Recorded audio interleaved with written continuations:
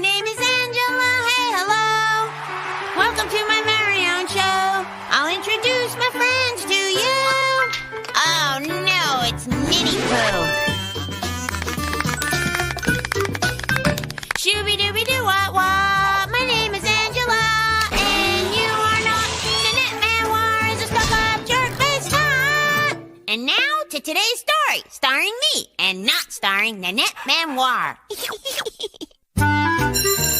Very good, Josephine. You may now join the others in art class. Today, Mrs. Brinks could probably win the Worst Teacher in the World award. On account of today, she is making everyone write out all their times tables before they can go to art class. But because I have been studying math with my best friend Gina Lash, smartest in the class, this is a problem that is not a problem for me. Yes, I'm done! Hey, Josephine, wait up! Yes, huh?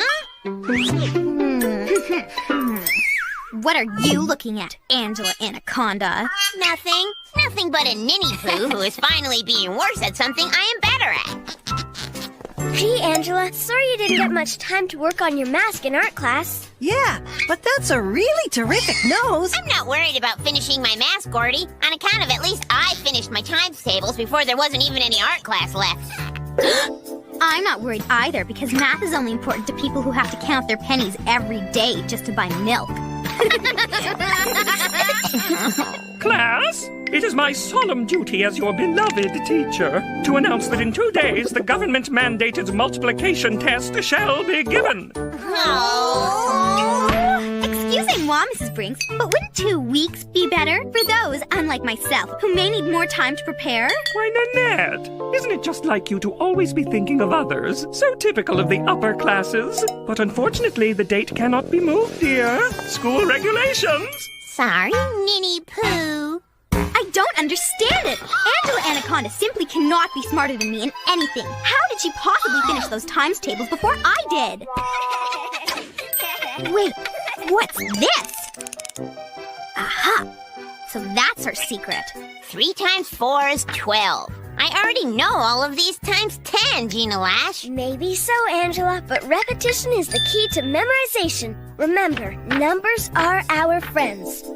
Once you get to know them. But I beat Nanette Manure in the quiz today, and I've already missed a week's worth of television and tetherball. If numbers are my friends, I think they'd want me to have some fun. But times tables are fun. I know. Let's try using fruit instead of flashcards. How about we try using jiggly fruit? I think I hear one calling my name.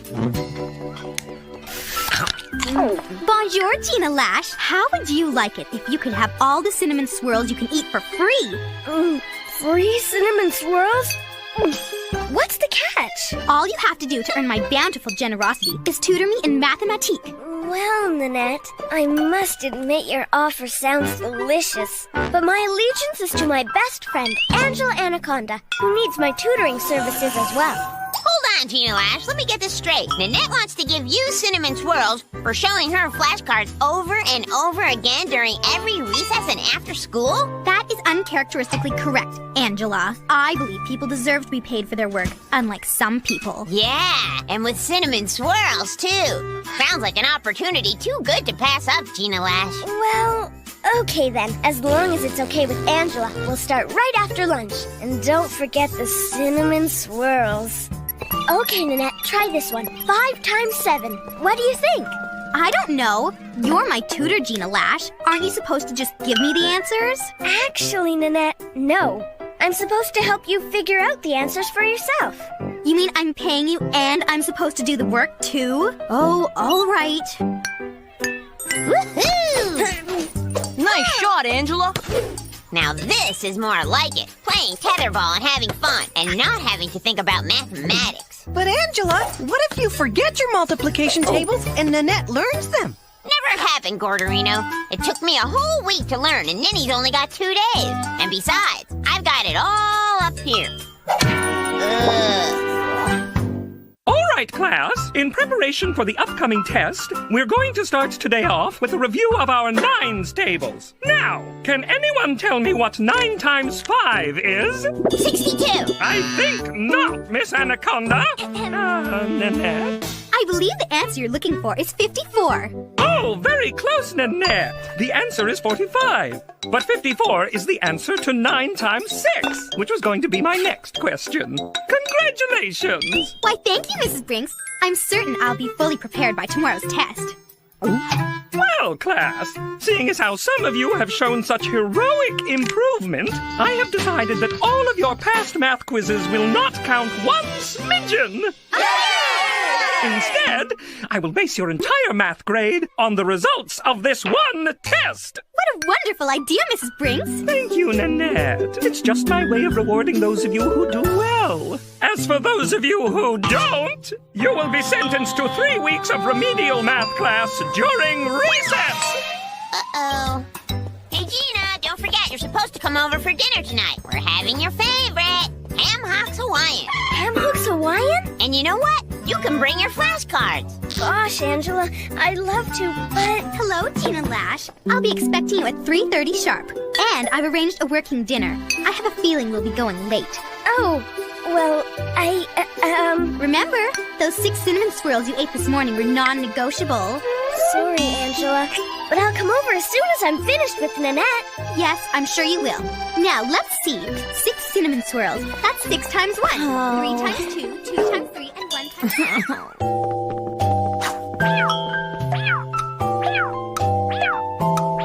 Gee, Nanette, I should really get going. What a shame. The chocolate souffle will only take another 20 minutes. Chocolate souffle? Oh.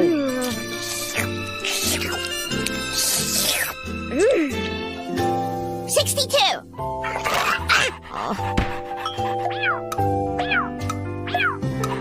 Oh. Time to go. Pizza!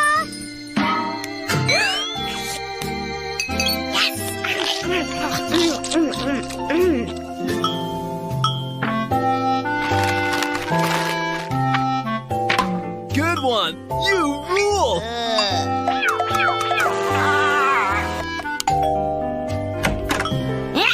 Hi, Angela. Where's Gina Lash? Gina is in the car, but I'm afraid she's feeling très malade, which is French for potentially sick on her own shoes. Oh. Hey, Gina Lash, ready for Ham Hocks Hawaiian? Oh,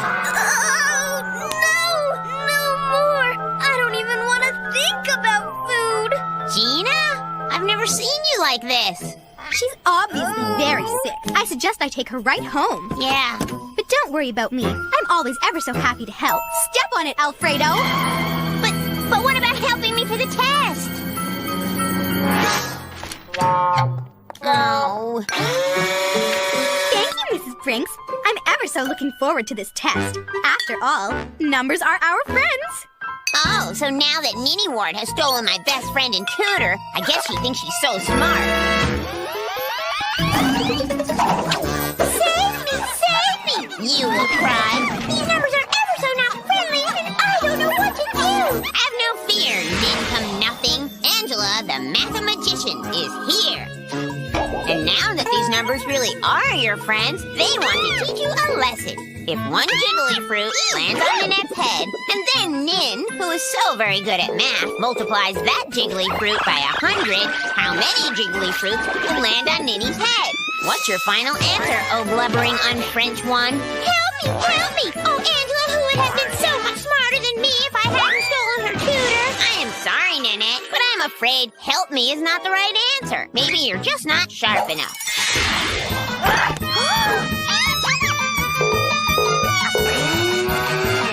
Oh dear, Ninny Poo. Don't you like the pointy look? Perhaps it is not French enough for you. Maybe this mask will help. Ta-da! Nan Hocks Hawaiian. Pencils down! The exam is now over. But I didn't even start. Well, Nanette, it appears that you've done a lovely job on this test. Why, thank you, Mrs. Brinks. And I must also thank Gina Lash, who is an inspiration, which is French for helping me and not her best friend. Angela Anaconda, what is this? You didn't answer a single question! I know. Well, it certainly seems like you'll be staying in for the next 3 weeks of recess. Great. And so begins my 3 long weeks of no fun remedial math. Gina Lash, what are you doing here in remedial math? You had the best score out of everybody. That's right, Angela. And because I got the best score, I volunteered to be your tutor for the next 3 weeks. Really? Yep, I couldn't let you keep all the fun of studying math to yourself. For the next 3 weeks, it's just you and me. Wow, Gina Lash, 3 weeks with you? I couldn't ask for a better punishment. How can I ever repay you? Let's discuss it over a platter of leftover ham hocks Hawaiian, shall we?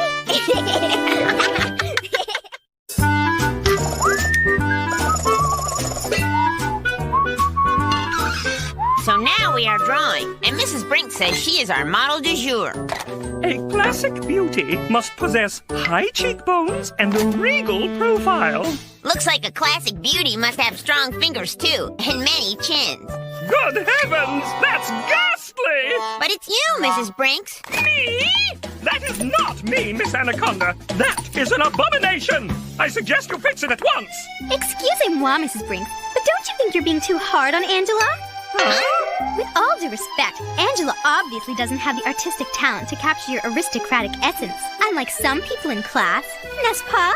Oh, yes, Nanette, dear. I see your point. Oh. Now this, boys and girls, is perfection. Not just the art, but the artiste. So what I'd like to know is, how can someone who is so perfect be so perfectly annoying? Yes, it doesn't seem fair that you weren't even given a chance to fix your drawing. Not that you needed to. Oh, Gordy's right. Your picture has a certain impressionistic quality. Thanks, Gina Lash, but I'm beginning to think that fixing it is just what my picture needs. Wow!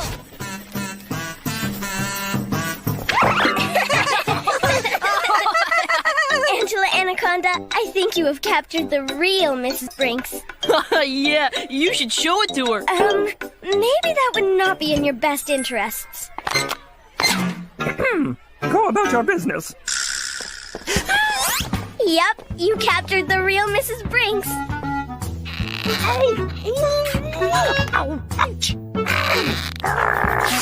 Huh? Are you all right, Mrs. Brinks?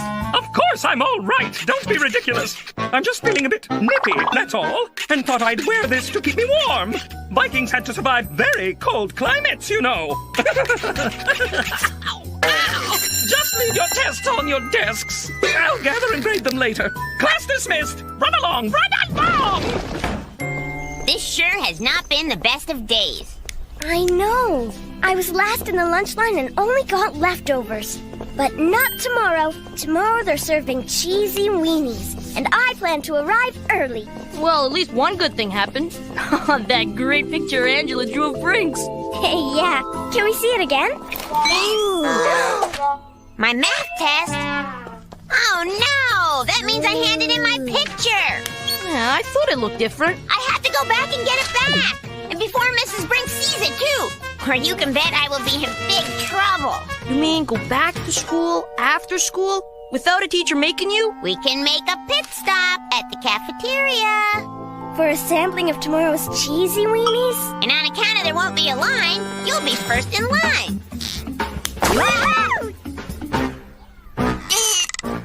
It's stuck!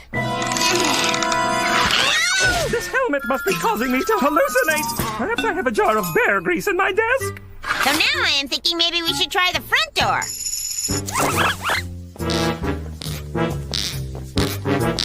Wait, listen. Do you hear that? Oh, I don't hear nothing.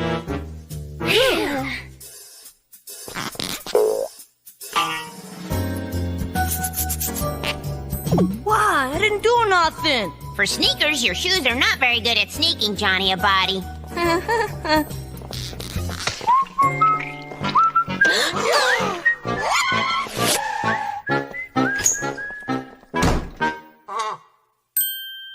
Hey, where's Gina Lash? Gina Lash, what are you doing? I'm making good on your promise, Angela Anaconda. tomorrow's entree today. But they're frozen. Nah, better frozen than nothing. Better nothing than us getting caught. Let's get out of here. Now, come on. Oh, please, you gotta help me get my head together. Ow! This dreadful Viking helmet has been stuck on my head all day! Do something! I'm trying, Mrs. Brinks. I wonder if perhaps now would be a good time for you to get your drawing back, Angela Anaconda. Good thinking, Gina Lash. My wig! That nurse is a quack!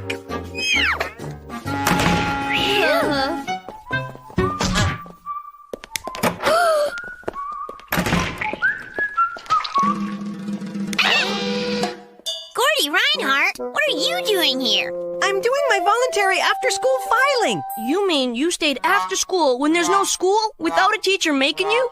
Not everybody has high security clearance. Well, Gordy, since on account of your high security clearance, why don't you look out in the hallway and see if the coast is clear? Okay, but don't touch anything. The principal dusts for fingerprints. Not even a breath mint. Uh-oh.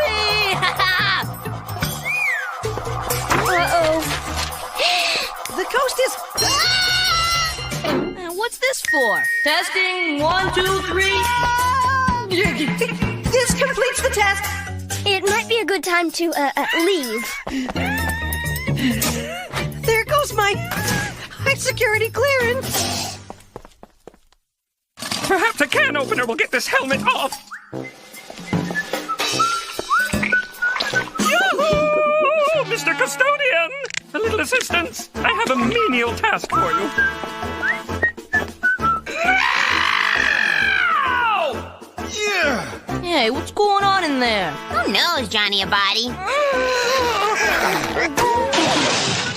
Oh, what a relief! Oh, you clumsy oaf! Look at what you've done! You have broken a cherished imitation family heirloom! I demand you fix it immediately! Oh, at least I can think now. Ninette Menoir, A+. Josephine Praline. Oh, look at this answer. Wrong, wrong, wrong! How are we going to get Mrs. Brinks out of the room? What if Mrs. Brinks got a phone call? Then she'd have to leave. They don't call you Gina Lash smartest in class for nothing. What a woman.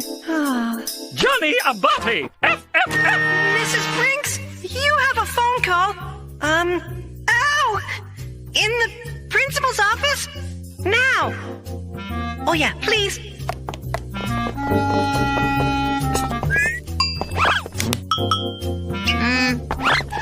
Nah.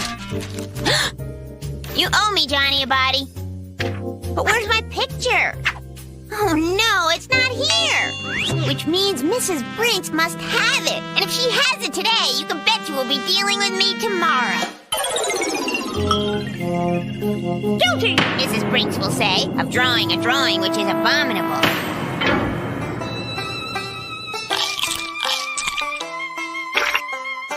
If only my art could get me out of the mess it got me into.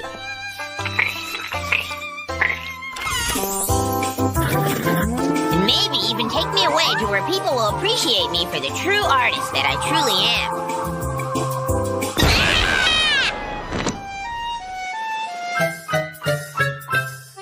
Not counting Ninny Pooh, who will come and spoil my beautiful new portrait of Mrs. Brinks. Stop it! Stop it! Mademoiselle Manure will yell. You're ruining my artistic masterpiece. I'm sorry, little Nin, but maybe it is you who doesn't have an eye for art, or for how to paint a classic beauty. Ah! Voila! I will say when I am done, only you will not know what that means, because it is real French, like you are not. Please, oh great Angela, more creative than me? You will beg. Teach me the secrets to your artistic genius. If you insist, I will tell her. Ah! Au revoir, non-nincompoop. I'd love to stay and chat, but a rich Frenchman wants to buy all my paintings. Où est la bibliothèque? Comment vas-tu? And Mrs. Brinks will say, Why, yes, I am a classic beauty after all. On account of thanks to me, her face will live on forever. Don't go away mad, because now I am the most famous artist in the world. Just go away. This what you're looking for? Found it when I was cleaning the classrooms. Please, Mr. Janitor, sir. May I have my drawing back on account of I'll be dead if I don't? Well, seeing as I'm what you'd call a patron of the arts, I can appreciate what something like this must mean to you. Here. Oh, and by the way, I took the liberty of grading it. I'd say you captured the real Mrs. Brinks.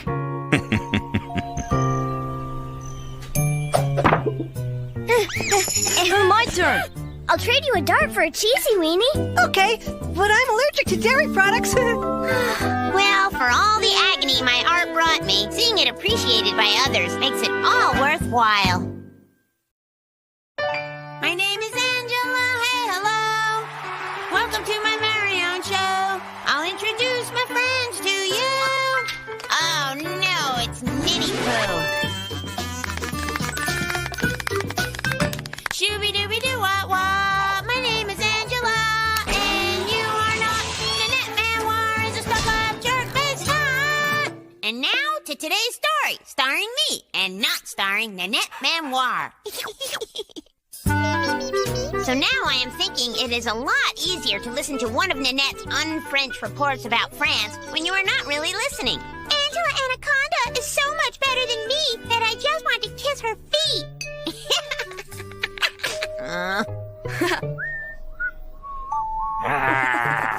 And so, Marie Antoinette will live on in memory forever, wherever people eat brioche, which is French for peasants can't afford it.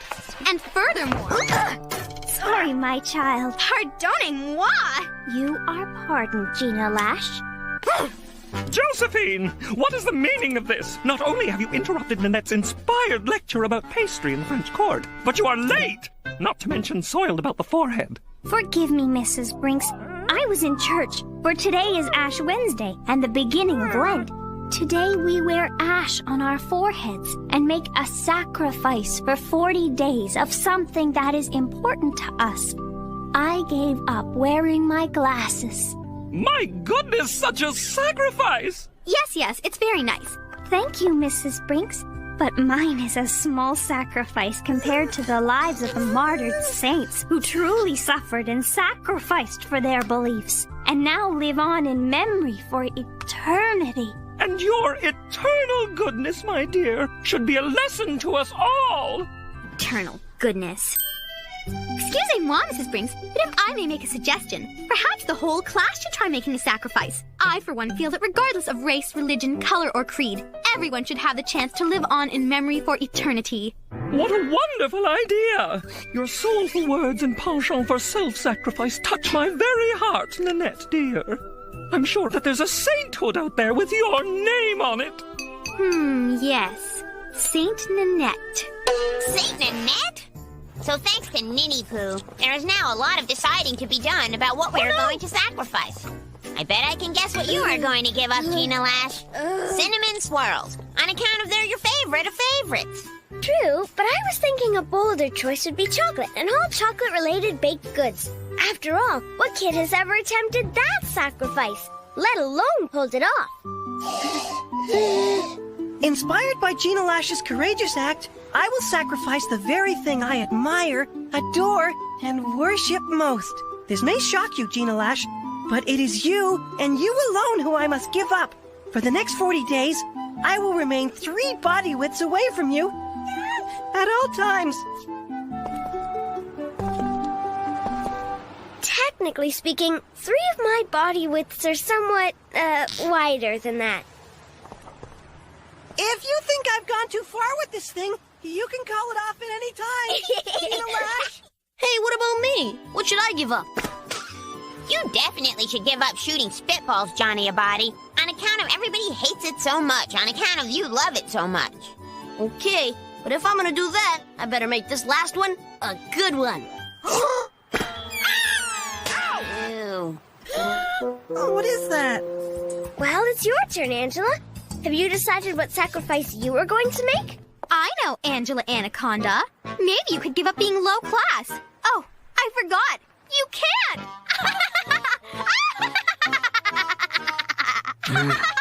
should give up having baloney for brains. Wait a minute! I've got it!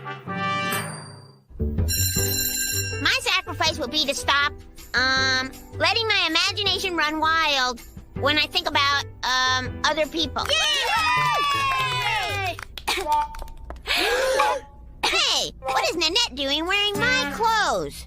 I'm sorry I'm late, Mrs. Brinks, but I had to walk all the way to school. For you see, as my sacrifice, I have taken a vow of poverty and given up my chauffeured town car, as well as my magnificent wardrobe. Oh, how horrible! She's gone from riches to rags. She's shopping off the rack. Ah, yes, it's not easy wearing clothes as tasteless as these, but I'll manage somehow. Tasteless? Class, scrap the lesson plan! I want everyone to write a 100-word essay entitled Why I Believe Nanette Manoir Should Be Crowned the Next Saint. Oh, she'll be crowned all right.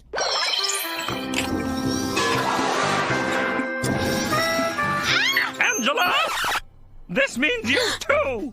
And remember, class, penmanship counts. We're sending these in to the Pope. Good thing I have given up thinking bad thoughts on account of if I could, I would definitely be thinking one now. What wouldn't I give for one chocolate sprinkle? Absence definitely makes the heart grow fonder. I feel your pain, Gina Lash! What are you having for lunch, poor Nanette? Poor Nanette. Just this meager bowl of gruel, which is French for really disgusting soup. For you, my friend, it's the finest quality Swiss chocolate from my former life's wealth and flawless taste. Alas, we poor children don't eat sweets, except for the small chocolate coin we get once a year from Saint Nick. I'm not thinking about her. I'm not thinking about her. I'm not thinking about her. Ah! Phew, that was a close one. That was close. I guess the only way for me to stop thinking about Ninny Poo is for me to start thinking about something else. The best way to keep your mind occupied is by doing arts and crafts. A good hobby has saved me on several occasions from racing back into the arms of Gina Lash. Which is easy on account of you have never been in the arms of Gina Lash. True, yeah. And I don't even think about it because I'm so busy making origami. Hello, Mrs. Anaconda. I have cleaned out my closet of all my beautiful earthly designer belongings, and I'm giving them away to the needy. Oh, look at this darling sweater. And it's Angela's size, too. We'll take it. I'm still not thinking about her. I am still not thinking about her. You know, Angela, the beauty of origami is that you really don't need scissors or other sharp instruments. That may be so, Gordy Reinhardt, but now I am thinking that a hobby is not enough. If only there was a place I could go. I think it is working on account of my brain is not thinking. This rocks. What am I thinking? I gotta get out of here. My brain needs fresh air. Too bad the air out here is not that fresh on account of Ninnyworth's Clone Club is stinking it up. Not to mention the original air stinker-upper, Nanette La P.U. This acting poor thing is getting old fast. How many more days until I qualify for sainthood? I mean, I want to be immortalized for all eternity, but this is taking forever. I knew it! Saint Nanette has been faking it all along. Hark! It is little Nin, who wants to be the patron saint of phony fibbers. Too bad you skipped the suffering part, but maybe I can help. First, you will need to wheel this wheel of stinky French cheese up this mountain of gruel, which is as grueling as it sounds. Watch out for skiing Josephine, who still cannot see you. Gina Lash has just what you need to wash off the waste and sweeten your spirits. Chocolate. Good thing I know where you can get squeaky clean, oh chocolatey cheater. And now that your suffering is complete, it's time to get your wings. Sorry, Ninny Poo. No room for fakes at St. Peter's Pearly Gates. But look, here's good St. Nick to give you something for your trip to where you are going. down below. Hope you like hot chocolate. Something tells me tomorrow is going to be a very good day. Simmer down, class! Our little Nanette wishes to spread her saint-like goodwill. I'm collecting canned goods for poor children who don't have their own personal chef to cook for them. Are you sure you are not collecting cans of goodies for your next picnic, Nanette Manoir? Why, Angela! I am shocked and sorely disappointed. But I saw her cheating, Mrs. Brinks. I really did. That'll be quite enough. And because the school board has threatened to fine me for violating the separation of church and government policy, anyone who wants to abandon their quest may do so. Starting now! Yay!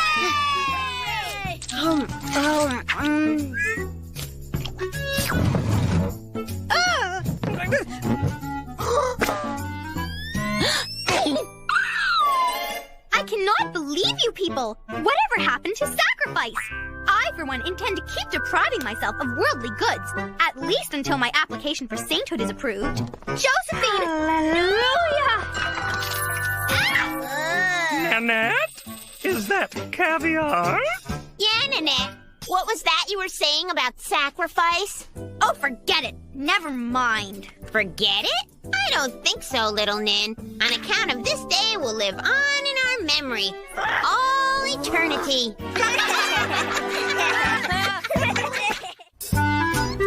Today is my lucky day, because Gordy Reinhardt let me take care of Sherman, our class chick, even though it is really his turn on account of he was the only one to beat Sherman at tic-tac-toe. Yes! Too bad for Gordy, he's allergic to chicken feathers.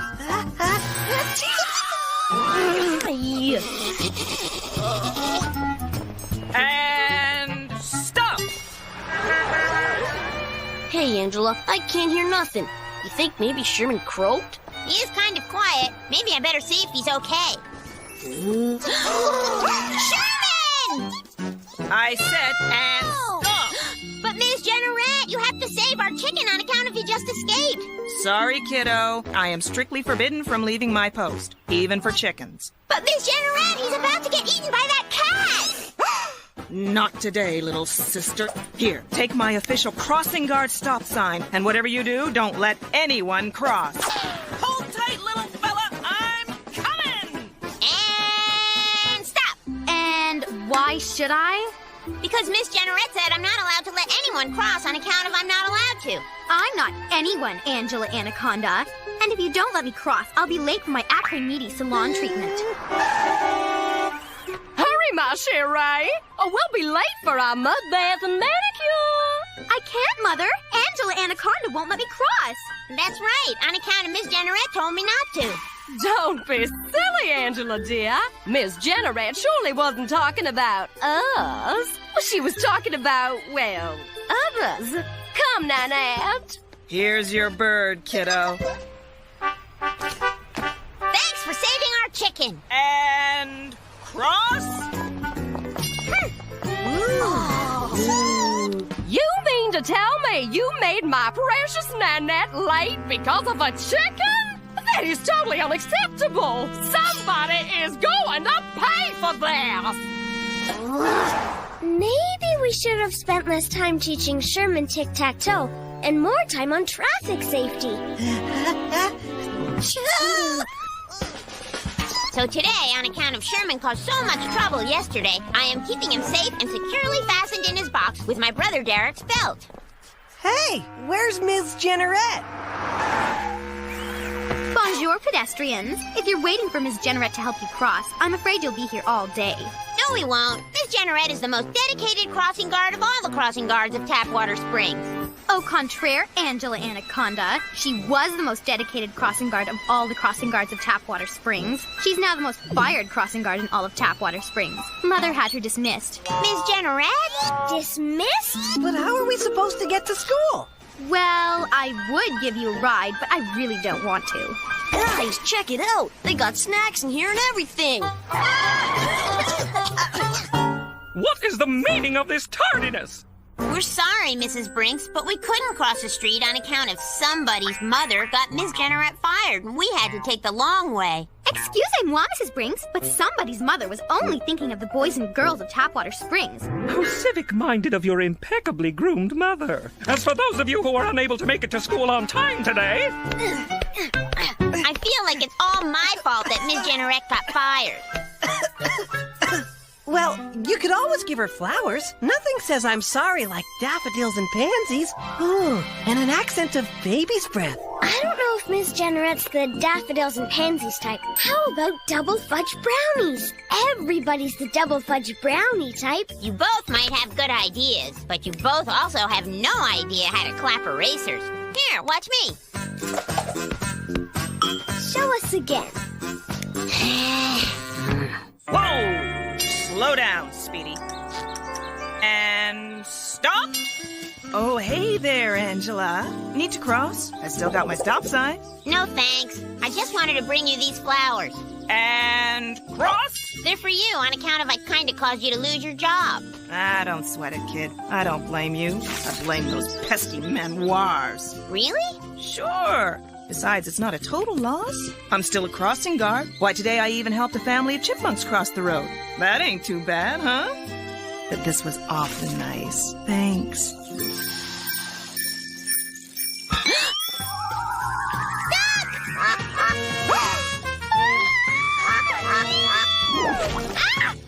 My brand new monogrammed picnic sneakers! Soaked!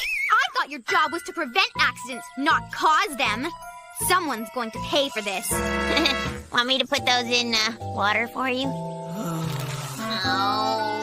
So now, on account of I got Miss Generette fired from 2 jobs, I'm bringing her these delicious double fudge brownies, like Gina Lash told me to. Hey, Miss Generette, I heard you were the new assistant to the principal, so I brought you these just for you. I appreciate the thought, Angela, but right now I'm in charge of coffee and filing, and you best not distract me. But aren't you gonna at least try one? You can file them under D for delicious. Well, I suppose I could have just one. Okay, Claudette, pull these files. And the principal wants a cup of decaf ASAP. If it's not too much trouble. Don't worry, Miss Generette. I'll get the coffee. Angela, maybe you shouldn't... My perfect file of awards and achievements, ruined by cheap domestic coffee! Whoever's in charge of coffee and filing's really going to pay for this. Want me to make a fresh pot? I feel terrible, Sherman. Every time I try to help Miss Generette, I just make things worse. And even though a lot of it is nosy Ninny's fault, I still wish I could undo what I have done. Oh well, at least I have you, Sherman. Scram! Peck on someone your own size. Sorry, ma'am. Miss Generette, what are you doing here? Just trying not to get arrested. Gosh, I feel like everything has been my fault. Oh, what's done is done. Let's face it, I just don't have what it takes to be a crossing guard. That's not true, Miss Generette. You're the best crossing guard Tapwater Springs ever had. Being a crossing guard's the only thing I ever dreamed about. Now I'm washed up. A useless, worthless has-been. Why did that chicken cross the road? Well, maybe Sherman and I better go now. I have to wake up early tomorrow on account of I have to take the long way to school. What? The long way? There's no crossing guard on account of they haven't replaced you. We have to either take the long way to school or take our chances dodging rush hour traffic. Dodging rush hour traffic? Kids have enough problems these days without having to worry about dodging rush hour traffic. Yeah, like trying to dodge alley cats when we have to take the long way. I cannot allow this travesty to continue. I'm gonna go get me a job back. Huh? And so, with the birth of this stoplight, crossing guards are hereby obsolete. A stoplight? They've replaced me with a stoplight? Oh, hello, Miss Generette. Care to cross safely for a change? I'll show you a change, Nanette Manoir. So now that you are the class chick, I guess it is up to me to take care of you. Why so quiet, Ninny Pooh? I don't hear a peep. Perhaps I should check to make sure you haven't croaked. Why, Ninny Bird, this cramped little shoebox is a foul place for someone as refined as you. How about a little fresh air? I will say, cheep, cheep, cheep. Oops, don't look now, my little chickaninny. But here comes an alley cat you'll most definitely want to dodge. Help me! you will plead. This alley cat looks awfully hungry, and as a manoir, I have been bred for good taste. Don't fret, cockaninny doodle. Lordy Reinhardt is here to save you. Too bad he's also allergic to your fake French feathers. Help me, Angela Anaconda, who was right about Ms. Generette being better than a stoplight could ever be. I'm drowning in a pot of cheap domestic coffee. You will holler. Worry not, my little chickadee. I know just the place to keep you out of danger. Your perfect file of perfect awards for your perfect achievement of perfect obnoxiousness, where I will file you under N for a nuisance.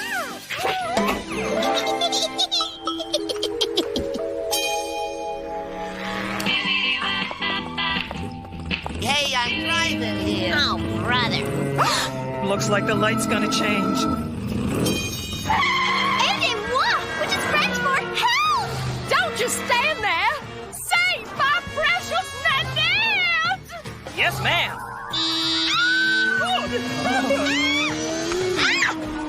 My brand new ribbon-cutting ceremony dress ruined! Mother, do something! Count on it, princess. Claudette, that light is positively dangerous. I demand to be dismantled immediately. No problemo. It'll be my pleasure. And make sure we get Ms. Generette back. Yes, of course. And don't forget her sign. And a raise. Fine.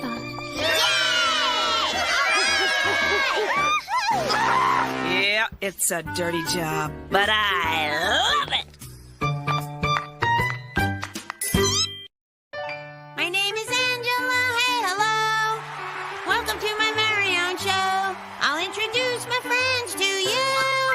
Oh, no, it's Nitty Poo. Shooby-dooby-doo-wah-wah. My name is Angela, and you are not. Nanette Manoir is a stuck-up jerk-face nut. And now to today's story, starring me, and not starring Nanette Manoir. Usually I am not excited about going to school, but today is not usual. On account of today, I am wearing my brand new windbreaker that my mom let me pick out myself. How about this olive green one? No thanks. Chartreuse?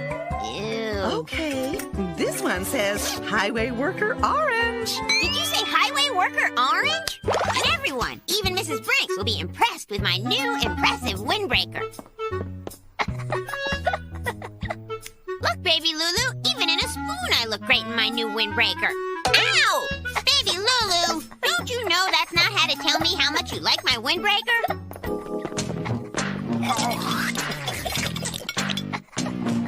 Ow! Nice windbreaker, Angie Pants. Hey! See, even my dim-wit brothers like my new highway worker orange windbreaker. Howdy, Angela. Nice orange windbreaker. I picked it out myself. Ow! So now I am thinking that even though this orange windbreaker is extra cool, if it doesn't stop getting me so much attention, I'm gonna be late for school. Angela, smart windbreaker. Bet it keeps you aerodynamic and warm, allowing you to increase your workout productivity by 13%. Yeah, I think so. Go get him, Tiger! Grr! Wow, this really is a nice windbreaker. You were 59. Even Nitty Poo is jealous of my new orange windbreaker. Ow, Johnny! I didn't do nothing. What is the meaning of all this commotion? Angela Anaconda? I pinched Angela on the arm. Johnny Abati, have you lost your marbles? Excusez-moi, Mrs. Brinks, but I think Johnny's behavior can be explained by the fact that today is St. Patrick's Day. St. Patrick's Day? I was so completely excited about my brand new windbreaker and highway worker orange that I completely forgot that this is the day where everyone is supposed to wear green. And according to Tapwater Springs tradition, on St. Patrick's Day, you are allowed to pinch anyone who is thoughtless enough not to wear green. Baby Lulu, hey! Grr!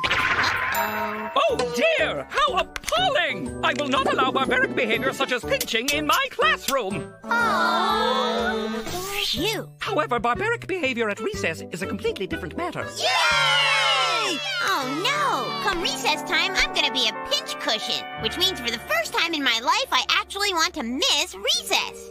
Oh. Oh, dear me, Mrs. Brinks. I feel that I have a very sick stomach feeling in my stomach that feels like I should be sent home, at least until after recess. You do sound sick. Maybe... Excusez moi, Mrs. Brinks, but if Angela is so ill, why isn't she green? I bet all she needs is fresh air at recess time. For once, I agree with you, Mr. Abati. You do? Thanks a lot, Johnny Abadi. So now my good idea is to get in trouble with Mrs. Brinks so that she will make me stay in from recess, because in from recess is where I won't get pinched. Ah!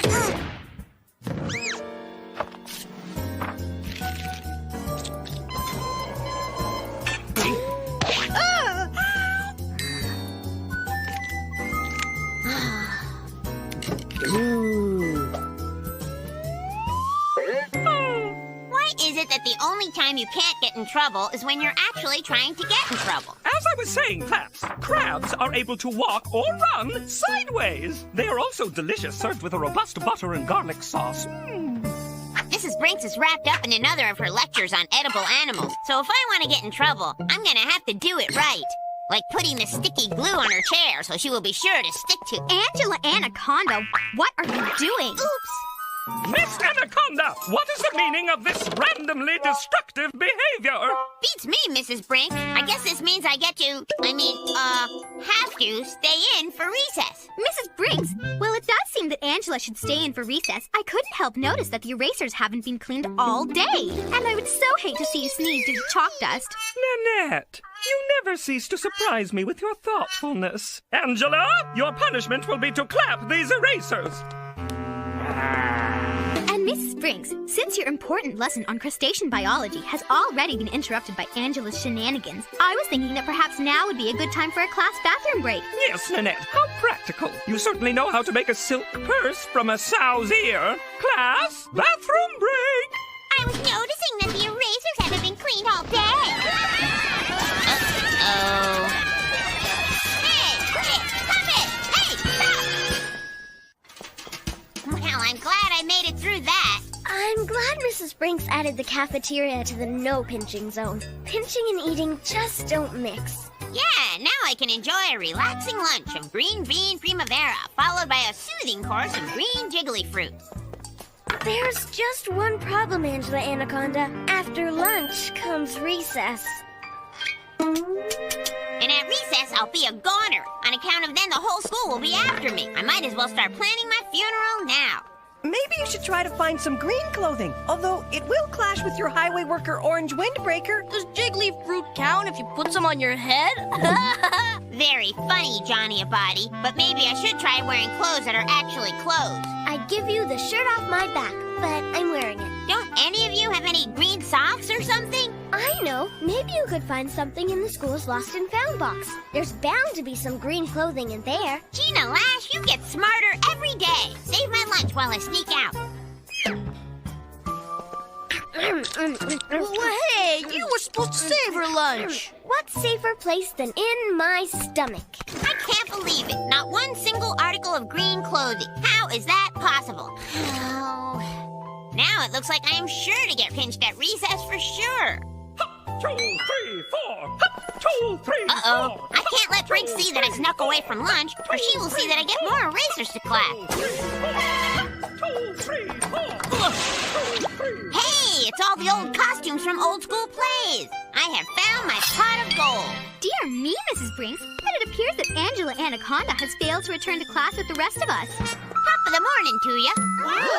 Gee, I sure am looking forward to recess. I'm sure we're all very impressed with Angela's chapeau, but I don't think I have to remind you, Mrs. Brinks, of your no hats during school hours rule. Why, of course, Nanette. Miss Anaconda, I order you to remove that class distraction immediately. But Nanette always gets to wear her hat in class. For your information, Angela Anaconda, it's a beret, and if that wasn't enough, which it is a green beret which matches my outfit, and is therefore an integral part of my ensemble, which is French for appropriate holiday attire. Thank you. You'll get this back at the end of the day. Now I'm looking forward to recess.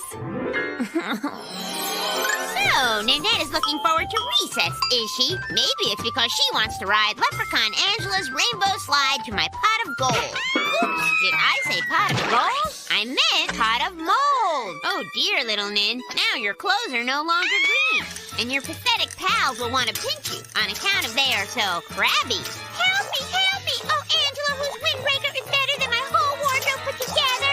Give me some new green clothes. You will beg me. Don't worry, my pinch cushion pal. It's Angela the Leprechaun to the rescue. I will just sprinkle you with magic dust from my magic eraser. But Ninny Ward, you still don't have any shoes for your dainty ungreen feet. And the only shoes I have are these lucky horseshoes. But these won't fit you. Unless... Nay! Nay! You will whinny as you will try to tell me how upset you are now that you are not green. Well, don't be a naysayer, Nanette. Leprechaun Angela will help you once again, like you so much don't deserve. What's wrong, Ninny Pooh? Don't you like being green? Or do you think the only way to be turned back into your annoying numbskull self is a kiss from a prince? If so, you will be wrong like you usually are, oh witless one, because the only way to change back is to kiss Mrs. Brinks' butt, which you are always trying to do anyway.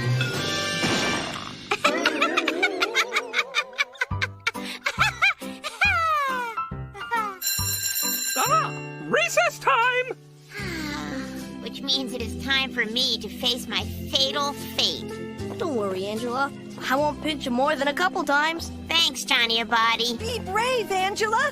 Angela! Angela! Thanks, Gordy. But even if I am brave, it looks like I am still doomed. And all on account of I was so excited about my brand new Highway Worker Orange reversible windbreaker.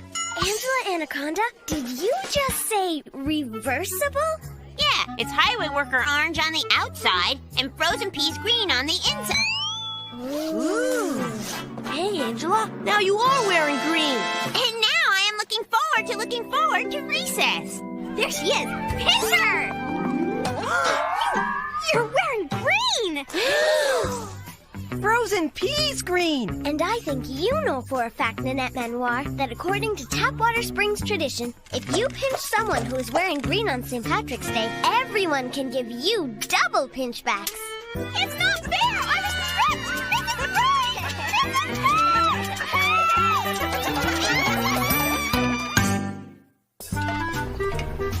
Everything about this morning was going great until Gordy came along and reminded us of something we didn't want to be reminded of. Hey, guess what today is? Swiss steak, hash browns, jiggly fruit. Oh, yeah, it's also the day Mrs. Brinks assigns parts for the school play. Oh, great! Another chance to play the back end of a donkey. That's the last thing I need. At least you didn't have to remember any lines. Oh, I wouldn't worry too much about being in the play. Once Brinks assigns roles to Nanette and her Butt Kiss Club, there won't be any parts left. What play is it anyway? It's called Miss Etiquette, the musical. I think it would be fun to be in the play. I wouldn't mind being in the play, except for the rehearsals and having to sing and people watching you. And trying to walk around backstage in the dark. Oh, and wearing costumes. Wearing costumes is half the fun.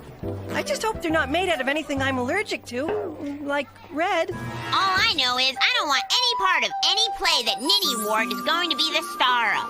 Her showing off will just have to go on without me. Ah! What's with her? A sudden, inexplicable bout of glaucoma? For your information, I am preparing for the fame that will be thrust upon me following my debut in the role of Miss Etiquette. You're so glamorous, I hardly recognized you. I don't even know who you are. Sure wish I didn't recognize her. Although, I suppose there are a few movies I wouldn't mind seeing Ninny Ward in.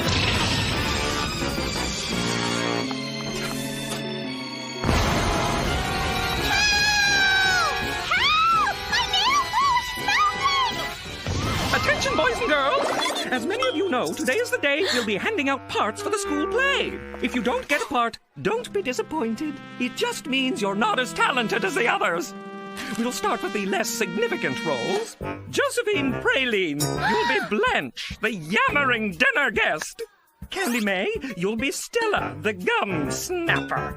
And Carlene Trainer and January Cole, you'll be the impolite and polite phone callers. And that is all. Hey, we didn't get picked! And neither did Ninny. Now, the lead roles. In the role of Mr. Etiquette, the supportive man behind the magnificently polite woman, Gordy Reinhardt. As a member of the Junior Thespians for Peace, I just want to thank... Now I am proud to announce that the shining star of this year's school play will be none other than our own Nanette Manoir!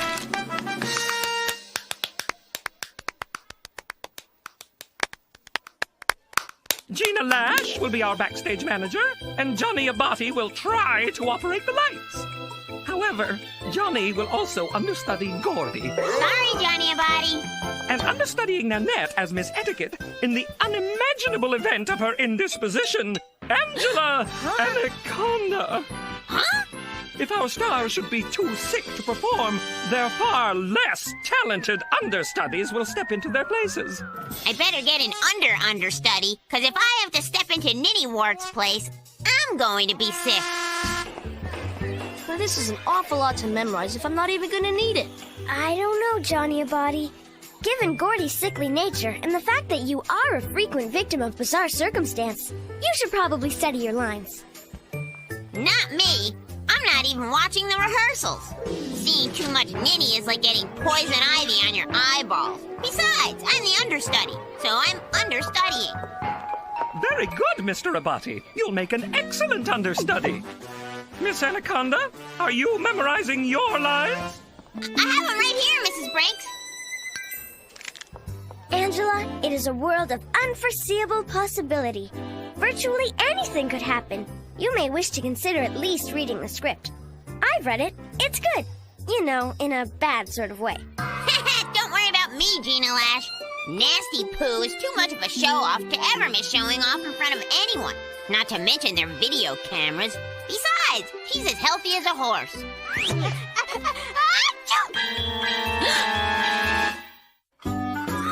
I still don't understand why I can't have some. I told you, Johnny Abati. This is my father's private secret formula for killing colds and fighting germs. It's for emergencies only, and any chance of Nanette missing the show is definitely an emergency. Perhaps it might be wiser for you to spend less time trying to keep Nanette healthy and more time learning the part of Miss Etiquette. Hello? Yeah, what'd you want? Carlene, now that's rude. But the script. Hey, step back. Not too close. Remember, no germs. Miss Manoir is very sensitive and talented. I'm flattered by your sudden acknowledgement of my talents, my little understudy. But the fact is, I've never felt better. This is good, Angela Anaconda. More civil play. Oh, Mr. Etiquette, I think it's numbing. When you drink, you sound like faulty plumbing. I think it's her singing that sounds like faulty plumbing.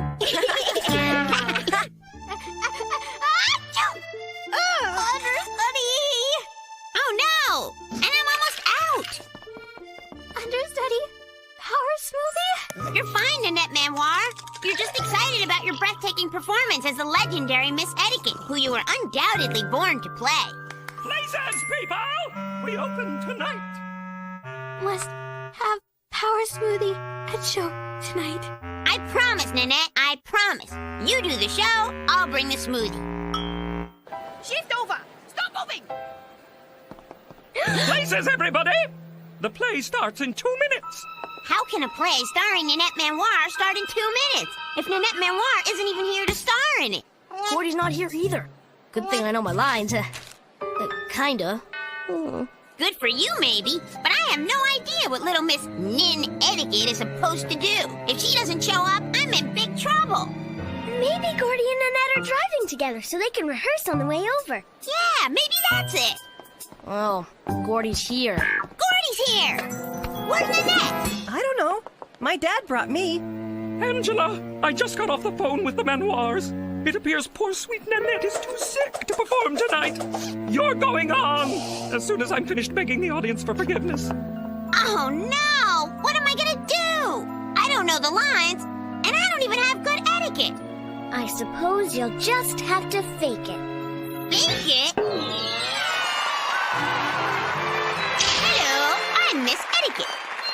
call me that because it takes too long.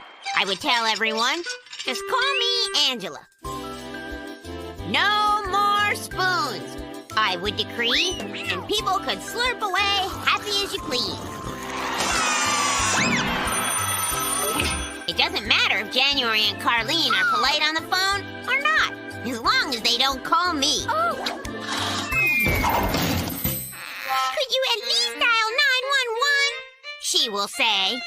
And if the new improved Miss Etiquette didn't want to be in a stupid school play, nobody could make me.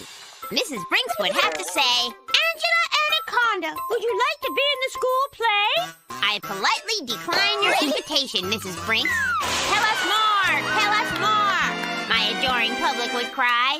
And I will.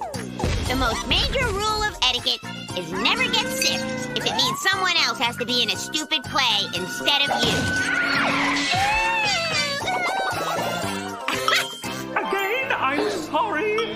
Very, very sorry. Please, do not throw fruit.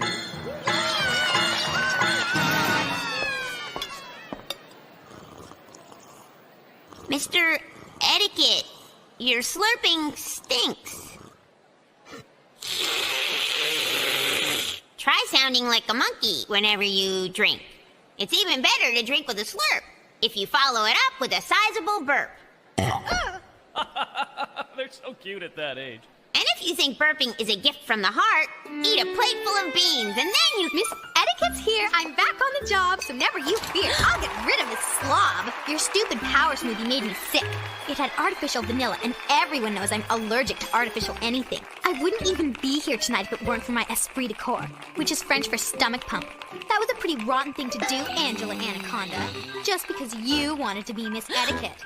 But You burp and you slurp, you should be in a cage, so go find a zoo and get off my stage!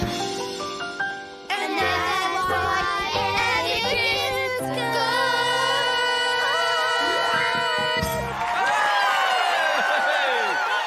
Bring down the curtain, Angela Anaconda! We have to take our bows! You almost ruined my show, Angela. It's very bad etiquette to not be good at anything. Raise the curtain! Now it's time for what will surely be a standing ovation.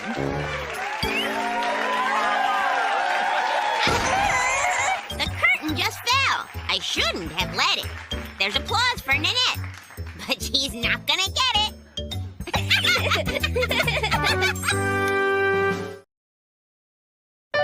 My name is Angela. Hey, hello. Welcome to my very own show. I'll introduce my friends to you. Oh no, it's Nitty Poo. Shooby-dooby-doo-wah-wah. My name is Angela, and you are not. Nanette Manoir is a stuck-up jerk-faced nut. And now to today's story, starring me, and not starring Nanette Manoir.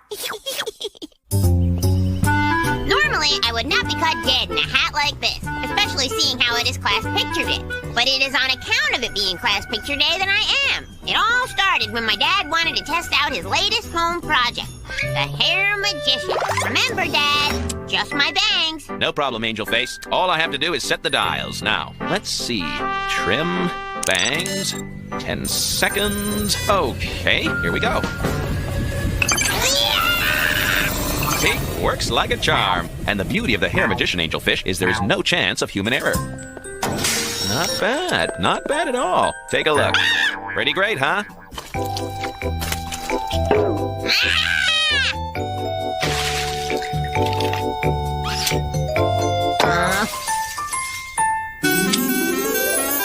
Normally, you could not pay me to go into my smelly brother's smelly room, but these are desperate extreme times, which call for desperate extreme acts of desperateness, like borrowing my brother Derek's hat, which used to belong to Smokin' Roscoe Shortcut Jones, the famous monster truck driver, and was personally signed by him too, which makes it Derek's most prized possession, next to his collection of bottled sweat. And even though I will probably be tickled tortured to death if my brothers catch me in this hat, it will be worth it on account of it is better than everyone in school catching me in my new haircut. All right, children, line up. tallest in back, most attractive in front. Excusez-moi, Mrs. Brinks, but don't you think the chapeau Angela is wearing is très inappropriate for a class photo? Especially since it clashes with my new dress, which my parents bought duty-free in Paris. Why, thank you, Nanette, for your astute observation and keen fashion sense. Angela, please remove that silly hat immediately.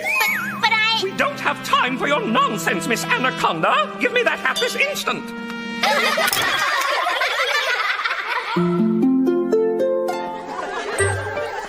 I'm sorry, Angela, you know the rule. All confiscated contraband items are auctioned off to the person with the most gold stars on the third Friday of every month. But Mrs. Brinks, it's not mine, and I really need it back to give it back. Well, lucky for you, today is the third Friday of the month. I'm sure it won't take too many stars to retrieve this thing. If I don't get that hat back, I am dead meat. So if I'm going to get that hat back, I am going to need some help on account of you only get gold stars for good conduct, which means I have none. I'd like to help you, Angela Anaconda, but I kind of had my eye on that quarter-pound chocolate bar. But that's 12 weeks old, Gina Lash. How about you give me your stars and I buy you a brand new fresh chocolate bar after school? It's a deal. Okay, so that gives me 5 stars. How about you, Johnny? 3? I thought you got 6 when you brought in pizza for everyone on Monday. Well, I did, but I gave 3 of my stars to Nanette. She traded me for this imported French rubber band. Huh? Oh. Okay, Gordy, cough them up. Here, take them. Just get me out of this dusty cloakroom. All right, we will begin the auction. The first item up for bid is this retainer. May I have an opening bid? 2 stars. I have 2 stars. 2 stars. I got 2 stars. 3 stars. 3. Do I hear 3? Going once? Going twice? Sold! The next item up for bid is this sweaty, stained, white polyester suit. Hey, that's Uncle Nicky's. Back in the 70s, he had disco fever. But apparently, Mrs. Brinks did not. Do I hear 1 gold star? Half a star. Candy May. Anyone? Oh, I'll never get rid of this. So, what do I hear for this rather pathetic article of clothing? 9 stars. 9 stars? My, that is a high bid. Going once, going twice. 10 stars. Annette! I'm surprised a girl with your refinement and good taste would be interested in such a pedestrian item. Oh, it's not for me, Mrs. Brinks. I need a new chew toy for Ooh La La. All right, then. It looks like Nanette has the hat at 10 stars. Going once? 11 stars. 12 stars. 13. 14. All of my stars, which is 15. Did you want to make another bid, Nanette? Thank you, Mrs. Brinks, but I only have 15 stars as well. That reminds me. I would like to award Nanette 1 gold star for her excellent conduct during this auction. Huh? Merci beaucoup, Mrs. Brinks. I would like to use my additional star to bid on the hat. Well then, our new high bid is 16 stars by Nanette Manoir. Going once, going twice, sold. Come on, Nanette. If I don't get that hat back by dinner time when my stupid brothers come home, I might as well kiss my short life goodbye. Well, why didn't you say so, Angela Anaconda? Of course you may have it. For a price. What do you want? Well, since it was a present for my precious Ooh La La, he'll be very disappointed. And the only thing I think that could make it up to him would be, let me see. A new rhinestone collar. But where am I supposed to get one of those? Don't look at moi, which is French for you figure it out. A dog collar? What do you take me for? A chump? Hey, what about that? What, you want this? Yeah, sure you can have it, but it don't come cheap. A slam boy? How am I going to get Uncle Nicky a slam boy? Those things cost a lot of money. Huh? I'd like to help you, Angela, but it took me weeks to save up for this. Come on, Jimmy Jamal. There's got to be something you'd trade it for. Well, now that you mention it, tomorrow is my mother's birthday.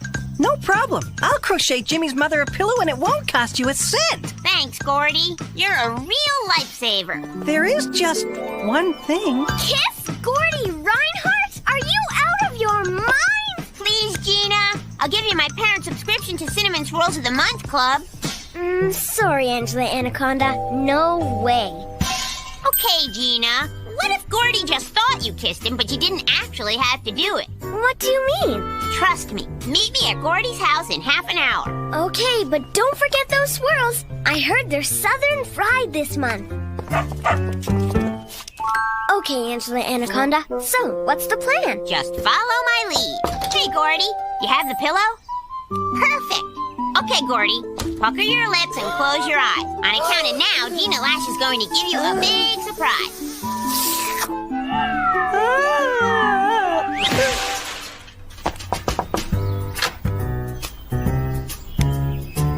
Happy birthday, Mom. I made it myself. There you go. Been a pleasure doing business with you. Nice look, Angela Anaconda. That is, if you're one of the living dead. And that's what I'll be if you don't hurry up and give me the hat. It's almost dinner time. First things first. Did you get the rhinestone collar? Hey! What happened to the autograph? It's gone! Oh, was that marker stain an autograph? It must have come off when I had it steam cleaned and pressed. You cleaned it? How could you? Now it's ruined. Fine, if you want it dirty so badly, have it your way. Oops. That's right, Nincom Ninny. Next time we trade, it'll be my way. So now I am the auctioneer. And the first thing up for bid is this wonderful rhinestone collar that is unfortunately attached to this fake French mud. Who's gonna bid? I got 1 gold star. I got 2 gold stars. Who's got 3? 3. I got 4. 6. I got 6 gold stars. Who's got 10? Give me 10, give me 10, give me 10, give me 10. I will say, oh, auctioneer Angela, I will give you all 15 of my stars to rescue my pathetic pooch that is not really from France. You will tell me, and I will say, going once, going twice, 50 stars. Sold to Uncle Nicky. Please get me my poodle back, oh Angela Anaconda, better trader than I. I'm sorry, little Nin, but on account of you raised your hand, you have just won the last item up for bid. A haircut from me. Snip, snip here, snip, snip there. I will sing as I snip. Mirror, mirror on the wall, who's got the crookedest hair of them all? Little Nin, it's like totally true. Like no one's got crookeder baloney curls than you. Yeah, righteous. Don't worry, Nin. I've got just the thing. This monster truck driver hat. Too bad the muddy mud will make it stick to your head, because now it must go into the drawer with all the other confiscated contraband, which means you must go too. But don't worry, you can come out when they auction you off. Next year, nighty-night. Well, I guess I might as well go home for one last dinner. On account of it will probably be my last. Hey, Angela, you're still alive. I might be alive, Johnny Abadi, but I am also grounded on account of taking my brother's hat. And now I have to do all their chores for a whole week. Gee, that's almost as bad as having to kiss Gordy Reinhardt. Yeah, but I still say it was worth it, especially because it turns out that fake French poodles are highly allergic to cheap rhinestone collars, and some even break out in a rash. Hurry, Lala! We don't want anyone seeing you in your condition. Nice lid on the pooch there, Nanette Manoir. Want us to autograph it?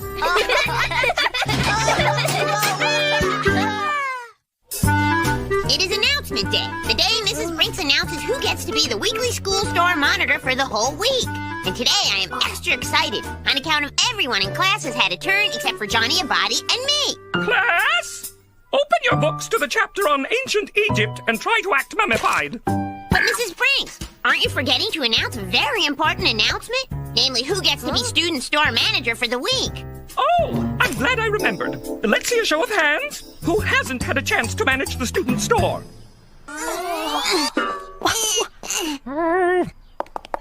Nanette, surely it must be your turn to be school store manager. It's been so long. Actually, Mrs. Brinks, school rules laid down by our founding fathers state that everyone must have a turn. And since Nanette went first, I unjustly won't be eligible again until everyone, including those less capable, have had their turn. So disappointing. Well, let's see if we can't get this over with as quickly as possible. Johnny Abadi, you will be student store manager this week. Heaven help us. And Angela Anaconda, you will be student store helper.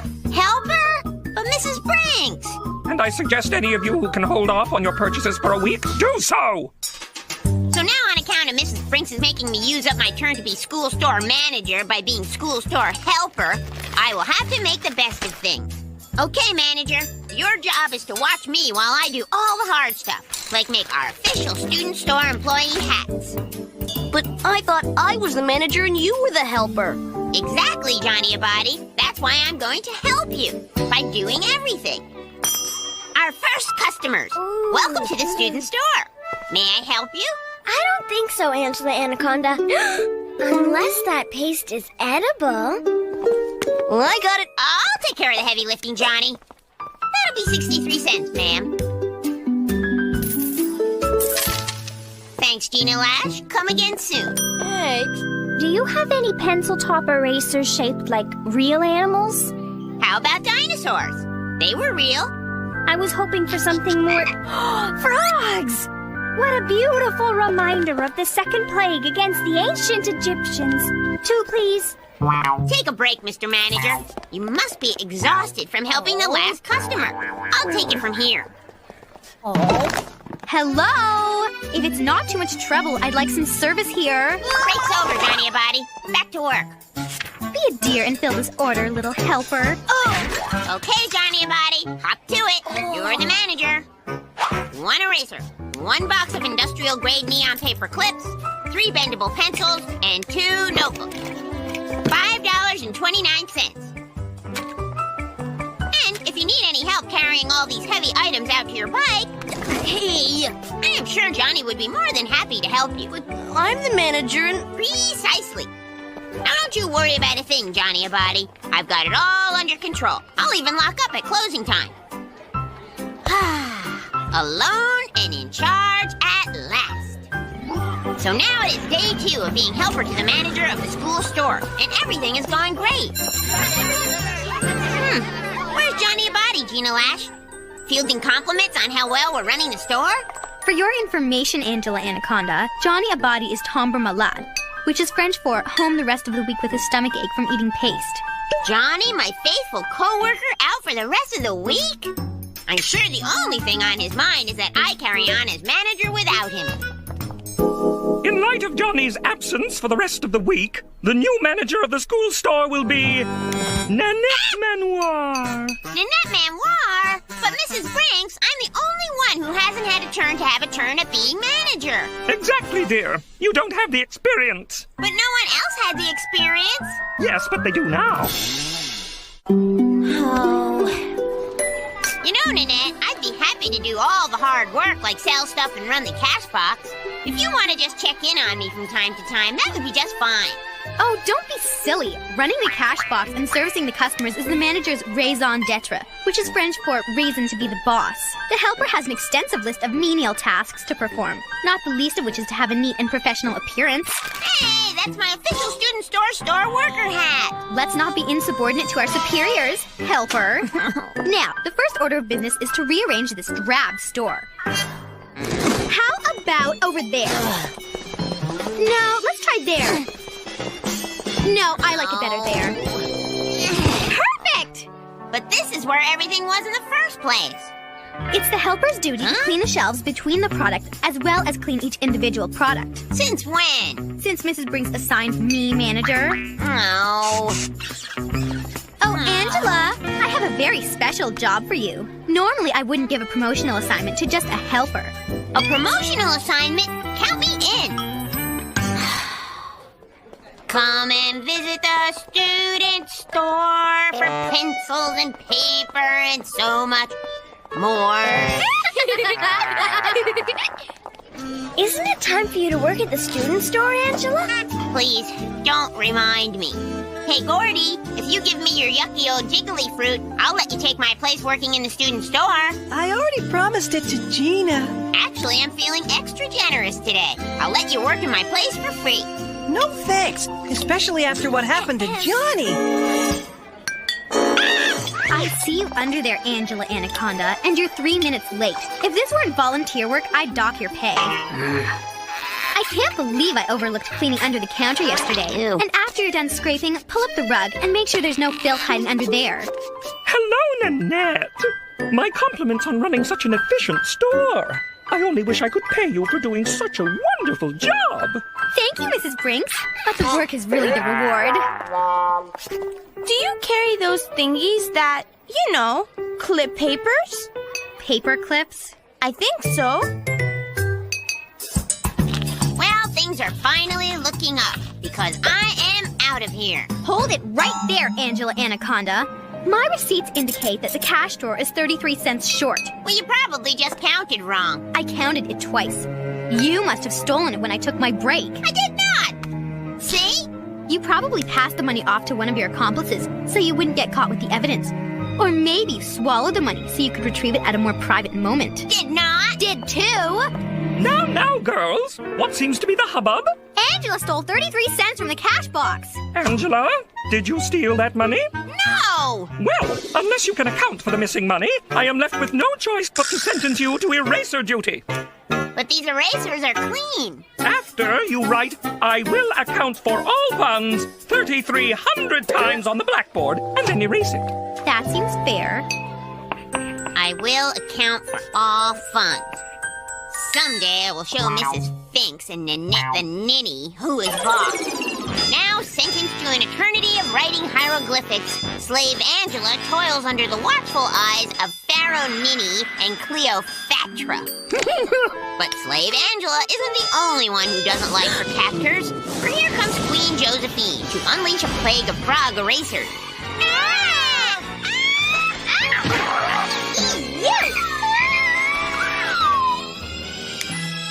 Now I have the official boss hat. And Pharaoh Nitty Poo and her helper must work for a living to sell chintzy school supplies in the marketplace. But unfortunately, no one wants to buy any of their junk. That is, until the generous Pharaoh Angela comes along and buys everything in the store, including Ninny Wart and Mrs. Stinks, who will be put to work building a giant pyramid for Pharaoh Angela out of giant erasers. Angela, you will whine. Our feet hurt and we haven't had our petit déjeuner, which is not Egyptian for snooty lunch. Never fear, my indentured friends. Pharaoh Angela is here to offer you a much-deserved lunch break. What's wrong?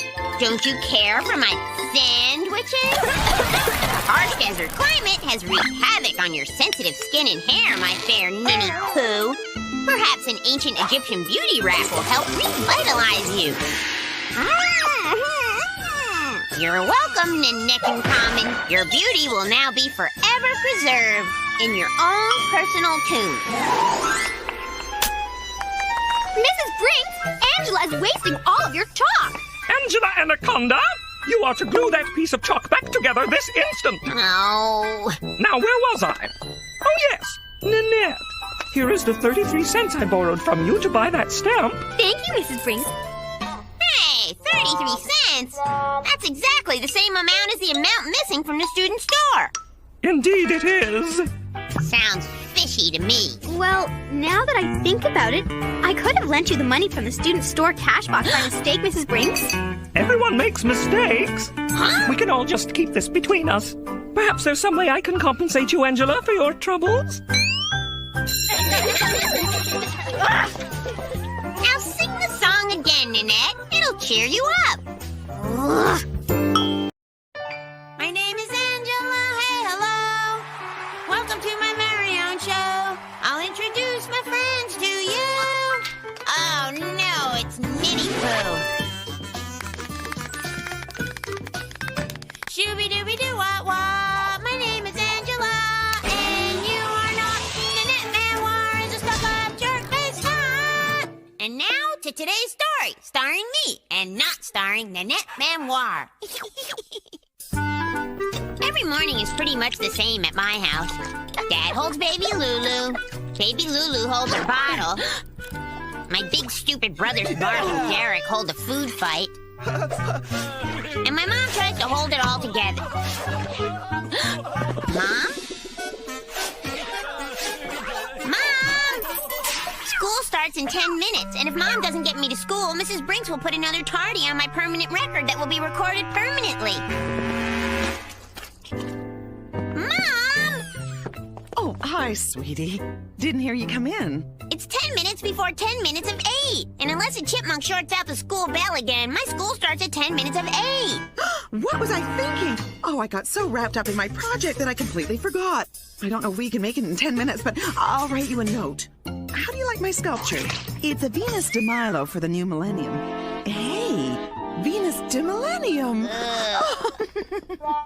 Unless Mom is making a statue of a pile of mashed potatoes that need more mashing, it's not one of her best efforts. Oh, I'm so sorry for making you late again, sweetheart. I've been so preoccupied with this project lately, and I'm just severely blocked. Can't you just eat high-fiber cereal like Dad does? No, not that kind of blocked. I've got a creative block. Hey, Bob! Ever heard of right of way? I just hope I haven't lost my artistic touch forever. That's impossible! You're the most artistic artist I know. And don't worry about making me late again, because I'm sure you made it up to me by packing my new all-time favorite lunch of all time, bologna and ketchup. Uh-oh. You didn't pack me my new all-time favorite lunch of all time. You didn't pack me any lunch. That's okay, Mom. Gina Lash's mom always packs her a spare lunch in case of an emergency. I'll just borrow one of hers. Have fun unblocking yourself.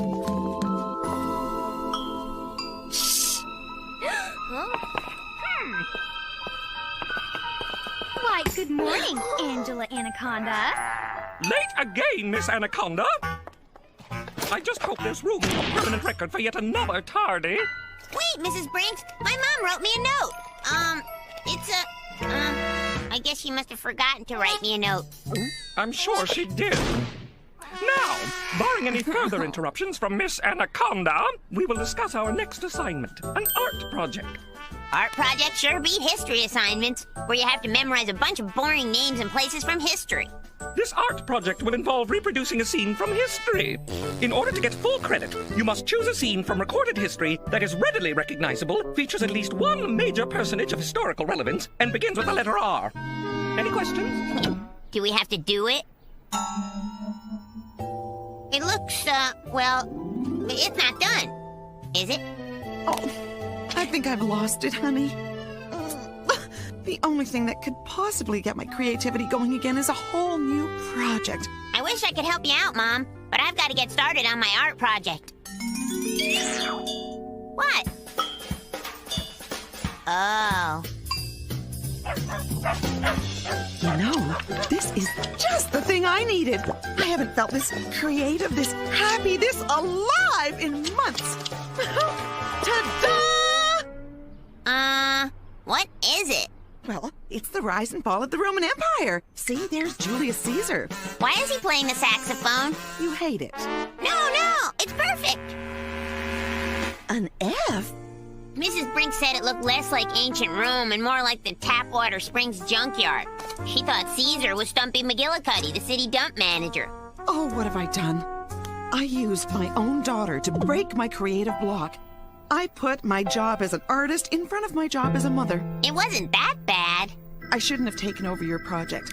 Here I am wasting time on my supposed art when I can't even get a passing grade on a third-grade diorama. Meanwhile, my daughter is going without bologna and ketchup sandwiches. But that's it. From this day on, things are going to change. I'm giving up art, and I'm taking up mothering full-time.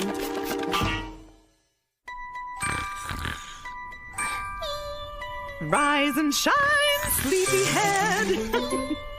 Mom? Is that you? I've made all your favorites for breakfast. Let's go. You don't want to be late for school. Whose house is this? Have a seat, honey. Oh, you know, it feels so liberating not to be agonizing over clay and sculptures. It's just wonderful to focus all my energy on my loving family.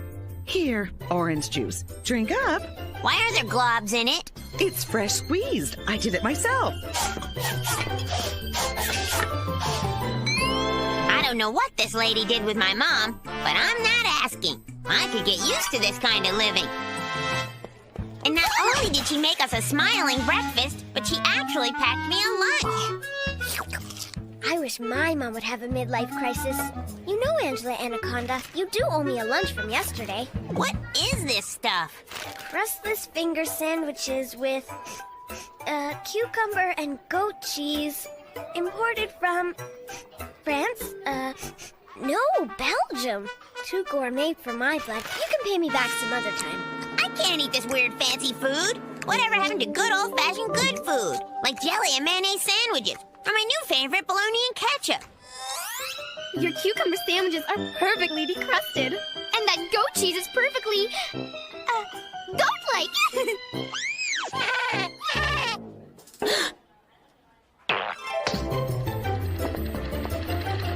I'm just finishing up a set of new curtains to match my new throw rugs. Aren't they homey? There are already matching doilies on the coffee table and plastic all over the furniture. Don't sit there! I just fluffed the cushions. Stay on the runners. I just fluffed the carpet too. Oh, and there are homemade cookies in the kitchen. Finally, something good about the new leaf my mother has turned over that I was beginning to wish she'd turned back. They're high-fiber, low-fat cookies, dear. They're brand-tastic. You mean barf-tastic. Huh?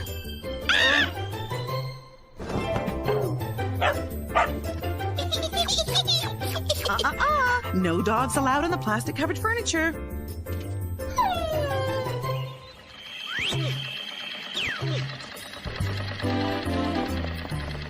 Someone's up early. Someone couldn't sleep on account of the sewing machine making noise all night. Oh, I may have gotten a little carried away, but you'll be glad I did when you see what I made you. To go with the new shoes I bought you, Mary Jane's. And to top it all off, a matching kicky beret. Try it on. I figured if I wanted to be the perfect mom, I'd better have the perfect looking daughter. What is she trying to do to me?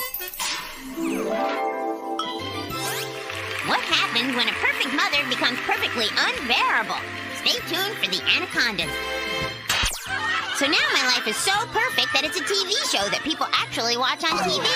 And everyone is happy, except for me. But luckily, I have something that my perfect mother does not. The perfect remote control. And as for my unbearable brothers, they will be recast by Caesar and Stumpy McGillicuddy. Hey, that's not in the script. Mark and Derek will cry. But on my TV show, I say what goes. And I say, it's curtains for you two. Oh, look. It is our wacky neighbor, Nanette Manoir, stopping by to borrow a cup of sugar. Sorry, sweet ninny mooch, I will tell her. But it looks like you have been canceled. Would you like your eggs scrambled or over easy? My supermom will ask. Neither, I will tell her, on account of I liked you better when your brains were scrambled, and eggs were something we only got at a restaurant. And then everything will be back to normal, on account of I will change my perfect mother back to her regular self. I said I will change my perfect mother. Hey, watch the hair. I spent an hour in makeup. Cut it out. Cut it out. Angela, I know how much you've enjoyed all the fancy foods I've been making for you, and how you like the way the house looks all spiffed up and all the extra attention I've been paying you and the family, but... But what, Mom? Look, Angela, I can't keep up this charade anymore, pretending to be some perfect mom I'm not. I'm sorry. To tell you the truth, Mom, I hate gloppy orange juice and plastic on the furniture and these shiny shoes and gourmet foods. Oh, and I really hate... I get the point. So, I guess that means we won't be having the salmon pinwheels I made for breakfast. Got any other ideas? Cookies for breakfast? Why not? Ta-da! I call it Cookie de Milo. I think you got your creativity back, Mom. And it's delicious.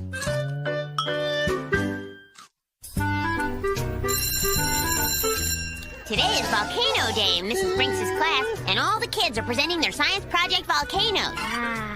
I think mine is the best, on account of Johnny Abadi is my partner, and we made ours out of meatballs with spaghetti sauce for lava.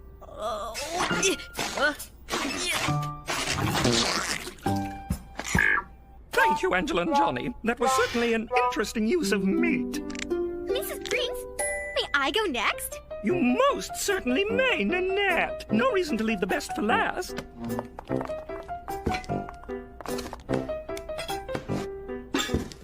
Voila! My science project is a genuine place setting that was once used by the famous French scientist, Madame Curie. Oh my, how very thrilling! Mrs. Brinks, wasn't the project to make a volcano? Yes, and let that be a lesson, children. You should all learn to think like Nanette, outside of the box. I'd like to see Nanette inside a box. Nanette Manoir, A+. Merci beaucoup, Mrs. Brinks, which is French for good breeding always wins out.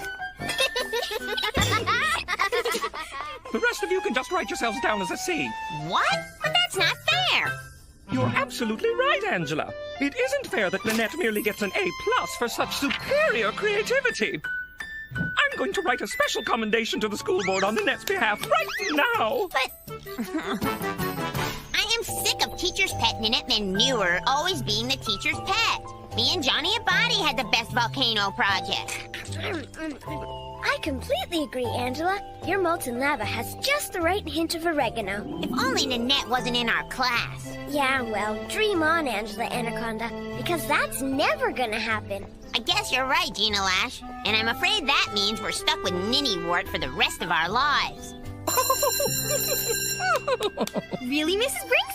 A letter from the school board about moi? Yes, Nanette. I wanted to wait until you were here to open it. I'm sure it's some sort of special citation. Dear Mrs. Brinks, due to your glowing reports about Nanette Manoir and her academic achievements, we have decided to advance Nanette to the 4th grade. I'm so devastated, I can barely speak. I'm so devastated, I can't speak. Oh, how wonderful. Oh. You said it, Mrs. Brinks. Thank you for helping me pack up my desk, Mrs. Brinks. My fair skin is very prone to paper cuts. May I keep this as a memento of your refined penmanship? Please do. Here, let me help. There you go, Nanette. Well, I suppose this is goodbye. You will come and visit, won't you? I'll try, but as you know, a 4th grader's schedule is très busy, not to mention how terribly active my new social life will be. Toodles! It sure won't be the same around here without her. Somehow you and I shall get through this together. You've always been such a comfort to me, Angela dear. I have? Mrs. Brinks has been staring out the window all morning, looking all moony-eyed. She either really misses Nanette, or she's really sick. Which, come to think of it, isn't all that different. So, does anyone have any suggestions for our upcoming class project on the Arctic? What about you, dear? Huh? I only have the same idea I had last week, Mrs. Brinks. Styrofoam igloos. But you like Nanette's idea about having a furrier come in and show how they skin a sable to make coats. Yes.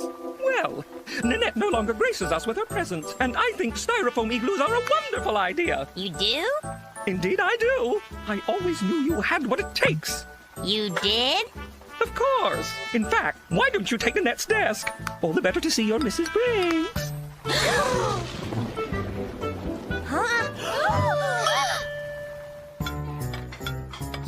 It's like you're the new teacher's pet or something. I don't get it. You and me both, Johnny Abadi. Not that I don't mind adding. It's called transference. Mrs. Brinks has lost her precious Nanette, so she's subconsciously chosen to transfer all those feelings to you. Transference, huh? Sounds good to me. I get to be teacher's pet without even having to suck up. And best of all, we're rid of Ninkum Ninny Poop. Hello, 3rd graders. I'm going to dine with my new 4th grade amis, which is French for nouveau upperclassmen. Bonjour, everyone. She was all right. Who cares to partake of some vichyssoise and croissants? Poor Ninny-wart. All puckered up with no butt to kiss. Life is good. And you make a doorway here, and there you have it. a styrofoam igloo. What a wonderful and educational presentation, Angela dear. I am loving my new position as teacher's pet, Gina Lash. Just be careful of the downside, Angela Anaconda. Downside? What downside? Look what I have! Prune cookies, baked especially for my little igloo architect. Thanks, Mrs. Brinks. They'll make a really great after-dinner treat. For King. Please, eat one now. I just want to see your face light up when you take a bite. Mmm. Don't say a word. Your expression says it all. Ladies and gentlemen, I give you the downside. Lick. So what if I have to eat a few prune cookies? All I know is if I'm teacher's pet, I can get away with all kinds of stuff. Yoo-hoo, Angela! Mrs. Brinks! I thought perhaps you'd like to accompany me to the craft store and help pick out some designs for next semester's bulletin board. The theme's going to be arithmetic-tac-toe. Gee, Mrs. Brinks, that sounds fun. But, we already have plans. We do? Splendid! Oh, I really shouldn't. But I suppose one more couldn't hurt. Why, this just might become my new hangout! With Mrs. Brinks following me around all day, I had to cut through 6 backyards and fake a seizure just to ditch her. But I finally did. Room for one more? The creature from Cabbagetown.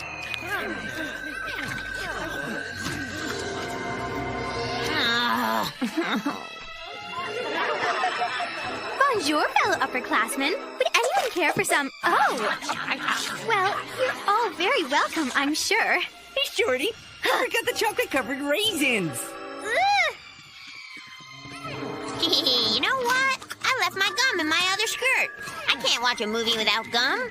I'll just run home and go get it. Nonsense, Angela dear. I'll go buy you some at the snack bar. My treat. Gee, thanks. I bet you're getting real sick of hanging out with me, huh? Why, Angela, of course not. I'm having the time of my life. Looks like we'll be hanging out together from now on. From now on? So now it is bedtime. The one time I am definitely safe from you-know-who.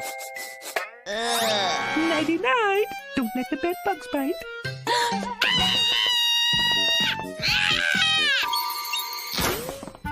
At least I can take my pet for a walk without you. What a lovely day for a walk. And what a good little pet you are. Oh. Teacher's pet! Teacher's pet! I am not a teacher's pet, I will tell them. Of course you are, my dear. You've always been such a comfort to me.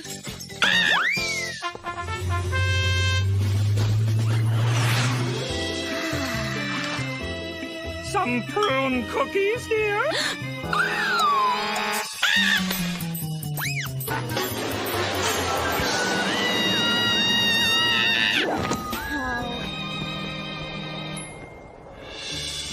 Free at last. Phew. I think I finally ditched her. My pet! My No! pet! My pet! My pet! Well, the previews always scare me, too. I've got to put a stop to this. Mrs. Brinks, I've got to talk to you. Wonderful news, Angela! Our precious Nanette has decided to return to the 3rd grade! Yes, well, I'm clearly more advanced, both socially and intellectually. I don't feel it is fair to deprive you 3rd graders of a role model such as myself. That is so nice of you, Nanette, and I am sure you will be sorely missed by the 4th graders who do not even like you. To celebrate this glorious occasion, Nanette and I are going downtown to attend a French opera. We'll leave you and your little friends to your less cultivated entertainment. Well, I guess it's back to C-minuses for me. On the other hand, I am no longer teacher's pet. Hey, Mrs. Brinks, don't forget your cookies. Oh, I'm glad I remembered. Nanette just loves these.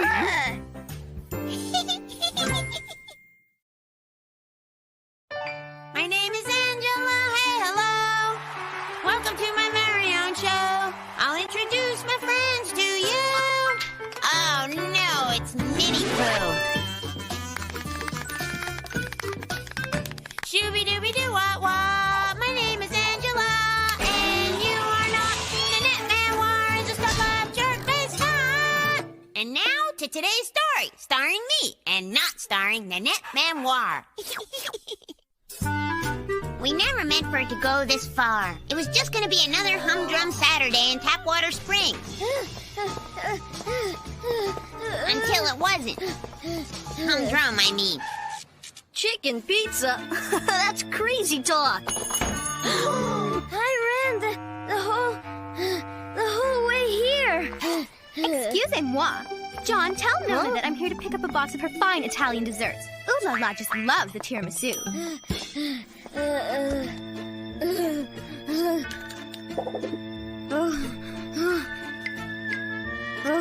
What is it, Gina Lash? I was looking through the window at Mapperson's, wondering just how many nuts are in the glaze of their honey nut glaze. Get to the point, Gina Lash. Oh yeah, anyway, I turned to walk down the street towards Budgie Burger, not forgetting to stop by the House of Sweets to sample the truffle of the week. And? It was chocolate mint. Anyway, the House of Sweets is right next to Sergio's Sporting Goods, and you won't believe who I saw coming out of the store. Let me guess.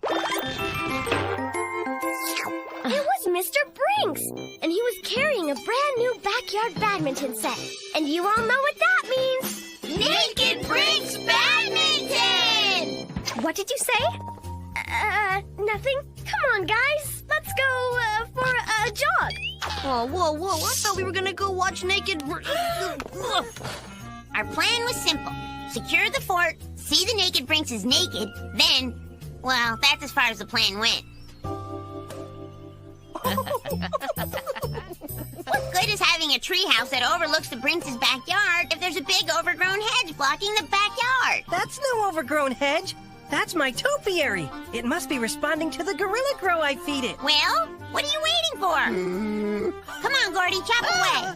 Chop away? I couldn't think of it. Can't you just snip a little bit off the top?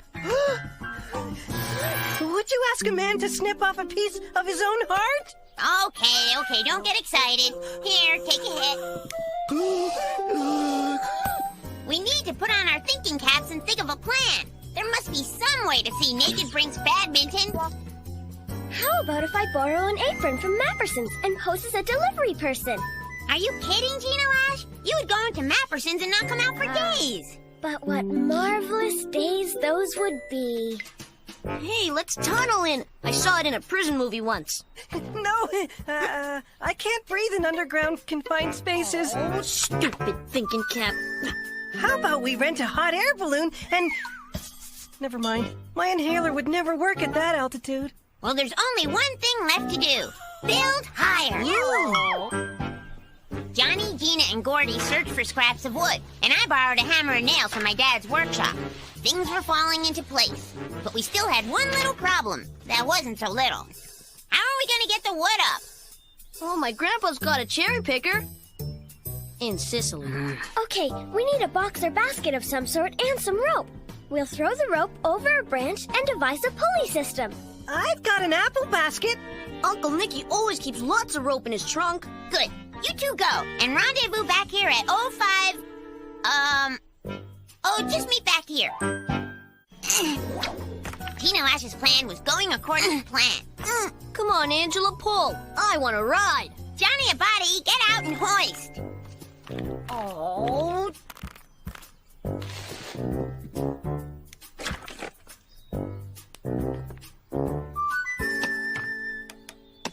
All right, I climb first, because if it weren't for me, we wouldn't have known about Naked Brinks Badminton in the first place. However, being the diplomatic person I am, I'll let someone else be the first to climb. We were closer to our dream than we'd ever dreamt. Little did we know that just a few blocks away, the enemy was painting its nails. This red is so glamorous. It's from Paris. Do you think we could do my nails next? No. Okay. Oh! Ah! You fool! Look what you've done to my sensitive porcelain skin! I'm sorry. There was a noise and Please don't hate me. What is that? What is that hideous aberration blocking my picturesque view? I won't stand for this. January, Carlene, my coat. Cover me on account of I'm going up. Well, what do you see? Are they naked?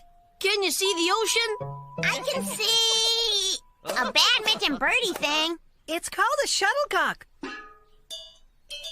It is.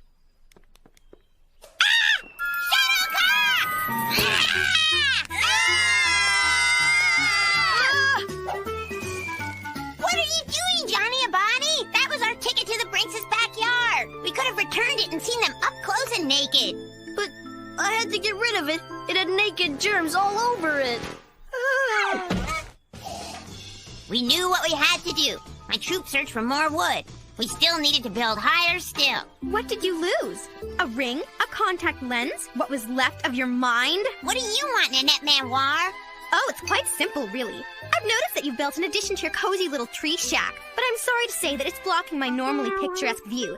I'm afraid your little home improvement project will have to be halted and disassembled. Or we're going to tell. Tell who? The treehouse police? Come on, guys, back to work. We're only inches away from yards of naked Brinkses. It was getting late, but lucky for us, Gina Lash had thought of another plan she thought of, using our human bodies, because we couldn't find any more wood.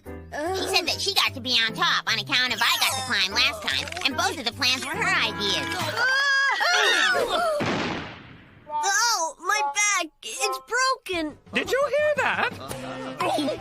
You're served, lovely doll.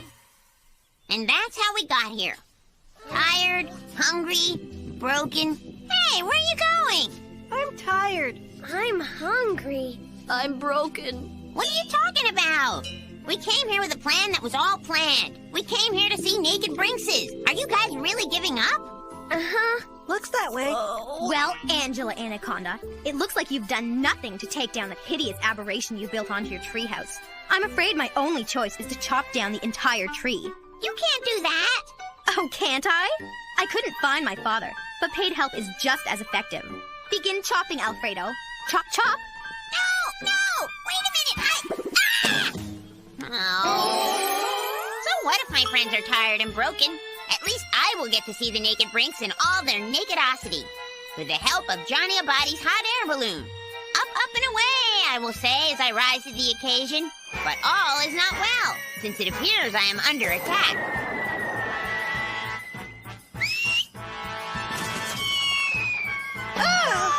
Fear not, my hideous aberrations. I will tell you. Angela and her merry band are here to serve your every need. So bon appetit, which is French for choke on this. You will try to cry, but don't look now, nincomnetty-poo, for your hired hand and handy nail painters have been turned into hapless hedges. Lucky for you, Gordy Reinhardt is an expert topiary trimmer. You will scream. Look out, I will warn you. It looks like it is time for Gina Lash's power serve. Fare thee well, annoying manoir. I will fly high enough to see the naked Brinkses, and no one will stop me.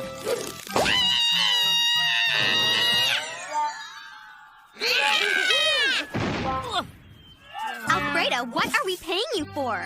Let the chopping begin. Alfredo? Pardon me, madam, but it's time for my 10-minute break. Unions. As soon as Alfredo is done with his break, that tree is coming down. We have 10 minutes. Think of something, Gina Lash. Okay, we could, no. Maybe if we... I've got it! If this basket can haul wood, why can't it haul people? Okay, now pull, and pray this branch holds all our weight. I can see Brinks' badminton rackets. I can see Brinks' hair. I can see Brinks' face. I can see Brinks'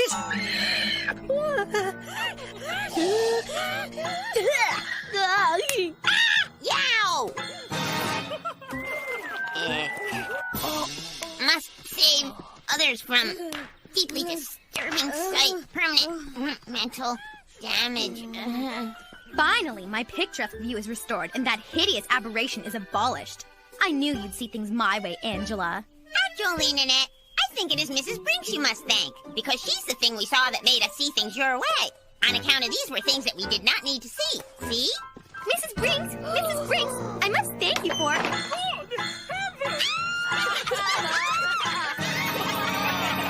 Game, set, match. Apparently today is torture day, on account of my dim-wit brothers have been torturing me all day. Hey, Cyclops, pass the potatoes. Derek?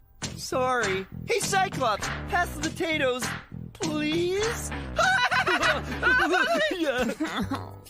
Boys, it's bad enough Angela has to wear that thing till her pink eye clears up. Don't make it worse. All right, Mom. We'll stop teasing the Cyclops. Don't listen to them, Angel Wings. I think the eye patch looks good. Makes you look kind of like a pirate. Oh, shiver me timbers.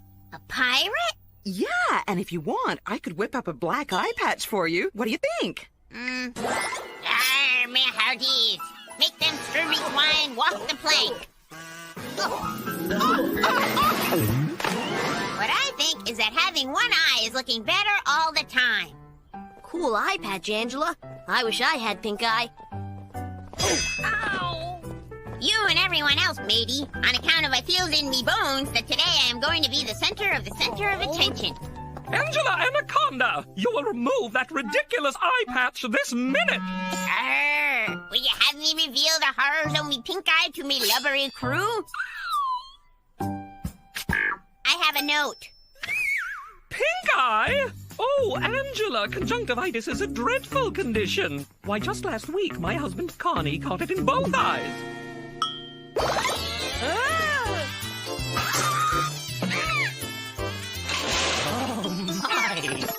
My apologies, young lady. Perhaps you should move to the other side of the room to fully utilize your functioning eye. Take that seat. What? But this is my seat. Yes, that's right. You always were the compassionate one, Nanette, dear.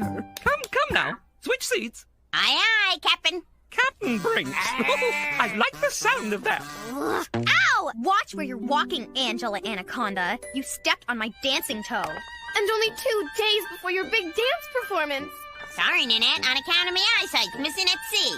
What's missing at sea is your poise and coordination. Not that you ever had any. Nanette Manoir, whatever has gotten into you? Saying such a hurtful thing to poor, nearly blind Angela. I'm sure you'll want to apologize. Apologize? To Angela? But Mrs. Brinks? Sorry, Angela. Aye, 'tis a good day to be one-eyed, Angela. Strike 3! Look, everybody! Angela struck out! How can you be expected to keep your eye on the ball in your condition? Why don't you just take your base? Aye, aye, Captain. Can any of you tell me who America was named after? Angela Anaconda? Amerigo Vespucci, a sailor of the high seas like me, and my pirate crew. Why, Angela, for your unparalleled enthusiasm despite your afflicted condition, I am awarding you a gold star. Class dismissed! Making me apologize, answering my questions, getting my gold stars. I won't let Angela get away with this. It was a fair morning that was fair, when I looked to the port side of me face, and there I saw a sight to chill the blood. Gently, Alfredo! I don't know if I can handle another shock. but I was just getting to the good part. Oh, my dear, sweet Nanette! Whatever has happened to you? Don't you remember? Angela Anaconda accidentally stepped on my dancing toe. Angela Anaconda? Shame on you! But I barely touched her. Your boundless insensitivity is nothing to be proud of. But you gave me a gold star and everything, remember? Are you comfy cozy now, dear? I may pass out from the pain at any second, but I wouldn't dare let that interfere with a single moment of your superior tutelage. I hope my teaching is even half as inspiring as your dancing toe is brave. I just hope my tears don't obscure my view of the blackboard. Angela, don't roll your eye! Maybe she couldn't help it, Mrs. Brinks, just like she couldn't help crushing my dancing toe. And dashing my plans to start the upcoming dance recital! Gee, Angela, that was kind of mean. But I didn't wreck her dumb dancing toe, Johnny Abadi. I just kind of accidentally mushed it by accident. And there I saw my dancing toe, wilted like a crushed rose! Aw, poor Nanette! Something smells fishy, Gina Lash. It's not the calamari. No, I mean Nanette's toe. Did you notice how it didn't start hurting until Mrs. Brinks gave me one of her gold stars? That's because she's faking it, Angela Anaconda. Just like the cafeteria's trying to fake us into believing this seafood came from the sea. If only I could think of a way to trick Ninnywort into standing up so everyone would know what a fake, un-French faker she really is. Hey, Nanette, want me to hold your flowers so you don't get any French gourmet food on them? Why, Angela, you being considerate? What a pleasant surprise. Whoops. Ah, my lovely camellias! Huh? Oh, my delicate injured toe! Holy cow! Her toe really is hurt. What is going on here? Angela hurt Nanette's toe some more. I'm sorry, Nanette. Is there anything I can do to make it up to you? Well, I could use someone to assist me in my everyday school activities. That might help ease my suffering. Is there anything else I can do to make it up to you? Angela, you will assist Nanette as required until such time as she recovers, and that is final! No, no, no! That's all wrong. When you're writing my papers, remember, a heart, a flower, a smiley guy, but never a dot on top of an I. I got it! And that is why Christopher Columbus was really French. No, no! When you finish my report, you don't bow. Bowing is so bourgeois. You curtsy. And that magnificent report earns you another gold star, Nanette. And now, where is your report, Angela? I couldn't do it on account of I had to do If suffering children like Nanette can do their reports, then you with your 10 healthy toes have no excuse. And speaking of toes, Mrs. Brinks, I would just like to apologize again to everyone for my unfortunate inability to perform in this afternoon's dance recital. There is no need for you to apologize, Nanette. If anything, it is Angela who owes us an apology. Boy, too bad Angela can't just push Nanette around on stage. Shouldn't Nanette be out here with us? I'm trying to spare her the strain of rehearsal before the big performance. Ah! Angela Anaconda, you are not playing a lawnmower in this botanical ballet. If you weren't Nanette's feet, I'd remove you from the stage this instant. Now go fetch Nanette. It's almost showtime. I'm not near stinky enough to be Ninkum Noodle's feet. Huh? Mustn't forget my tiara. She is faking it, and I've been slaving over her like a slave. Let's go, Angela. Move it! Well, don't just stand there in awe. My audience is waiting. So, Nanette is feeling not so very bad after all. Looks like life is just one big pleasure cruise for you, Ninny Pooh. That is until you meet up with Cap'n Angela and the Pirate's pirate ship. Spare me, oh Pink Eye, you will beg. Sorry, little Nin, but Gina Lash already fired the calamari cannon. Welcome aboard, my fake French matey. Make yourself at home. And don't you worry, we'll make sure you enjoy the trip. But seeing as how you won't be awarded any gold stars for your most unimpressive swabbing, now it is time for some entertaining entertainment. Entertaining entertainment, damn! Parrot Johnny will squawk. Allow me to introduce you, Spinning Nin, to your secret dancing partner, who is none other than Cap'n Brinks, all decked out for the occasion. Now I wish I had pink eye in both me eyes, on account of I think I am going to be seasick at what I see. You will scream, but don't you fret, silly Nanilly. I know just the thing to get your delicate sea legs back into shape. Fire! Avast, me ninnies! There she goes!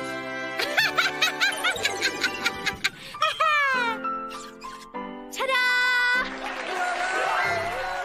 My adoring audience, they love love me! They love me! Shouldn't you take a bow, Nanette? I told you, bowing is so bourgeois. When you address my adoring fans, you curtsy. Thank you. Thank you. Behold the faker. I've been cured. It's a miracle! She's a miracle child! Your pink eye's gone. Oh, we got 2 miracle childs. Oh, well, at least now I won't have to push Nanette around while she pushes me around. My name is Angela. Hey, hello. Welcome to my very own show. I'll introduce my friends to you. Oh, no, it's Nitty Poo. Shooby-dooby-doo-wah-wah. My name is Angela, and you are not Nanette Man is a stuck-up jerk-faced nut. And now to today's story, starring me, and not starring Nanette Manoir. Today is a rotten day.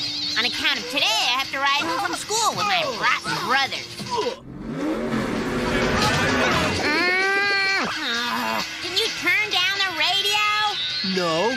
Can you roll up the window? No. Can you stop the car on account of I am getting car sick and might throw up? Oh! I thought you were gonna hurl. Hey, let's stop for Budgie Burgers. Did someone say Budgie Burgers? All of a sudden, I am suddenly feeling better.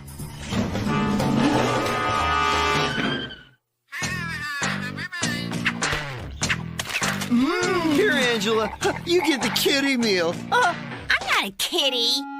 I'm way too old for those stupid... Hey, it's Astronaut Bob. I would fly through the skies for a Budgie Burger and fries. $5? Say, what'd you fellas do? Rob a bank or something? Duh. Ever hear of allowance? You mean Mom and Dad pay you each $5 a week, each and every week? No. The week they went to Acapulco, we got $10 for taking care of you. Yeah. But my allowance is only $1.25. How can Mark and Derek each make a weekly allowance of $5 a week? Your brothers do twice as much around the house, honey. And they're twice as old as you. And twice as stupid. $1.25? Gosh, Angela, I have to admit, your allowance is pretty low. Why? How much do you guys get? I earn a well-deserved 5, but I believe the going rate is at least $2.50, overtime notwithstanding. Yeah, I get $2.50, or 2 slices of pizza. I get $3 a week, although I'm just as happy to get paid in trinkets and baubles. So everybody's allowances are higher than mine? It's not fair. Especially considering all the work you do. Work? You do chores and stuff, don't you? Do I? Huh. Every week I take out the garbage once a week. And, I make sure it stays out? Therein lies the problem and the solution, Angela. If you do extra chores around the house, your parents will have to pay you more. What a smart plan, Gina Lash. I may never be twice as old as my brothers, but I bet I can do twice as much work. Need some help, Dad? Thanks. I think.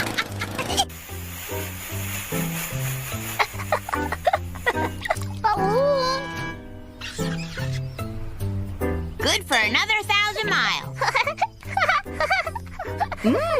Pine fresh. Thanks, Angela.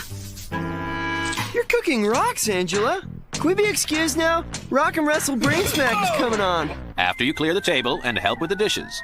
Allow me.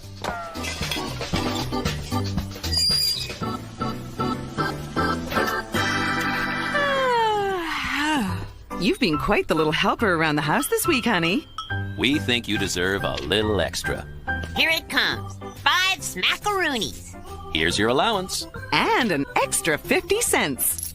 50 cents? And by golly, you've earned it. But I did all that extra work. Oh, gosh, Angel Fish. We thought you were just being nice because you know it's your mother's birthday next week.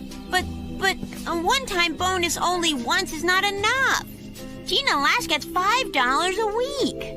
I know it may not seem fair to you, but we feel we're paying you a reasonable amount for your age.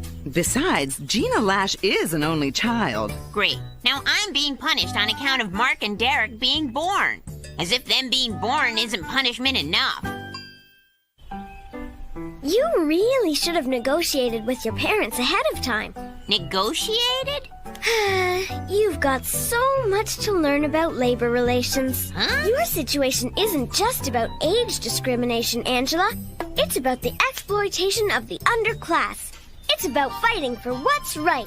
Wow. Besides, if we allow your parents to underpay you, it'll set a bad example for parents throughout Tapwater Springs. Yeah. It's time for you to strike, Angela Anaconda. Sounds like a plan that is a plan to me, Gina Lash. Low pay! No way! Low pay! No way! Why are we doing this again? Who cares?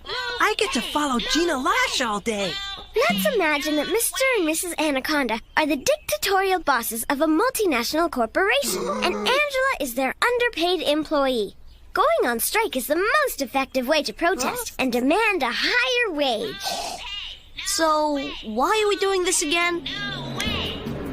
Here come the dictatorial bosses now. Hi, kids. Well, what's going on here? Normally, I would be helping you unload the groceries, Mom and Dad, but today I cannot, on account of I am striking. With all due respect, Mr. and Mrs. Anaconda, we're supporting Angela's stance that her current allowance is unconscionably low. We've explained our position, Angela, and we feel it's fair, but I guess you have a right to protest. Besides, looks like you kids are having fun. Oh, and we picked up some donuts from Mapperson's. I'll leave them on the table in case you rabble-rousers want a snack break. Mapperson's! Don't give in, Gina Lash. Gordy, help! Okay, time to sing Kumbaya. And 1, 2, 3. Kumbaya, my lord! Kumbaya! This strike doesn't seem to be working very well, Gina Lash. On account of we're still striking. Just be patient, Angela Anaconda. Even small-scale revolutions take time. The key to our strike is blocking anyone from doing any chores in your house. Kumbaya, my lord! Kumbaya! Hey, you're crossing the picket line.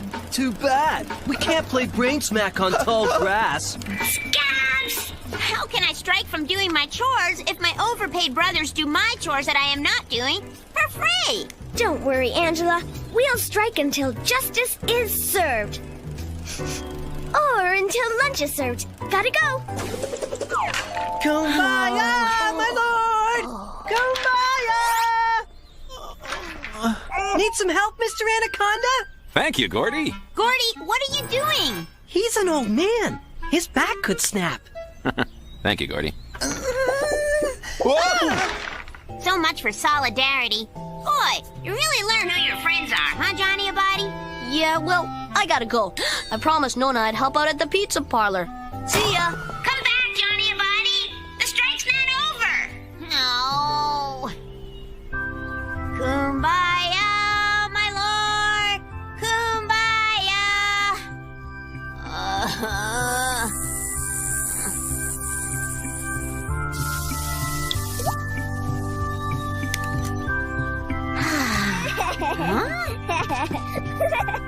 You too, Gina Lash?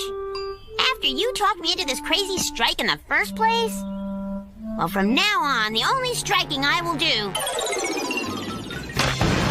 is striking it rich. Then I will be the boss and everyone will work for me.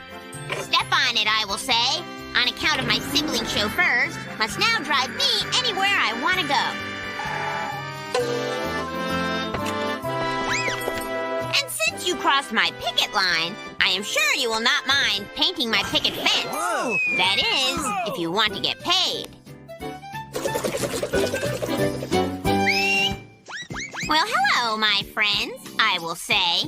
Since you have struck out on my strike, you must have some extra time to do some extra chores. Here are some water buckets full of soapy water. So now I will wash my hands of everything, while you must wash everything. And everybody. And when justice is served, dinner will be served too. Bring me some fast food and make it fast. I will demand. All this hard work sure has made me hungry. Oh! Congratulations, my chore-loving chumps. Since you have finally earned your earnings, I suppose I will allow you your allowance, and it won't cost me but a pretty penny. Don't spend it all in one place. It's worse than I thought. Yep. Looks like Gina's an even bigger scab than we are. How could you go against me, Gina Lash? How could I indeed, Angela Anaconda, when I spent the last 2 hours conducting intensive labor negotiations on your behalf? You have? What does that mean? It means I got you a raise. You did? Boy, how could I have ever doubted my best and smartest friend, Gina Lash? But you also have to take out the garbage 3 times a week. Well, at least I got a raise in my allowance. And like they say, Angela, there's no such thing as a free lunch. And believe me, I ought to know. Well, there is today, Gina Lash. Come on, lunch is on me. It is now officially 12:17, which is my official favorite time of the day. On account of it is lunchtime. She doesn't love me? She loves me not. She doesn't love me? She loves me not. She doesn't love me? Oh, fair Gina. No one is Kina? What is this? They were my love songs about Gina Lash, but now they are nothing. Gordy, are you crying? Of course not. I have something in my eye. Never mind me. I'll be all right, probably. If you insist, have fun ripping your love songs to pieces. Come on, Johnny Abadi. You want to know what got in my eye? Huh? Well, I'll tell you. The sight of Gina Lash sitting in the lunchroom madly in love with another boy. That's what. Gina Lash? In love? See? See? You mean what? I can't bear to look anymore. Just dump me in a great big hole in the sandbox and fill it with heavy logs.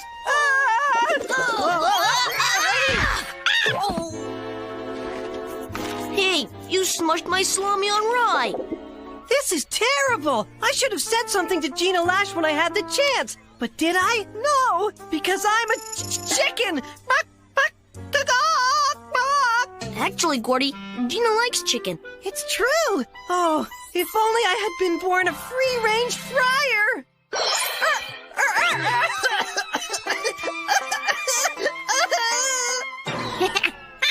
But it's too late. I have tossed away my love like so many coins into the wishing well of shattered dreams. Gordy Reinhardt, you are a sorry and completely hopeless mess. And seeing what a mess you are, maybe I might, just this once, be able to help you with some help. Really? I say you forget about her, Gordy. Uncle Nicky always says you can't let a girl push you around. Oh, John! These books are so heavy. Oh, come in, Nanette. I can give you some ideas, Gordy Reinhardt, but you're going to have to do the dirty work yourself. Angela Anaconda? Oh, I can't thank you enough for... When you say dirty work, there won't be any actual dirt involved, will there? Okay, Gordy, we'll start with something everyone likes. Presents. Only Gina Lash is smarter than the two of us combined, so she won't be won over by any old,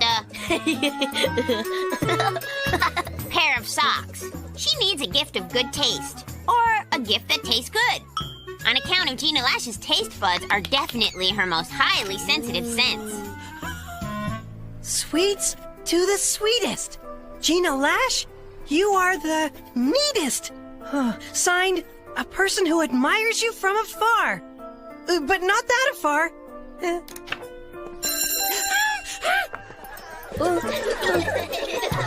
Ow! Here you go, Gina. Triple fudge ice cream delight with macadamia nuts? I can't wait to make it. Thanks, Jimmy Jamal. Okay, Gordy, it's time to take on your rival, Mano a Mano. Look, I made a duck. Who knew you could have so much fun with an old sock? You know, man against man. And may the best man win. I thought Gordy was supposed to win. He will. I'll get Jimmy Jamal to play you at some sport when Gina's nearby. She'll be so impressed when you beat him that she'll dump Jimmy like a ton of bricks that weigh a ton. We need something that requires no muscle structure, no speed, zero coordination, and even less strength. Math? No. Tetherball.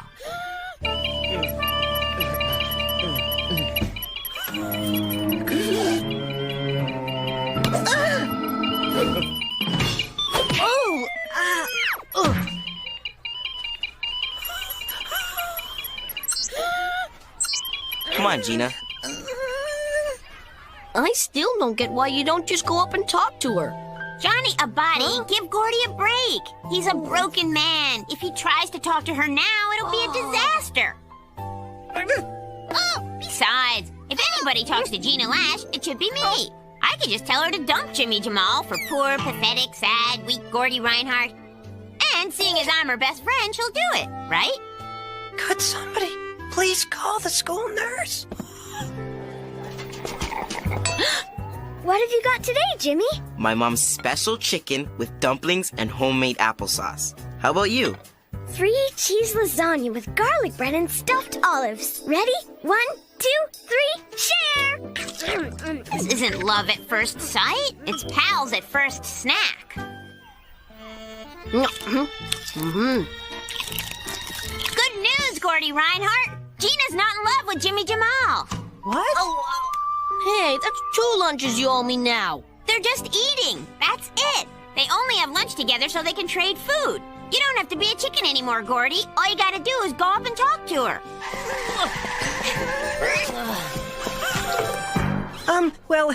Gina, Gina, Lash, I adore you. I have adored you for many days, perhaps eons. My fate is written up in the stars in the shape of your fair personage. Pretty much like Connect the Dots. I will love you forever and always, perhaps even all the way through grade school. I'm sorry, Gordy Reinhardt, but I'm already in a committed, permanent relationship with Jimmy Jamal. But Angela Anaconda said you were merely trading foodstuffs. And if that ain't love, it'll just have to do. But why Jimmy Jamal's lunch and not mine? Jimmy brings a lot more to the table. His mother is an absolute genius of the school lunch. I have decided I want to be her when I grow up. Well, you tried. Nobody can say you didn't try, Gordy Reinhardt. My life is meaningless! Forever and from now on! This is all your fault, Angela Anaconda! I embarrassed myself in front of Gina Lash, and now I'll never be able to show my face again! In this or any other life! Gee, Angela, I'm sure glad I'm not the one who ruined Gordy Reinhardt's life. You must feel awful. Oh. Hey, wanna go get some jiggly fruit? Johnny's right. I ruined Gordy's life, and it's all my fault. I never should have stuck my big fat nose in. On account of now, Gordy Reinhardt will never, ever, not even once, find love.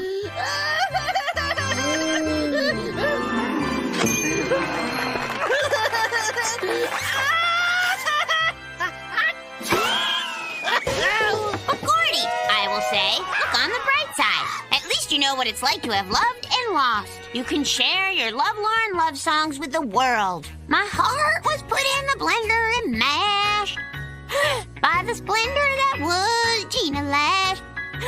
Who cares that your career as a country western singer didn't pan out? You just need to spend some time by yourself to clear your head.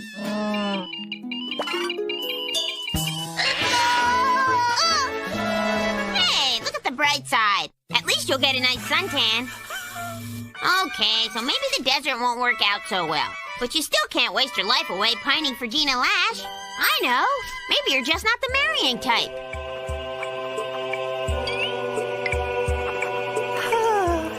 Forgive me, Gordy Reinhardt, but it looks like you will spend the rest of your days as a monk on account of my stupid advice that sent you into permanent monkhood, never to be heard from again. No! I've got to help Gordy before he does something drastic and becomes a monk. Come on, we gotta find him. Gordy? Gordy Reinhardt, are you in here? Gordy! Gordy, hey! I'm sorry if I ruined your life before and all, but now I'm here to cheer you up. So, cheer up! Don't bother. It's no use. No, wait, don't go. Hey! Hi, I'm Quackers, and I'm here to make you smile. Angela Anaconda, why do you have an old sock on your hand? Gina Lash, what are you doing here? I thought you were sharing gourmet lunch with Jimmy Jamal. That's all over. Finito. I found out he doesn't like dessert. Can you believe it? He won't even touch a chocolate chip cookie. How could I have been so blind? Hey, Gordy Reinhardt. Don't you have 4 days worth of dessert stashed away in your locker? Untouched by human mouths? Well, yes.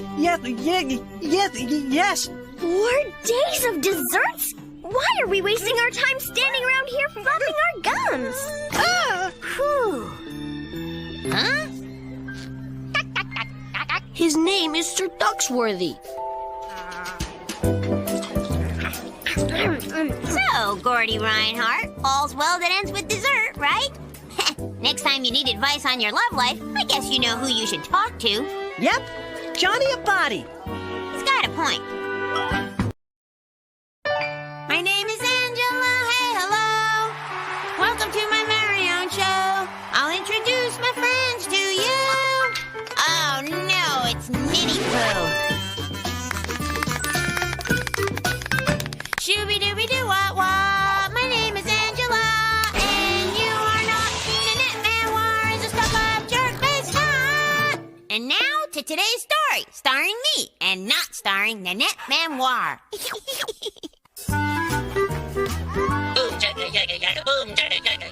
Today I am having a ball, because today I finally have a Babble Ball. And it wasn't easy to get on account of I had to go 2 weeks without bubble gum or pizza. And I even did chores for my stupid brothers to save up enough money to buy it.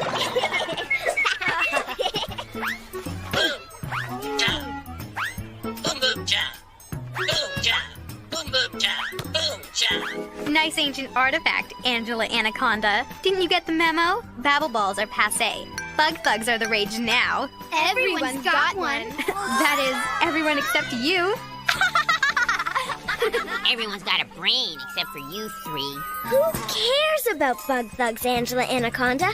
Your Babble Ball is superior in design and concept. You're right, Gina Lash. Besides, the last thing I want is anything that Nanette Manoir has. Who cares about some stupid stuffed insect anyway? Hi, Angela. Can you hold my Ernie the earwig while I sanitize my glasses? Unless Gina Lash wants to. Angela can hold it. I don't see what the big deal is about these things.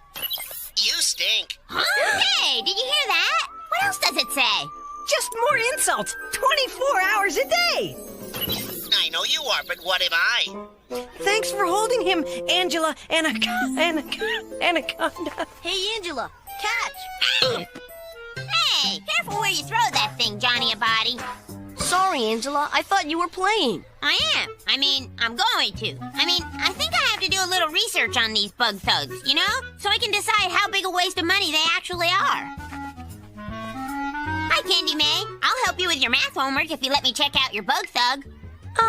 Okay, but math isn't as easy as you think. Carry the 6, and there, done. Hold on, Angela. Huh? 2 times 2 is 4. Oh. 2 plus 2 is 4. So 2 times 2 has to be way more than that. Like 5 or 6. The deal's off. Too bad, loser. Not now, Angela Anaconda. Polly the praying mantis and I are right in the middle of a rosary, and we don't want to lose count of 100 Hail Marys. But I just want to see it. Sorry, my child. What if I trade you something for it?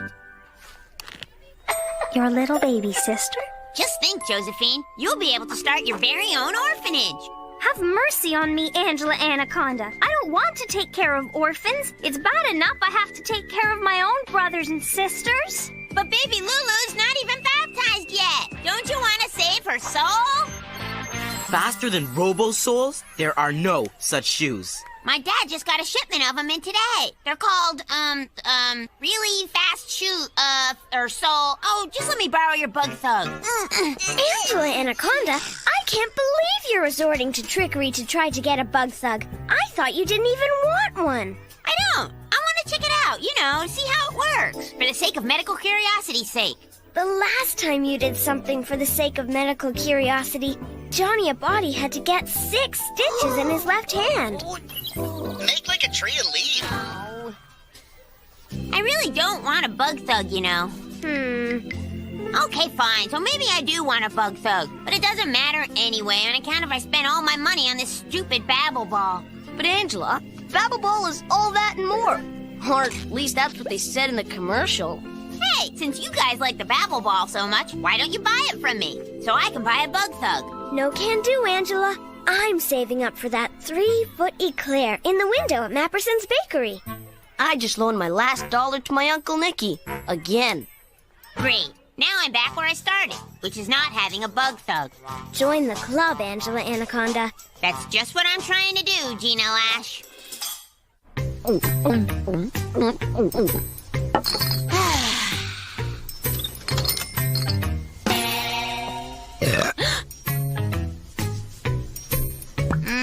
Nah.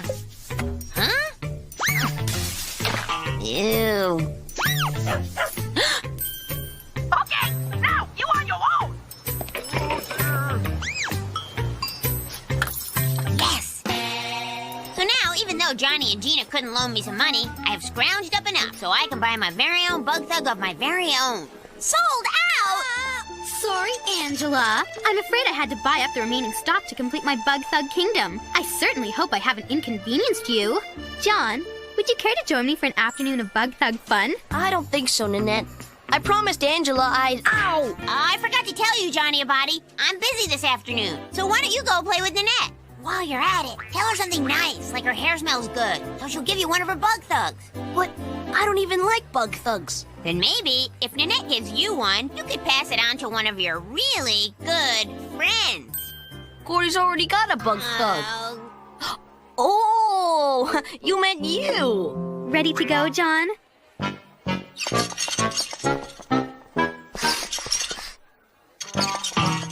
Oh, brother. So now Johnny Abadi is inside playing with Ninny Wart, and I am outside on account of desperate times call for desperate measures. And my desperate measure is hoping Johnny will get me one of Nanette's bug thugs. Badminton? This is no time to hit birdies, Johnny Abadi. Johnny, hear my psychic plea and read my mind. Get me a bug thug. Bug thug. Bug thug. It's working! How'd you?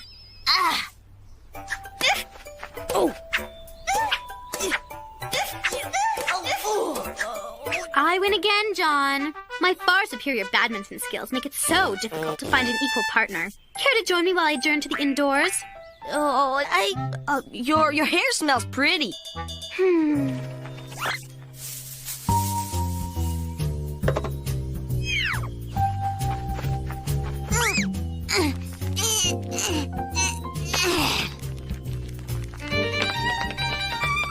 So now I have to listen to Ludwig von Loser Memoir torture her violin string? No bug thug is worth this.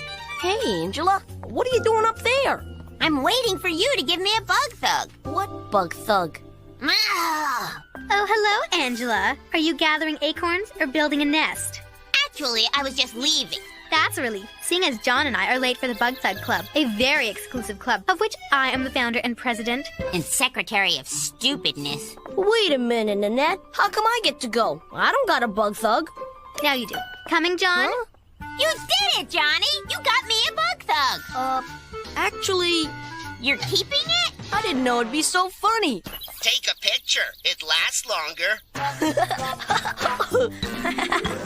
Now Johnny Abadi's caught the bug thug craze too? This has gone too far. So, all my creepy crawly friends want to go to the bug thug club, eh? Well, I am thinking that I'll have to crash your party. I hope you don't don't mind me dropping in, I will say. But who am I, you ask? I, the Babbling Crusader, will defeat Nincompupa and break the Bug Thug spell that has hold of this town. On account of this craze has gone too far past far enough. Help me! You will whine. The Babbling Crusader is threatening to take away my Bug Thug kingdom, which I deserve to lose because I was selfish and bought out the entire store. Sorry, little girl, I will heroically tell you. I cannot help you out. On account of the Babbling Crusader is a sworn enemy to evil supervillain Nincompupa, who, did I mention, is evil. Back, you insipid insects! You horrible hornets! You miserable mosquitoes! I will warn. Oh no! The evil Nincompupa is fighting back with her evil mind control violin. Must not listen. Shaka chaka boom, bye-bye. So long, Nincompupa, the Babbling Crusader will say. The party's over for you. Thank you, oh brave and brilliant Babbling Crusader, for breaking the Bug Thug spell and saving us from the evil Nincompupa. But we must know your true identity. No can do, my adoring crowds, I will say. For Angela Anaconda, the Babbling Crusader, has other rights to wrong. Sleep well, Tapwater Springs. I shall never be far away. The Brainwashed Bug Thug Club needs my help. Hello, Bug Thug Club people. I have come to put a stop to the crazed Bug Thug craze. I say that enough is just about enough. Well, that was easy. I guess you didn't get the memo. Bug Thugs are très passé. What? Since when? Since 5 minutes ago when we voted on it. Rainbow Sparkle Gum is now La Boom, which in case you didn't know is French for the bomb.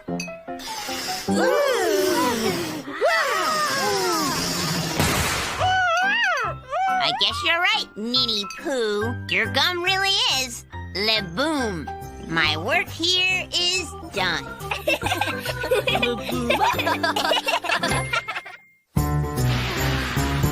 Today is the most boring Sunday of any Sunday ever. I am so bored that I am playing with toys I haven't even seen since I was 2. I'll get it! Grandma Lou! Hey there, Amgy Pamgy. Come give your granny a big old squeeze. Grandma Lou is my favorite. And my favorite thing about her is that I am her favorite too. Mom, what a surprise. How are you, son? Howdy-ho, Jen, honey. I know I should have phoned ahead, but I had to move fast. You see, my pet gator Barney went and ate Sheriff Boone's prize hound dog. Need a place to lie low for a spell till things cool off. Besides, high time I saw my favorite grandkids again. Angela, where's that namesake of mine, little Lulu? There you are, gator bait. Oh, dang nation, you're a cutie. Oh, and of course, the boys. Derek and Mark. It's great to see you, Mom. Why don't we get you settled in? You could stay with me in my room with me. That'd suit me fine. Oh, I think you'd be more comfortable in the guest bed in Baby Lulu's room. Yeah, and we can wheel the baby's crib in with you, Angel Wings. So now, to make up for Mom's idea that was bad, I am making up my own idea that is good. Come on, King. Do what you always do. Good girl. And now for the feather trick. Stop laughing, Baby Lulu. This is serious. That's better. Mom, I think Baby Lulu is sick. Oh my, she's all flashed and clammy. King too? That does it, Mom. We can't have anyone exposed to all these germs. Ugh. You take Angela's bed, and we'll set up a cot next to you for her. Angel Wings, will you grab Grandma's suitcase? I'd be delighted. Is Sheriff Boone really on your trail? Want me to keep a lookout in case he tracks you down? Oh, don't worry, honey. That man couldn't find his own keister with a compass. Oh, my Barney. I just love that gator. I like to feel at home. I know how that is, Grandma Lou. On account of I always sleep better looking up at my own personal autographed picture of astronaut. What were you saying, Angel Fish? Oh, nothing. I ever tell you how I hooked this little feller? Here comes one of Grandma Lou's stories, which my dad says are larger than life, on account of she has lived a life larger than anyone has ever lived.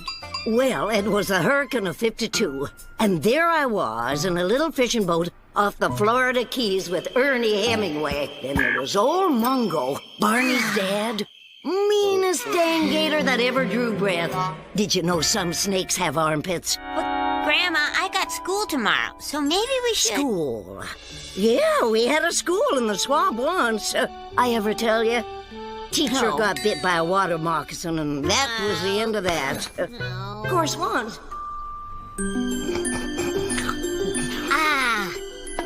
Grandma? What is it, Possum? Oh, that's just old Hickory. You know him. Barney's dad, Mungo, got my real one, remember? Yeah, but I've just never seen old Hickory without the rest of you. Well, can't sit here admiring him all day. Promised I'd take you to school, so come on, let's saddle up. Barney's dad? Once I got old Mungo in the hammer lock, he simmered down pretty quick. Of course, I still hadn't figured out why I couldn't feel nothing in my left leg. Oh. Well, so long, swamp buddies. See you back at the ranch, Griddle Cakes. She embraces life with a gusto most of us can only dream about. Très amusing. If you like people who are incredibly gauche, which is French for... left. As in, I'm certainly glad she left. If there is someone who should have left, it is you, Nanette Manoir. I'm on your side, Angela Anaconda. Even we Manoirs have our share of embarrassing poor relations. You've got to be careful, or they'll try to move in permanently. She's not a poor relation, she's Grandma Lou. And she's just here on a visit. A short visit. Just in time, Angie Pansy. Get on in here, my favorite show's on. I'd like to, Grandma, but I promised Johnny Abadi I'd play human cannonball. And then we're gonna go... Oh, heck, you can do that any old time. But it ain't every day they got the senior dog racing circuit on the TV. And now they slowly round the far turn with Snaggletooth, the wily veteran, creeping up on the outside. Is this in slow motion? That's a good one. You're watching some of the finest racing dogs ever. At least they were in their day. How many days ago was that? And now it's old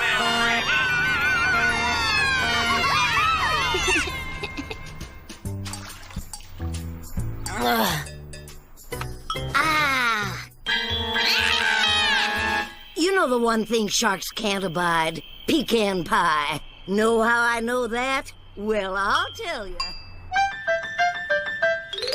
So even though I love my Grandma Lou, something has got to give. And now I'm thinking that something will be my cot.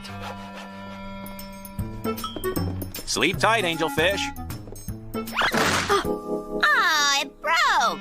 Guess I'll have to get my bed back and Grandma will have to sleep with Baby Lou after all. Afraid we can't do that. Lulu's still sick. Oh no, she's really sick for real now? No problem. We'll just bunk together, won't we, Angie Pansy? You and me and old Hickory.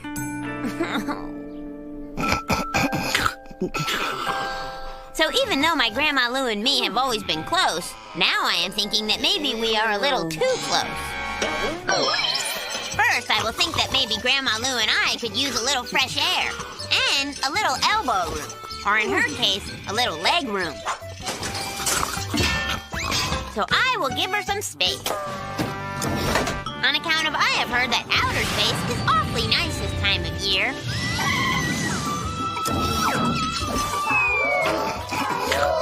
Have fun, but don't hurry back.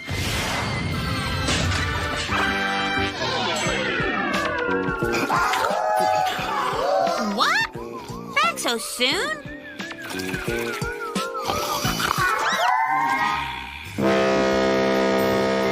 Maybe a cruise would cure your blues. Bon voyage! Uh-oh, looks like I'm coming along for the ride.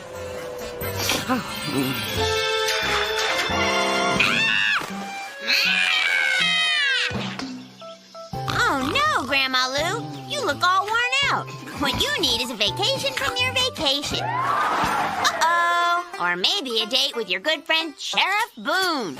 Grandma Lou, come out of the house with your hands up and leave that poor girl alone. Sheriff Boone will say, you're driving her crazy.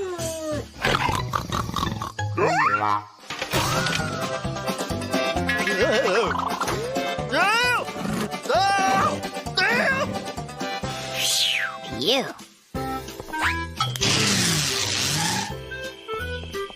And now for some peace and quiet. No! Okay, that does it. It is time for me to do what a kid who loves her grandma should have done a long time ago. Rise and shine, Angie Pansy. Your granny's got another surprise for you. It is time for me to hide.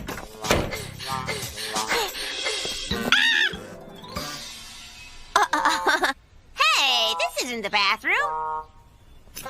Grandma Lou, what are you doing? I'm heading back to face the music. It ain't that I don't love you to pieces, honey, but it's time your Grandma Lou was going home. Swamp's where I belong. And these suburbs give me cabin fever. Yeah, but... Now, it ain't forever. Ain't like the time I left the circus. You were in the circus? Sure was. But I got miles to motor before I see my Barney's smiling face. So, we'll save it till next time, okie doke. So long, son. Jen, honey, little Lulu. Goodbye, boys. Well, time to skedaddle.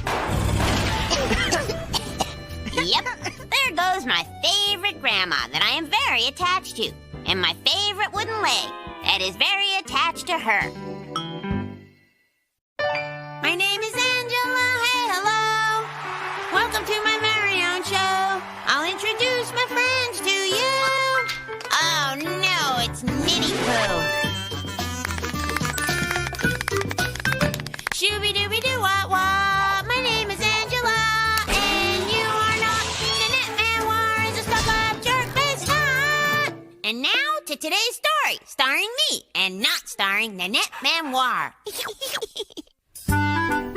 It is the weekend, but this weekend is not just any weekend. On account of my best friend, Gina Lash, will be spending the whole weekend at my house, while her mom, Mrs. Lash, is on a business trip to Acapulco. Hello? Are you all packed and ready to go? Just about, but my mom's still packing. Gina, honey, have you seen my vanilla massage oil? That was massage oil? I've been putting it in my lattes. I know it was 100% natural, but next time, honey, anything in my cosmetic bag, off limits. Hurry up and get here, Gina Lash. On account of I have some fun weekend plans planned for us this weekend. Playing Bloody Mary, pillow fights, prank calling Mrs. Brink. Wrap it up, Gina. Francisco's here. Francisco? He's my, business associate. We'll drop you off at Angela's on our way to the airport. Okay. We'll be there in 10 minutes. Weather and traffic permitting. So when's your Smarty Pants friend getting here, huh? Hello? Is this Gina Lash, Angela's Smarty Pants friend? Who's smarter, you or your pants? You think your pants can do my homework while they're here? Hey, give me that! What's that, Smarty Pants? You want to talk to Angie Pants? Here you go. Good one. Can't get it. Hi, Angie. Maybe having Gina Lash stay at my house is an idea that isn't such a good idea after all.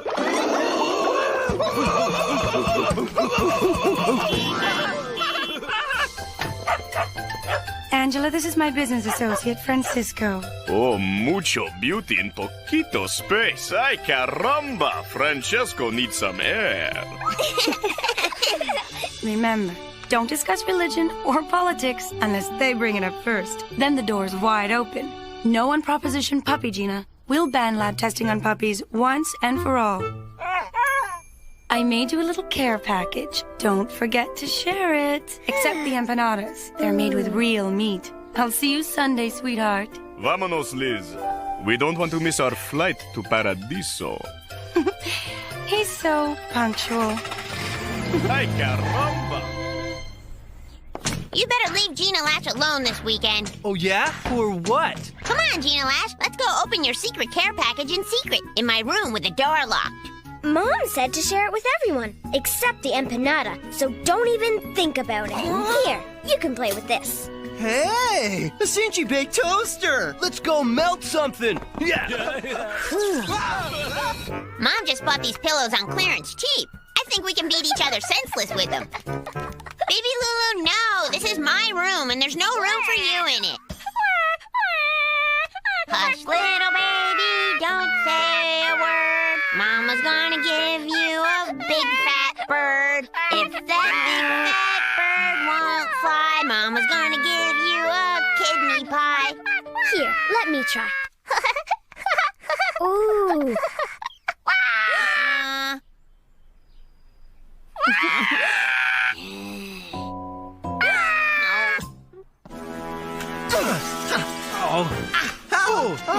Oh.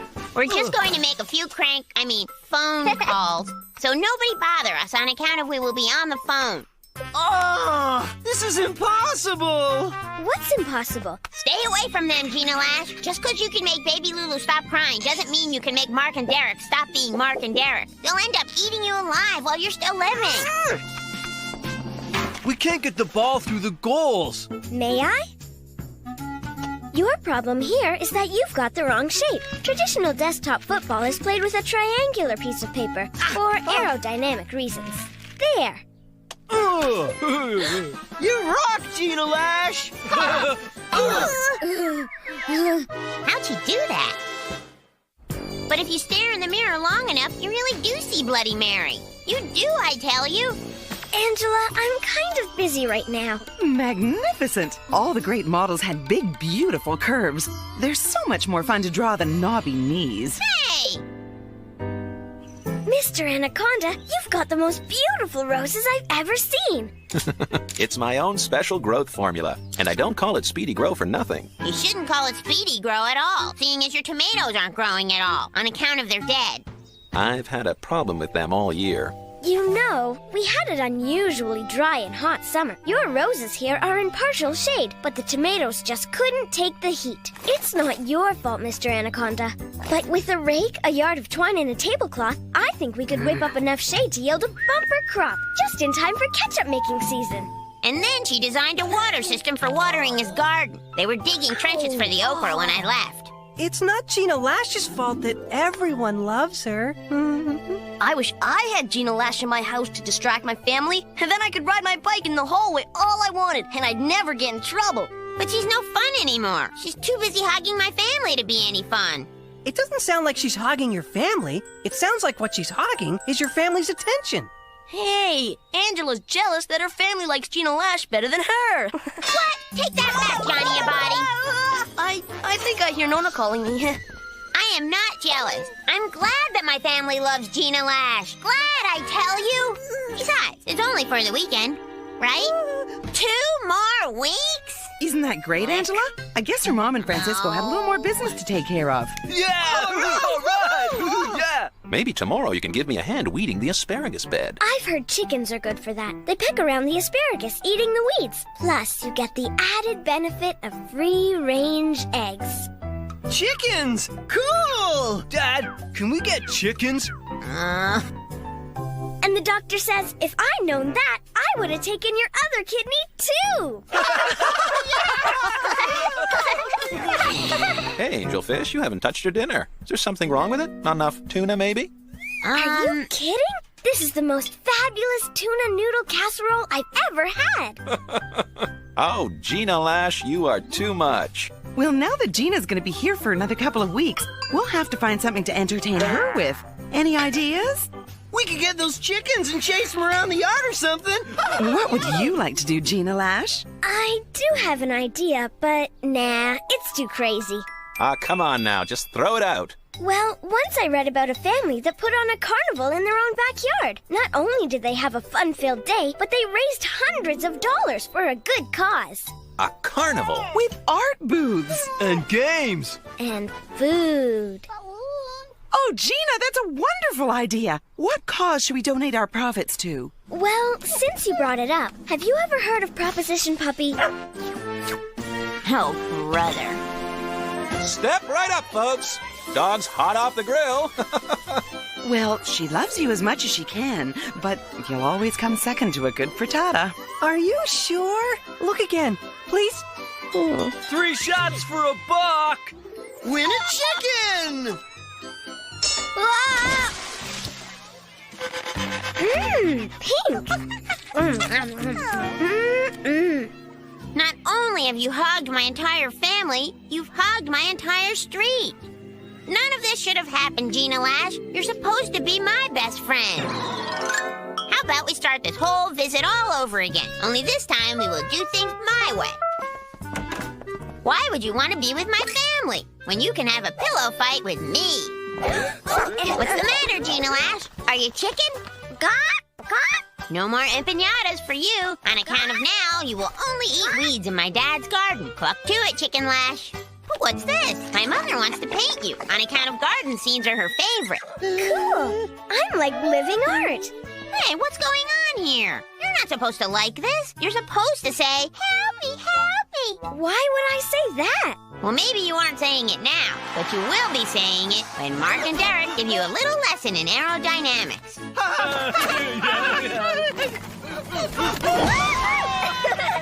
Whee! Being kicked is not supposed to be fun. But it is. Face it, Angela. I'm your best friend. You can't stay mad at me no matter how hard you try. I can so stay mad at you, you family hogger who hogs families. Are you sure? Oh. You're right. I can't stay mad at you. On account of I never should have been jealous in the first. Who are you talking to? Gina Lash, why aren't you at the carnival with my whole family? Well, to be honest, the only reason I suggested the carnival was to keep them busy, so I could spend some quality time with you. I don't know if you've noticed, but they haven't given me a moment's peace since I got here. So, you came in here because you wanted to hang out with me and not them? Well, that and the cotton candy machine ran out of sugar. What should we do now? Bonjour? Bonjour? This is Nanette Manoir. Who is this? Nanette, dear. This is Mrs. Brinks. You know I'd prefer if you didn't call me during my exfoliating time, Mrs. Brinks. Oh, please. Call me Eugenia. The reason I'm calling is to give you a special assignment. I need you to construct a life-size model of the Eiffel Tower out of toothpicks and potted meat. Today I am wearing my brand new sneakers, which I know everyone will like on account of they are so new. Nice sneakers, Angela Anaconda. Or should I say, nice stickers. Excusez-moi, Mrs. Brinks, but I didn't realize chewing gum was allowed in school. It most certainly is not.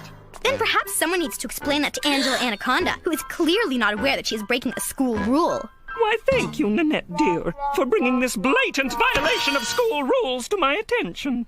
You'll not be attending recess today, young lady. It's eraser clapping duty for you. Yes, Mrs. Brinks. This flagrant disregard of school policy reminds me, however, of an announcement! The school is looking for a student volunteer for the position of hall monitor. This is a great honor. This person will be looked up to by everyone. He or she will be responsible for enforcing school rules, and they'll get to wear this magnificent orange sash. Volunteers, anyone? Looked up to by everyone? That's my kind of job. Order in the court! Order in the court! In addition, the appointed person will have to come into school early, stay after school late, and perform hall monitor duties during school recess. Well then, Miss Anaconda, you are our new hall monitor. Huh? You must really want to prove yourself responsible if you're willing to forego recess on a permanent basis. Forgo recess? Now, here's your sash, and your whistle, and tickets to hand out whenever you see someone violating a school rule. Ah, there's the bell now. Care to join me in a game of jump rope, Angela Anaconda? Oops, I forgot. You can't go to recess. Gee, rough break, Angela. Yeah, the only thing worse than missing recess would be missing lunch. Now you'll have to stay after school and come in early, too. Come on, it's not so bad. I mean, just look at this great orange sash. Have a fun time having fun at recess. Don't be too sad you're not me. So on account of this is a great honor, which I should be honored about, I have decided to look on the bright side. If only there was a bright side to look at. Walk. Single file. No skipping in the halls, please. Pretty please. Chez Paris makes the best croissants, but I never eat the ends. I leave those for the help to clean up. It keeps them busy. Nanette? Breaking a rule? Nanette Manoir, as hall monitor of Tapwater Springs Elementary School halls, it is my sworn duty to hereby arrest you for littering, or at least give you a ticket. So, thanks to a certain someone, I had to send an extra big Chez Paris muffin basket to Mrs. Brinks in order to get my so-called littering violation wiped from the books. Well, I'll tell you one thing. Angela Anna Snitch is going to regret ever giving me that ticket. Angela Anaconda, your getting Nanette in trouble is almost as thrilling as my getting both jiggly fruit and spice cake for dessert. I only regret I couldn't give her a ticket for being a stuck-up, fake French, butt-kissing cow pie. Hi, Nanette. Excusez-moi, Angela Anaconda, but someone at your lunch table is committing a serious infraction. Aren't you going to do something about it? Hey, they let me take 2 desserts. I'm talking about our friend John and his disgusting habit that has ruined my bon appetit. I didn't do nothing. First, he eats with his mouth full. Now, he talks with his mouth full, too. Sorry, Nanette. There's no rule that I know of that says he can't eat how he is eating. Well, there should be. N'est-ce pas? Nessa, yes! From henceforth, according to Section 6, Paragraph 9 of the Annotated School Rule Book, Mr. Abati's unpleasant eating style shall be strictly verboten. Oh. Thanks a lot, Angela.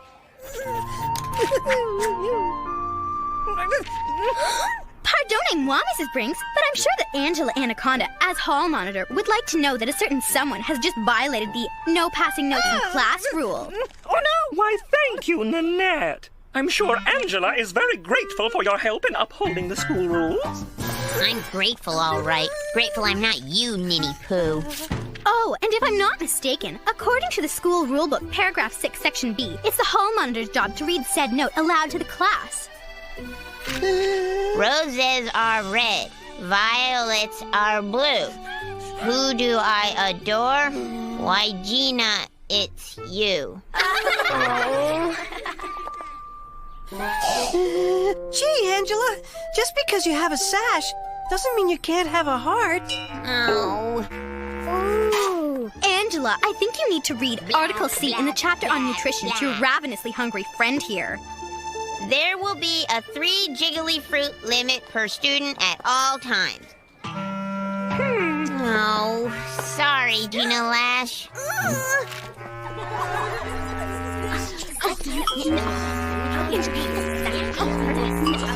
Snitch. That does it. I am going to tell Mrs. Brinks I don't want this stinking job anymore on account of it stinks. Mrs. Brinks, about my job. Yes, you are doing a wonderful job, Angela. In fact, I'm so impressed with your leadership skills that I'm going to leave you in charge of the class. In charge of the class? Me? Yes. Her. It'll only be for a short while. I have to go to the teacher's room to pick up a lovely French muffin basket that a certain thoughtful someone sent me. Nanette, dear, perhaps you would like to join me for le petit midday snack? But Mrs. Brinks, don't you think I should stay and make sure Angela Anaconda is doing her job properly? That is oh so thoughtful of you, Nanette. But I'm sure Angela will continue to enforce the rules as ruthlessly as she has been. You're right. After all, she does snitch on her best friends. Oh. Hey, you guys don't really think I'm a snitch, do you? I was only doing my job, a job which I do not even want. Snitch. I am not a snitch and I'll prove it. I am closing my eyes and blocking my ears, so you can do whatever you want on account of I can't see you and I can't hear you. La la la la la la la la la la.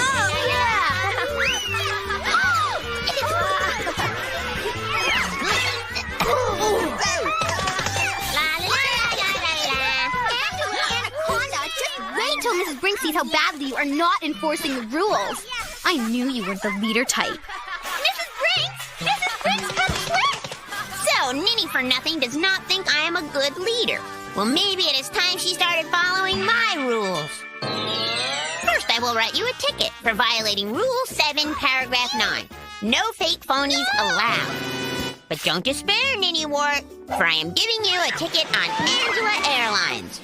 Help me, help me! The wind is ruining my precious locks of hair! You will beg, and help you I will. Seeing as I am so very grateful for all of your help enforcing the school rules. Namely, Paragraph 6, Section B, which clearly states, no butt-kissing baloney curls allowed. Ah! My curls! My curls! You will cry as your fuzzy French frizz falls on the floor. Sorry, Ninny Noggin, but I'm afraid I will have to give you a ticket for every hair on your head on account of litter is litter, and litter is not allowed. It's time we gave you a one-way ticket back to faux friends. Ow!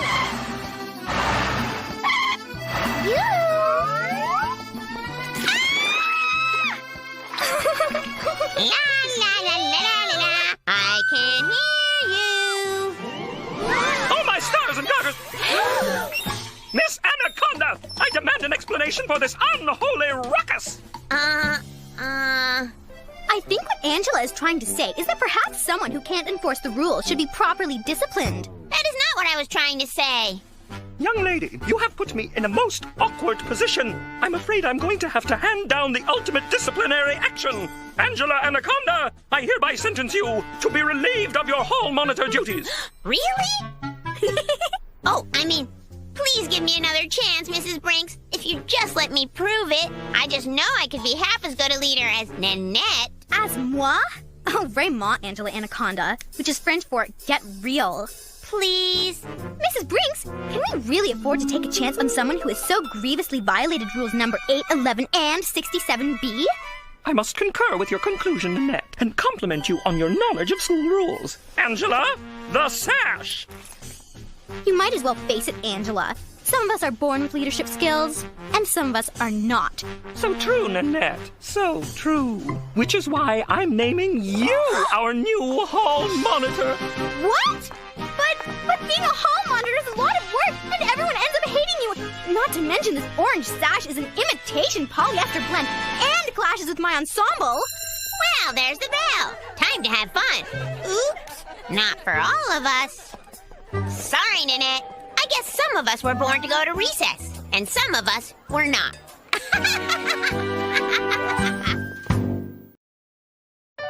My name is Angela. Hey, hello. Welcome to my very own show. I'll introduce my friends to you. Oh, no, it's Ninny Poo. Shooby-dooby-doo-wah-wah. My name is Angela, and you are not Nanette Manoir is a stuck-up jerk-faced nut. And now to today's story, starring me, and not starring Nanette Manoir.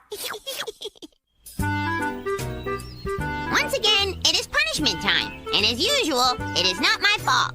If it is anybody's fault, it is Mrs. Brinks who should be the one who should be punished for being so boring. And so, class, American cheese comes from what country? Angela Anaconda? Angela! Angela! Ow! Yo, Angela. What is it, Johnny Abadi? I can't stop clapping erasers right now, seeing as I still have lots to clap. School's over. Done. Angela! You are to finish eraser duty first thing tomorrow morning. I am sick of being sick of getting in trouble every day. The only thing I think I am learning in school is how to clap erasers.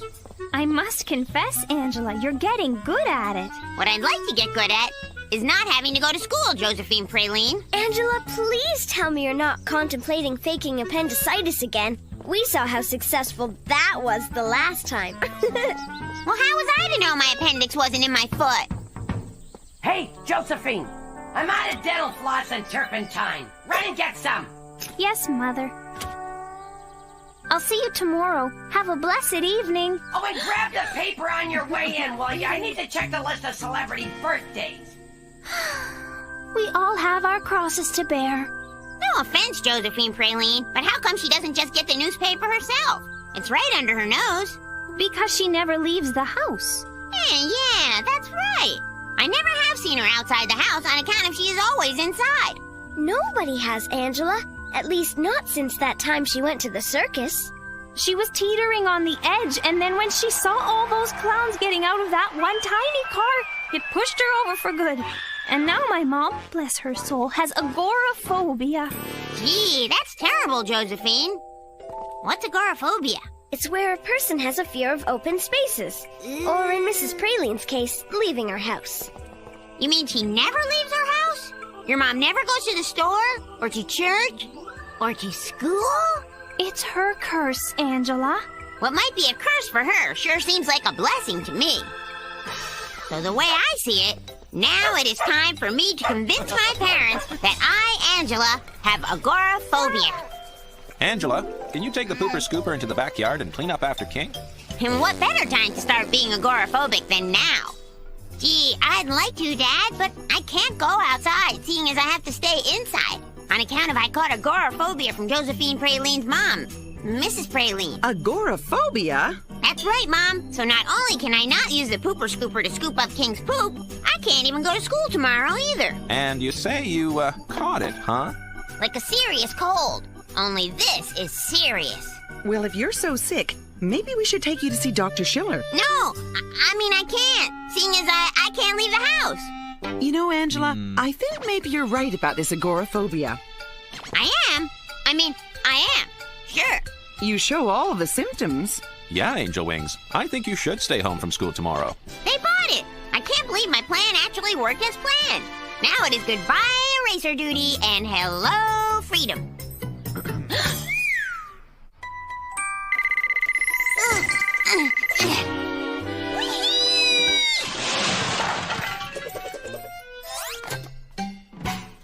So now, seeing as I don't have to go to school, it is the best school day ever. Yes, I don't have to face Mrs. Brinks' face, and best of all, I don't even have to think about you-know-who.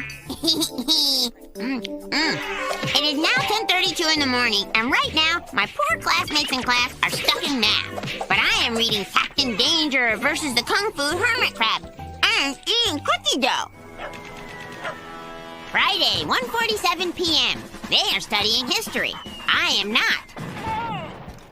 Ring! School's out, which means it is finally safe for me to go out. This has been the best Friday ever. I'm going to a Body's Pizza, Mom, to meet Gina Lash for a slice of pizza. But how can you go out? You said you have agoraphobia, and people with agoraphobia have it all the time. You mean all the time, always? And forever. I know. If I can't go to my friends can go to me.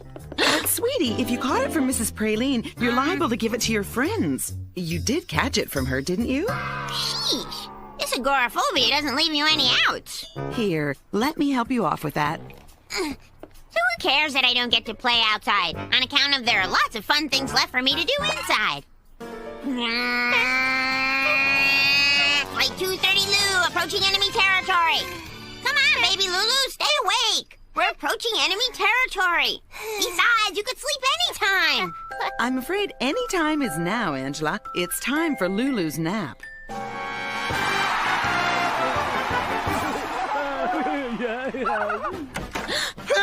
Hey guys, how was school? Who'd you see outside? Anything going on? Anybody ask about me? Did you bring me any homework? Nope. Mrs. Brinks just sent you these. A get well package? Chalk erasers full of chalk? Hey, guess what I did? I set up an entire indoor tackle hockey rink in the garage. All right! You rock! Yeah! Hey, play you one-on-one? But you're supposed to play with me! Oh. Hello? Hi, Josephine Praline. It's Angela Anaconda. Can I please talk to your mom on the phone, please? I need to ask her how she keeps from going crazy from agoraphobia. I'm sorry, Angela, but she can't. She's afraid the phone will suck her brains out through her ear. Would you like me to try and answer your question? No thanks, Josephine. I think you just did. Pipe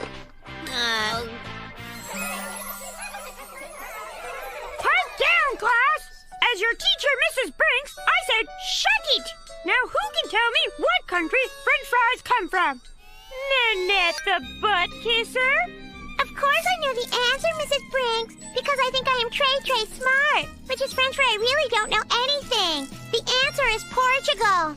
Wrong! Nanette, you are nothing more than a big un-French phony. Perhaps we need to hear from the only person in class, besides Gina Lash, who knows anything about anything. Angela Anaconda! French fries are from French France. Correct as usual, Angela Anaconda. Mrs. Sprinks, I meant to say France, but Angela caused me not to. Angela Anaconda, I am ashamed of you. But Mrs. Sprinks... Angela, not another word from you. You are to stand in the corner and clap erasers until you have learned how to behave properly. Like Nanette Manoir. No.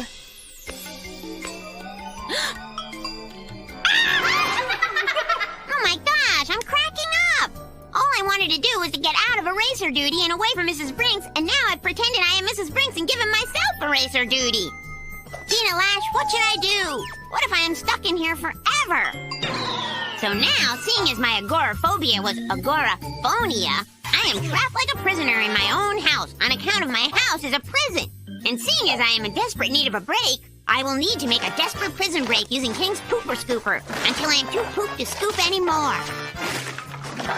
That plan is all washed up, seeing as my prison is on an island surrounded by water. So now I am on Anaconda Traz. Lucky for me, I can swim to freedom. Surely I will be able to swim to the other shore. But unfortunately for me, these waters are shark-infested with sharks. Or should I say, mark-infested with marks. Mom, Angela's trying to escape. My brother will think like the think that he is. No, wait!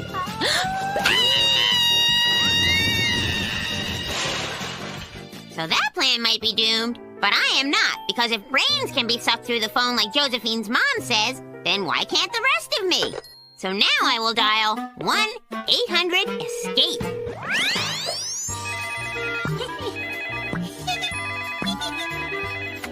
Uh-oh, now my mom has switched to the switchboard and is disconnecting my connection to freedom. Ow! So now I am wondering when I will ever escape. Remember, Angela, agoraphobia is forever. Forever? The Mr. Tasty Twirl Truck! That's it. I can't take it anymore on account of I have already taken too much. My parents must know the truth. Mom, I need to confess a confession. I never really had agoraphobia the whole time. I was faking it to get out of school, but I can't take it anymore, and I promise never to have agoraphobia again. Thanks, bye! Not so fast, Smarty Pants. Huh? I'm sorry, Angela, but I'm afraid you're grounded for the weekend. Huh? For what? For not telling the truth. Grounded for the whole entire weekend completely? Yup, including Sunday. And what about Monday? It's back to school for you. Yes! Thank you! It'll be goodbye, boredom, and hello, eraser duty.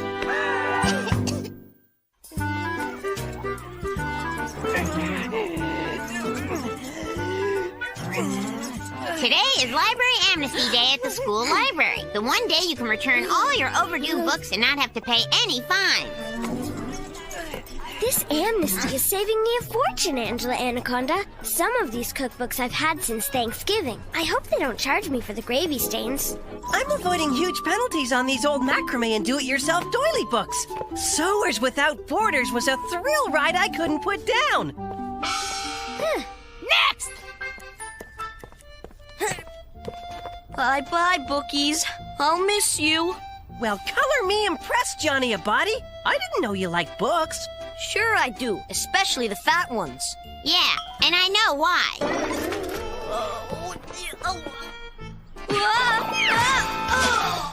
Okay, listen up, go. After 5 today, no more Amnesty Day. From then on, you keep overdue books, you get hunted down and punished. We throw the book at you. You guys got off easy. You really should know better than to keep overdue books that are overdue. Hey, you sound like Nanette. Yeah, just like her. All I am saying is that some of us wish your overdue library books were not overdue, so we could have a turn reading them too. And speaking of books, I think I will go home and, read one. Happy Hoppy Bunny, my all-time favorite book of all time.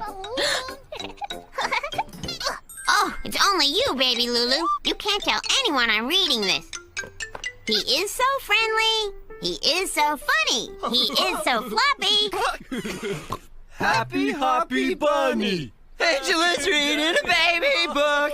Well, for your information, I am reading a baby book on account of I am reading to a baby. Oh, whatever. Phew, I owe you one, baby Lulu. And when the bunny comes to play, it always is a happy day. And now the sky is oh so sunny, thanks to Happy Hoppy Bunny. The end. Huh? Property of school library. Last borrowed by Angela Anaconda, grade kindergarten? But if I've had it that long...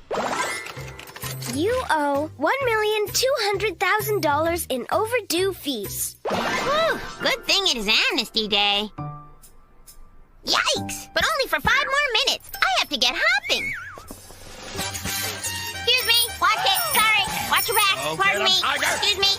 Whoa! Oh.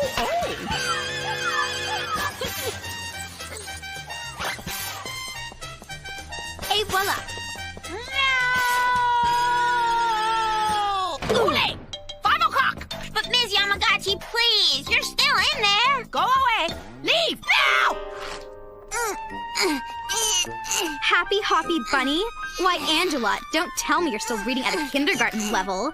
For your information, Nanette Manoir, I have had this book since I was in kindergarten. I was just returning it. Or so you thought, Angela Anaconda. In case you're not aware of it, you're facing beaucoup fines. Oh well, c'est la vie, which is French for have fun at the poor farm.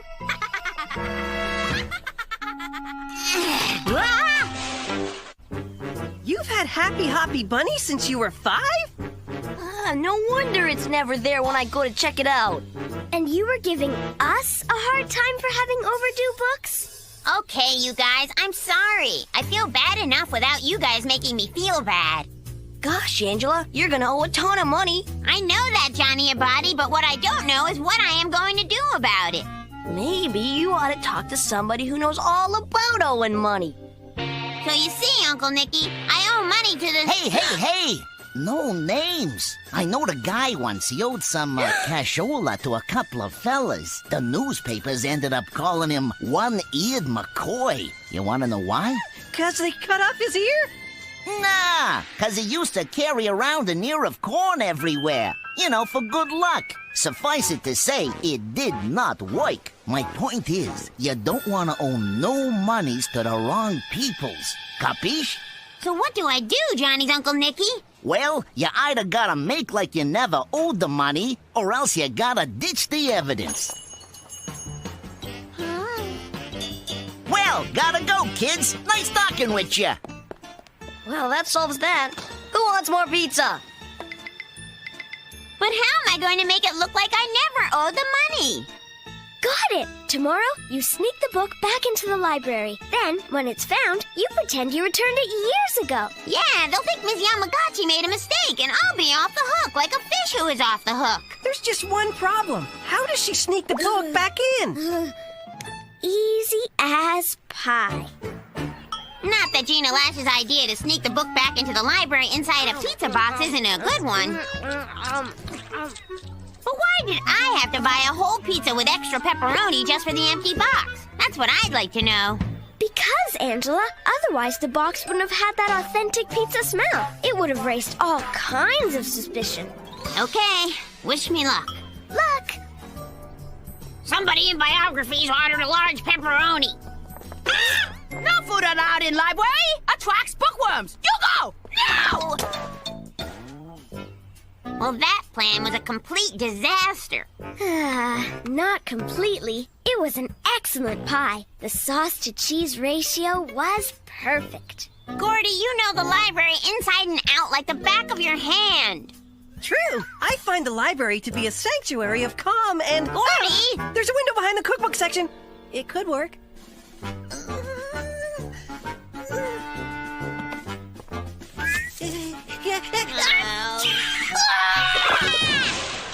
sneezing in library! Bougainvillea pollen. The worst. Hey, we tried all of your guys' ideas. How about one of mine? Well? You take the book, put it in a... You take it to a... Oh, I got nothing. I guess there's just one thing to do. Sneak the book back into the library the old-fashioned way. The old under-the-sweater technique. Well, isn't this deja vu?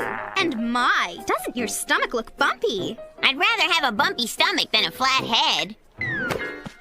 Angela Anaconda, please tell me you weren't trying to sneak that grossly overdue baby book back into the library. No, of course not. I must alert the authorities. Authorities? Now I can't think on account of all I can think about is Uncle Nicky's advice. You either gotta make like you never owed the money, or else you gotta ditch the evidence. And seeing as I could not make it like I never owed the money, I will just have to dig a ditch and ditch the evidence. Happy trails, Happy Hoppy Bunny. I will say, Nosy Nin and Ms. Yamagata will never find you here. Unfortunately for me, a giant bookworm who thinks my overdue book is overdue will return it to me free of charge. But not to worry, on account of I have an even better way to sink the evidence. Sorry to let you down, Happy Hoppy Bunny, but I owe a whole bunch of money. And now, seeing as I have buried my bunny book at sea, I will celebrate with a seafood dinner. Instead of going by the book, I guess I need to try a more novel approach.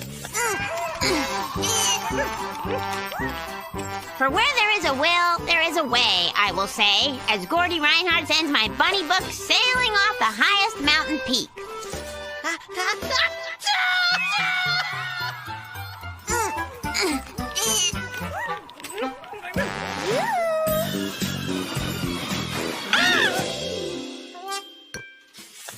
Seeing as I am overdue to get rid of this overdue book, there is only one thing for me to do. I will gift wrap it like a gift and try not to overdo it.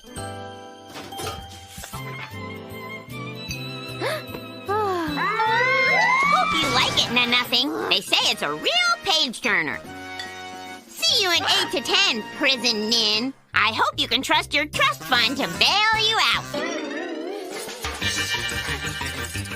Hi, Mom. Can't talk. Gotta hide. Bye, Mama. There she is, and she's holding the book. Booker! Book? What book? Oh, Happy Hoppy Bunny?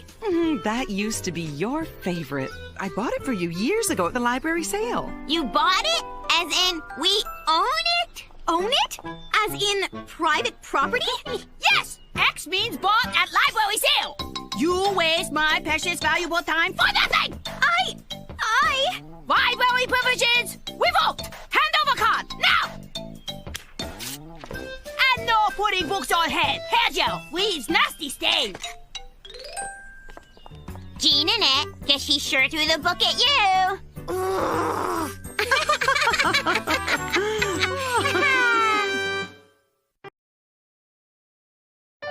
My name is Angela. Hey, hello. Welcome to my very own show. I'll introduce my friends to you. Oh, no, it's Nitty Poo. Shooby-dooby-doo-wah-wah. My name is Angela. And you are not. Nanette Manoir is a stuck-up jerk-faced nut. And now to today's story, starring me, and not starring Nanette Manoir. Today is a day that started out good. Finally, my very own Astronaut Bob Astro Disc. It was a thing of plastic beauty. And so versatile. Too bad after such a good start, everything went straight downhill. Come on, Gordy, throw it already. It smells like spoiled milk, Angela. This toy's not sanitary. Would you please just throw it, please? Oh! Heavens to Betsy! Another one of those nasty novelty nuisances! Well, off to the verboten drawer for you. Gordy Reinhardt, look what you did. Gee, I'm really sorry, Angela. Want the Mr. Tofu toy I got out of my box of sugar-free soy squares? Thanks, but no thanks. But if you want, you could go into Brinks' desk when she's not around and... No way, Angela. Great, it's Carleen. Ninnywart must be sending her spies to spy on us. Actually, she looks like she's lost. Nanette, horrible, terrible. I know Nanette's horrible and terrible. Tell me something I don't know. Hey, Nanette, here's your missing link that you are missing.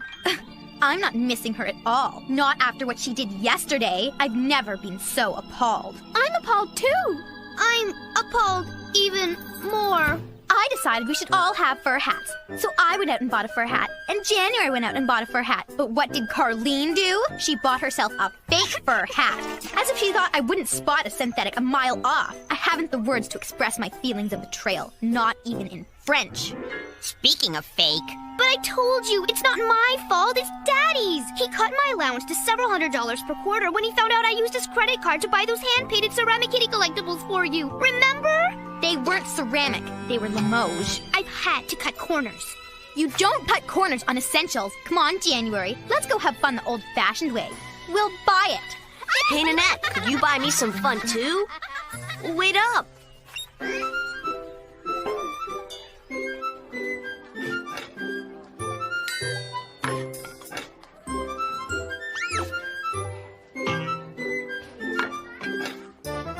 Huh? I can't believe it. Even when Carleen is in shock, she's still got amazing copycatting skills. I think we should let her sit with us. She could be like the puppy I never had due to my allergy to dog dander. Sorry, Gordy Reinhardt, but I do not trust her on account of she's still too nanetty. Maybe after a year or two, it will wear off. Run along, Carleen. That's a girl. Back to Nanette. Maybe you should, Carleen. I'm sure January and Nanette miss you already. I almost feel sorry for her, but c'est la vie, which is French for tough truffles. We'll be better off without Carleen. I'm sure of it. I'm sure of it too. Oh, and I'm sure of it even more. All right. Have a seat. Oh, You sure got an awful lot of food there. And since lunch is only 50 minutes, maybe I should start helping you now. Gee, Angela, I still feel horrible about what happened to your Astro Disc. Maybe if I supplied you with all of my gold stars, you could win it back at the end of the month auction. But the end of the month auction is at the end of the month, Gordy Reinhardt. True. I suppose you would need to supply a little patience. A little? Come on, you guys. Taking it back early isn't breaking any rules. It's more like borrowing something back that belongs to me anyway. Tell you what, whoever gets it for me gets treated to samples from Mapperson's. But Angela, Mapperson's samples are free anyways. Yeah, but I'm also offering free delivery. Forget it, Angela. Walking to Mapperson's is all the exercise I get. I'll do it. You, Carleen? You would do that for me? Sure. Mrs. Brinks lets me and January and Nanette borrow stuff from the confiscated drawer whenever we want.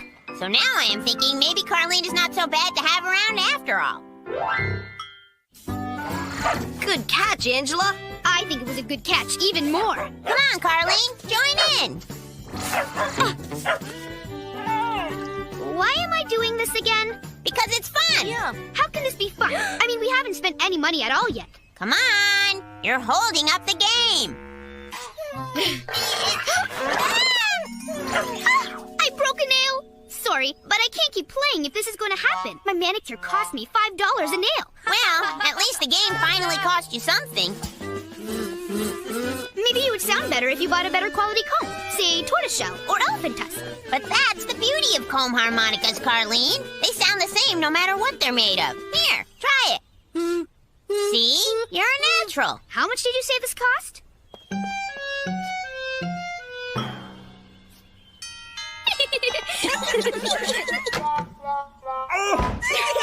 Wow, this is free and it's fun. I can't believe how much money I've been saving playing with you guys. And that's nice, but we still got lots more neighbors left to annoy. So now I am thinking it is hard to believe that I, Angela Anaconda, am in the middle of the kitchen of my sworn archenemy Nanette's former kiss-up, Carleen. We were all going to go to a Body's for pizza, but Carleen said we could go to her house instead to eat for free. I think she's getting the hang of this. Wow, you really don't need to spend money to have fun. Do you realize that in the time I've spent with you, I've saved over $120? Ninny-wart probably spends that much on a single hat in a single day. Hey, you're right. Why are you making a face, Carleen? Have you ever actually tried a bologna and ketchup sandwich? I love them. I'd love them even more if, they had mayonnaise and pickles. Hey, Carleen, look what I found in your bathroom. A woodchuck, and he's dead. Oh, no. That's just the awful fake fur hat I bought. I told the maid to use it to scrub the bidet. If you don't want it, I'll take it. Fake fur's my favorite kind of fur. Thanks, Carleen. Someday maybe I will do the same sort of thing for you someday. Password? Wink stinks. Come on in. You know, Angela, I wonder if it was a good idea to share the password with Carleen. Relax. Now that she is no longer clinging to Nanette like static cling, I say we can trust her. Besides, she's bringing the snacks. Well, you think it's possible to eat bark? I think my blood sugar just dropped to below 0. I'm heading to Mapperson's. Right about now, they should be putting out the fruitcake samples. Wait for me, Fair Gina. I'm telling you guys, Carleen will be here any minute with food bags full of food. She's probably loading her wagon with bologna right now. Nope, can't eat bark. I'm going for pizza. Not you too. No, Johnny, wait. I'm telling you, any minute. What if something happened to her? Oh, there she is. She must have gone back to get a hat. Hey, that's the hat she already gave me. I know it looked like I was having fun with Angela, and maybe I was by mistake, but it didn't take me long to come to my senses. I mean, their idea of fun is so cheap, but at least it allowed me to save up enough money to buy my real fur hat. So, Carleen, who has leaned on me for days, you were just using us for your own cheap fun, huh? Well, maybe now it is time we started using you. First, on account of you are so flighty, maybe we should use you for our new Dunzo disc.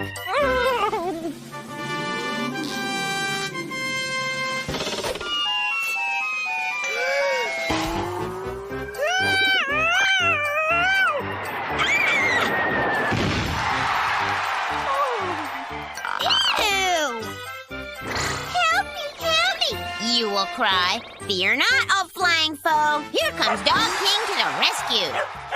Stop it! Stop it! You will holler. Save me from the doggy slobber, oh great Angela, who knows so much more about having fun than I. Sorry, car loser, but dogs do not like cats, especially copycats like you. Poor Carleenie Weenie. Looks like you could use some fresh moo juice to wash off King's interstellar doggy slobber. No use crying over spilled milk, my fallen friend. But I am sure you will find plenty of friends in your new home. Cheep, cheep, cheep, cheep, cheep. And even though you still call me cheap, I am too big to let it bother me. Enjoy these nice big worms. I will say, my treat. Hey, open up in there. Ew! Angela Anaconda, what is that thing on your head? A fur hat, like yours, Nanette Manoir. Oh, civil play, Angela Anaconda. That hat isn't at all like any of ours. Nanette is so right. Feel the difference. It's so obvious. What difference? Please. Forget this riffraff, Carleen. Well, I guess I should have known. Once a clone clubber, always a clone clubber. Huh? 100% real fur, not the tacky fake stuff. Ew, real fur? But that means Carleen's got my fake hat. Angela! Oh, Angela, it seems I made a little boo-boo. Don't worry, Carleen. I wouldn't dream of insulting you by giving your hat back for free. But I think we could work something out.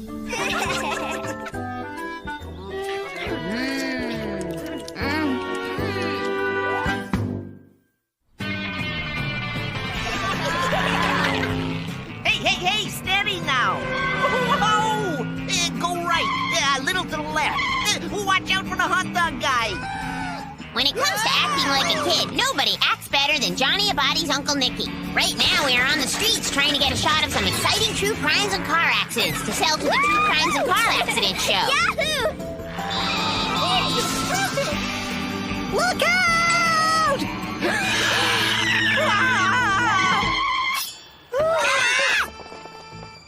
Nicky, what's the matter with you? Taking the pictures out the window with the bambinos in the car?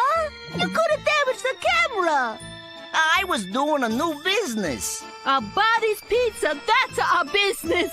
There's a way to make big money with this camera. I can feel it in my bones. I give you something to fill in your bones. Huh? No business, mafia. Where do you go when you need fresh air? To the county fair, to the county fair. Not again with that commercial. Nicky, you making me buy that big TV to get more customers, and the only ones who ever come are Johnny and his friends. And they don't even pay. Hey, it's an investment, Ma. We just need some way we could tell everybody how snazzy it is at Abadi's. You know, something that people would pay attention to. Where do you go to eat delicious pears? To the county fair, to the county fair. Something that would stick in people's heads so as to make them remember us. Where do you go to sample the where? To the county fair, it's the county fair, it's the county fair. I got nothing. I know we made a sacred oath never to go to the county fair again, Gina Lash, but for some reason, I just feel like going. I know what you mean. Pears have never been my favorite, but for some reason I'm craving them. And I got a sudden urge to wrestle a bear. That's it! The power of advertising! Who would have thunk? We'll use our video camera to make a big-time TV commercial. I don't know, Nicky. I bought that camera to take pictures of the family. So, we'll put Johnny and a couple of his little friends in it. Hey, that's us! We're going to be in a real live TV commercial on TV. It's a sure thing. Okay, but a nicer family commercial to show what a nicer family place this is. Not cheap women or poker games. Of course, Ma. You get final cut. And all it'll cost you is a couple of free pizzas. Did he say free pizzas? Well, that settles it. Johnny, I want all your friends down here at 3 o'clock tomorrow afternoon for a big screen test. Did somebody say screen test? Can we make it for 4 o'clock? I'll need an hour for hair and makeup. So now our sure thing is not so sure, on account of we have competition. And since Gordy loves the theater, he has volunteered himself as our acting coach. If you really want this role, you must be willing to suffer for your art and work for it. Take a deep breath and feel your hunger. Imagine, if you will, the world's most delicious pizza. Now, to really emote, you must picture yourself in your most desperate situations.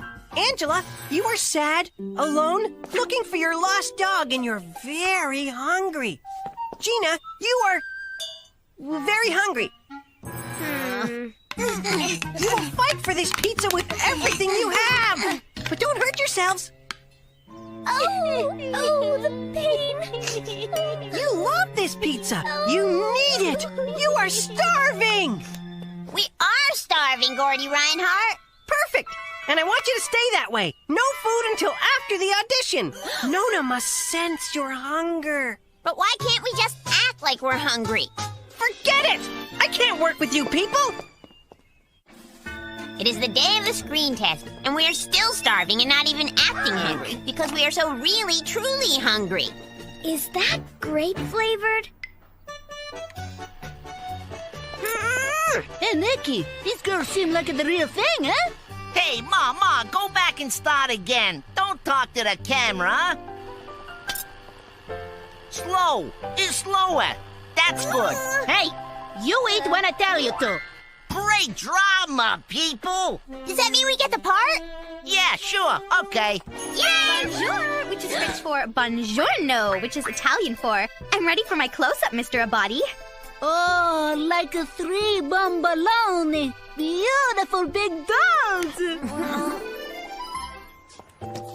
Thanks for trying to help us, Gordy Reinhardt. We almost had it until the 3 big ugly dolls showed up. And don't forget, kids, be here to shoot as soon as school ends tomorrow, huh? You mean we're still in the commercial? Hey, is the Pope Italian? Actually, no. Oh, forget about it. You're in the commercial. Yes, we did it! Then you throw it in the air and catch it, you know, like they do on TV. We need action, Ma. It's a good gimmick. This is a bodies. We don't make it a gimmicks, we make it a pizza. Ma, baby, sweetheart, act happy. You look mean. Whoa!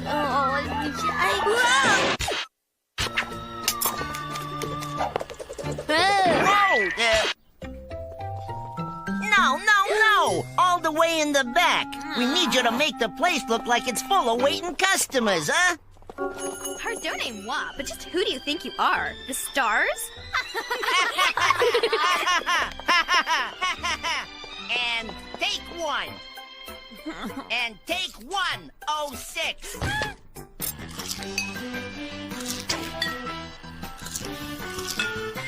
Hey, Uncle Nicky, how long we gotta spend making believe we're waiting for a pizza? Okay. I guess I got enough stock footage here. You on the end, go up to the counter and say, I'm here to pick up order number 10. You mean you on the end, as in me on the end? Yeah, you, go.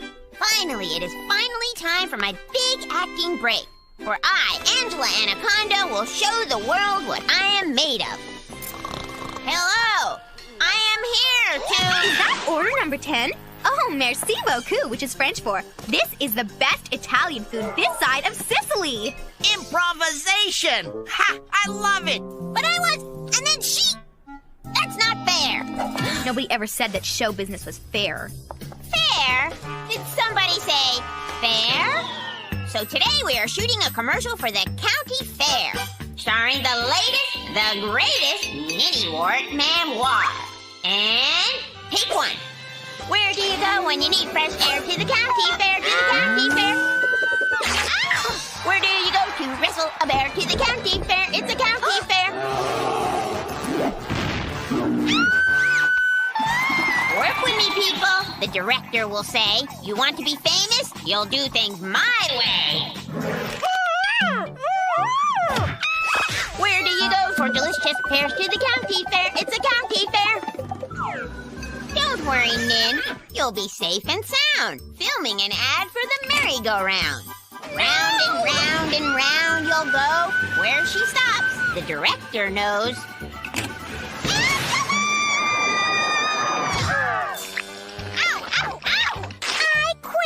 You will tell me, because this isn't fair. But it is, I will say, as the cows cut your hair. At the county fair. Okay, take 2. And cut. That's a wrap. That's all? The commercial is finished? Nice work, people. See you at the premiere. Someday that girl is gonna be famous. Yeah, famous for making me sick. If a Body's Pizza was not giving away free pizza free, no way would Gina, Gordy, or I set foot in that place for the big TV commercial premiere. Welcome to Abadi's. We are proud to present the premiere of our new TV commercial. Now, Ma got final say on this commercial, and she might have snipped a little here and there, but I think we can all agree that we got the picture we set out to make. Hit it, Ma!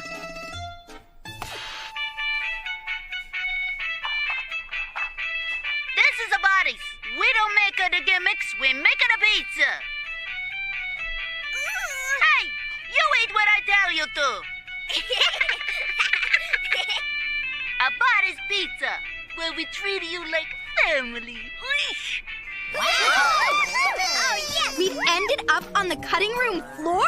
How dare they? How double dare they? How double dog dare? Oh, will you two just be quiet for 5 seconds, please? Oh no, I was so beautiful. I didn't say it was time to eat yet. Nona, can we see you in your commercial again? That's my girl. Now that's what I call improvisation, Tina Lash.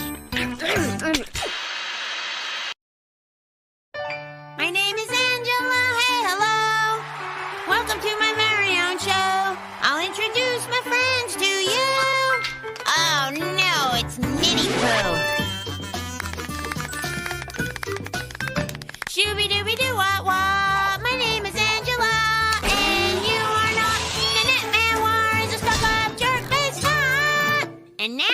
today's story, starring me, and not starring Nanette Memoir. Today, Mrs. Brinks is teaching us about famous inventors, like Samuel Morse Code, Rudolph Diesel Engine, and Louis Pasteurized Milk. And for once, I am the expert on account of everyone knows my dad Bill is an inventor of inventions too.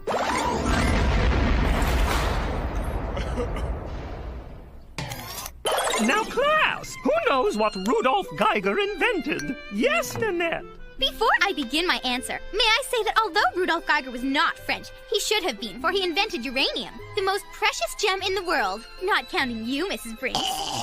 Why, you sweet, sweet child. But Mrs. Brinks, I thought Rudolf Geiger invented the Geiger counter for counting uranium. Yes, well, Geiger counter, precious gem, close enough. Another gold star for Nanette Memoir. Oh. Just thinking aloud how great it would be to invent something great. But we've already invented the best game in the world. Crash Test Swing Set. Oh, hey! Woo! How come I always gotta be in the middle?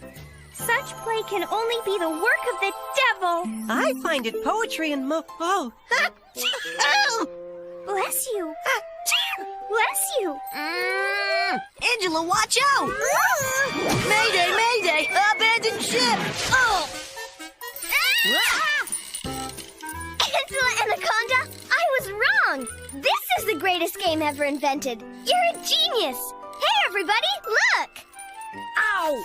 Très impressive, Angela Anaconda, which is French for I can't believe I didn't think of it. Sorry, Nanette Memoir, but I guess great inventions run in my family, which is why my invention is so great. So now it is the next day, and everybody is doing my invention, which I, Angela Anaconda, invented. And by everyone, I do mean everyone. This swinging invention of yours is so chic, Nanette. Well, I think it's chicer even more. No need to fight, girls. My invention is for all people. Her invention? There must be some misunderstanding. Excuse us, Nanette, but somehow everyone thinks you invented this swinging craze. Yeah, tell everyone the truth. Certainly, Angela Anaconda. It would be my pleasure. Gather round, people. I have an announcement. I decided to call my special invention extraordinaire the Nanette Lock. An homage, if you will, to my fine locks of golden hair. The Nanette Lock? But this is intellectual property rights piracy. Yeah, an important invention should be named after the important inventor, not some fake French phony. Nanette Memoir, you stole my invention. Oh, really? Well, creme brulee, which is French for prove it. Oh, I will. I'm curious, Angela. How do you intend to prove your right of ownership? Easy. You saw me do it, and I saw me do it. It is an open and shut case that is open and shut. Well, I'm convinced. But if you want to convince everyone else, you'll probably need to get someone besides your best friend to back you up and tell everyone you invented the Nanette Lock. Oops, I mean Angela Lock. No problem, Gina Lash. On account of since there were so many kids around at the moment of my inspirational moment, we have lots of witnesses.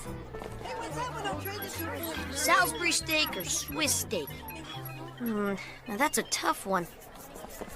Hey, what'd I do? Listen up, Johnny Abadi. You have to tell us everything you remember from the day I invented my invention, okay? Yeah, okay. Sure, let's see now. I was on the swings, not doing nothing, when... Hi-ya! Hi-ya! I was surrounded, but not for long. With nerves of steel, I waited till the last minute. Then... Yeah! Whoa-ha! Ha-da-hoo-ya!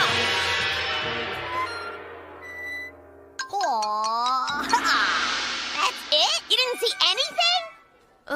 Well, what was the question again? Oh. Good heavens! Everything I remember? Well, it all started with the children.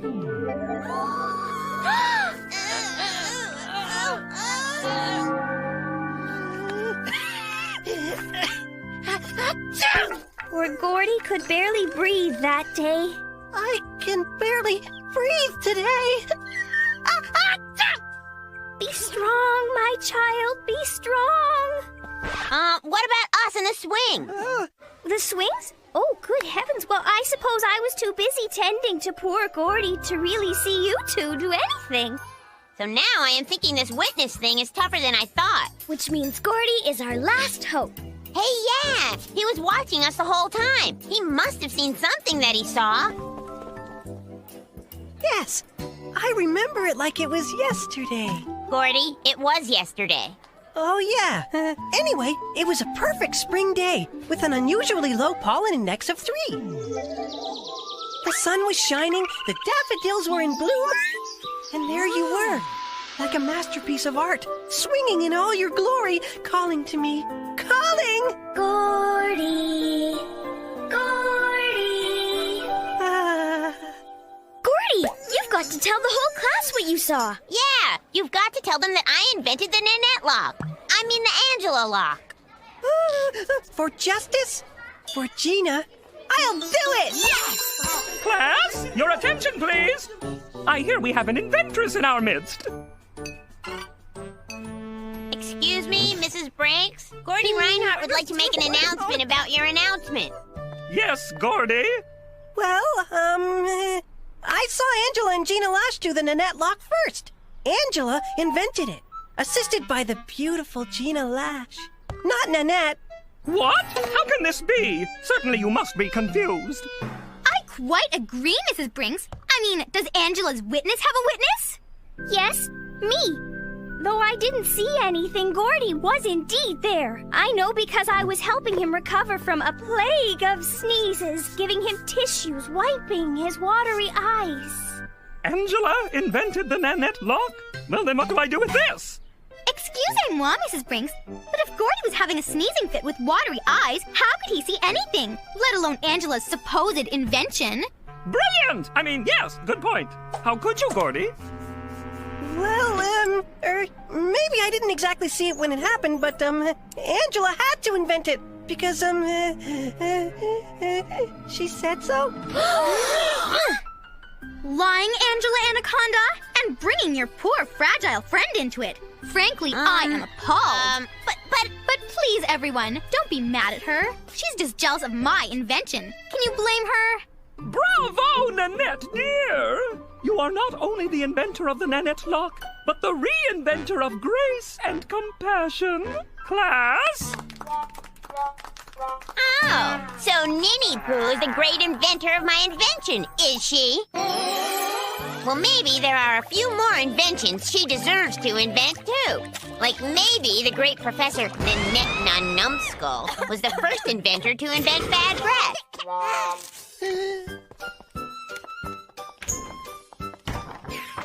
Uh-oh!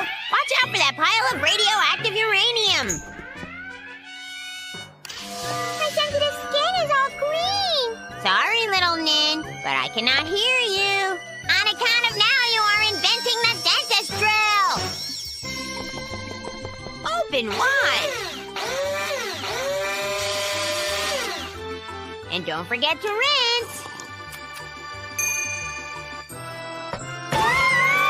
But your greatest invention by far, you will agree, is the Nanette lock, which locks you onto everything. Be it a garbage truck, or a Rottweiler, or a 50th degree Kung Fu master. No!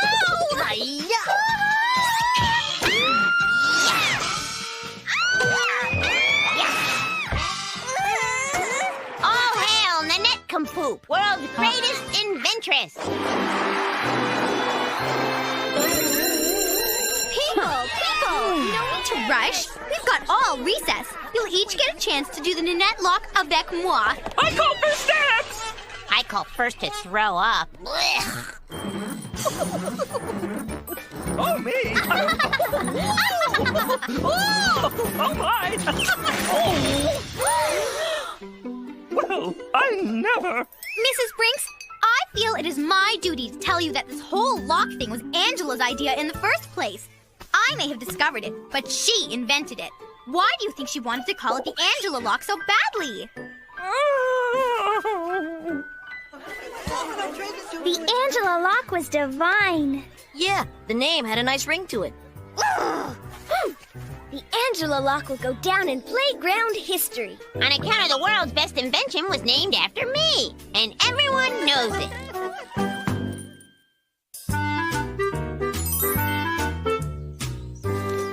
Nobody likes the first day of spring better than Gordy Reinhardt, and we ought to know. On account of today is the first day of spring, and we've been waiting forever for him to finish his first day of spring celebration dance.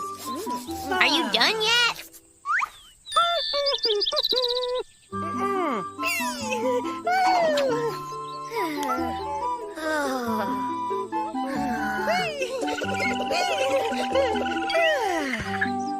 Okay, I'm done. Huh? So, Gordy Reinhardt, you know what kind of float you're gonna build for the parade this year? Do I? Do I know that April showers bring May flowers?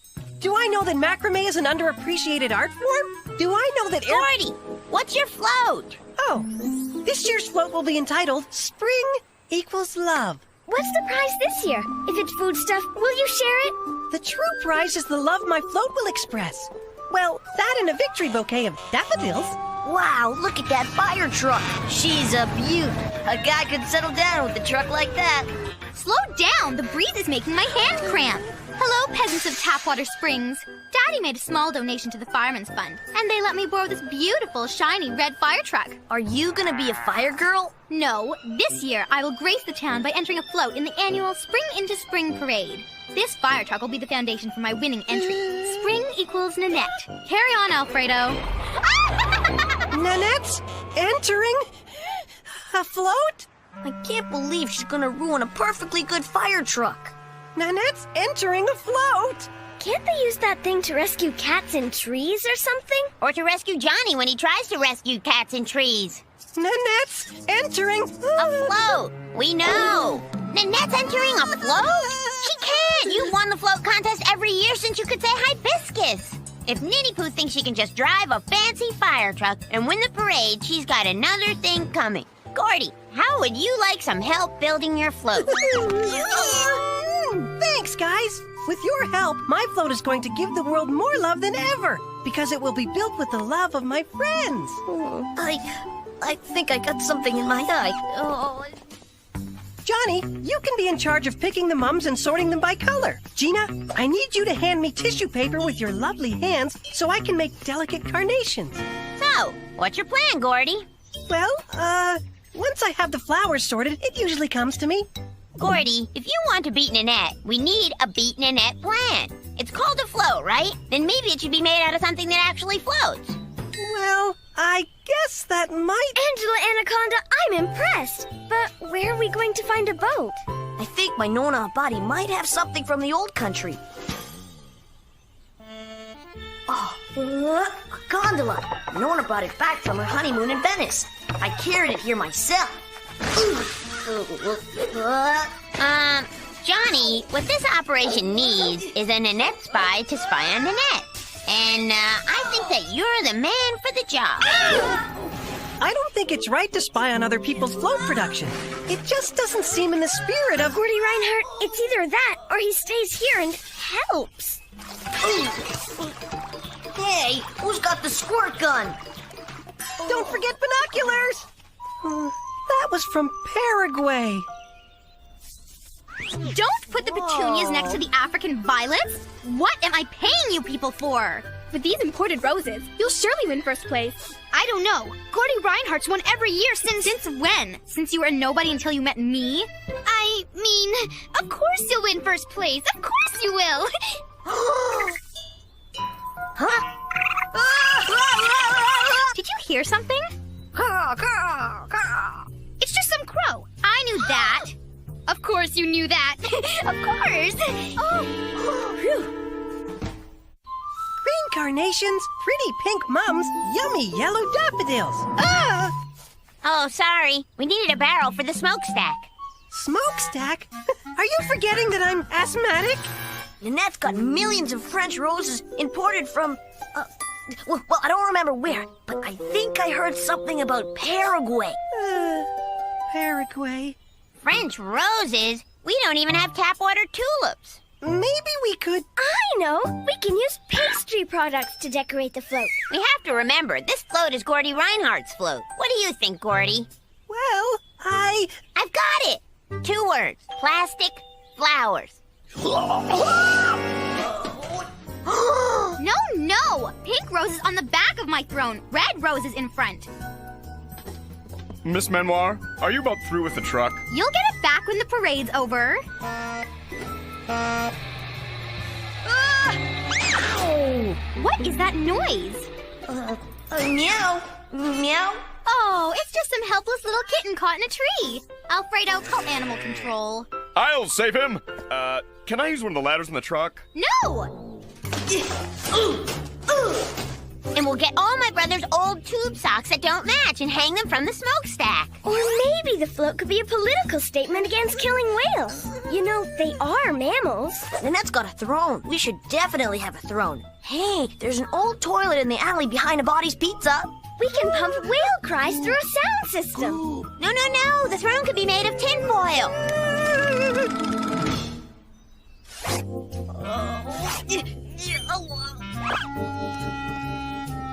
Friends, paid laborers. With your little insignificant hands, you've made a float that will surely take first prize. And for that, I give you my sincerest merci.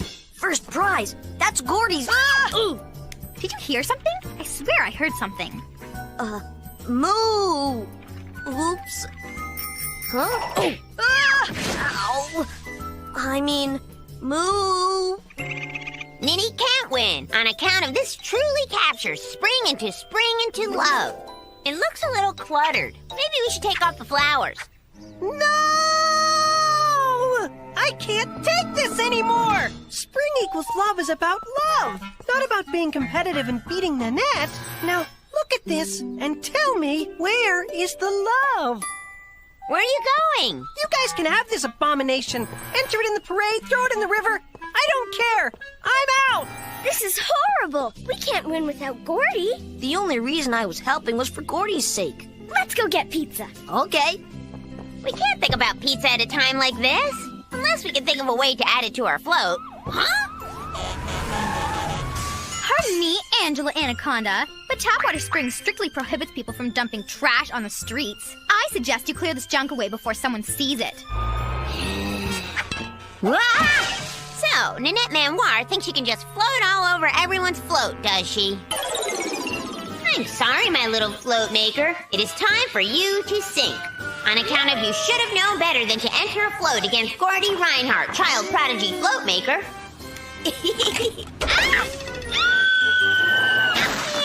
Meow, help!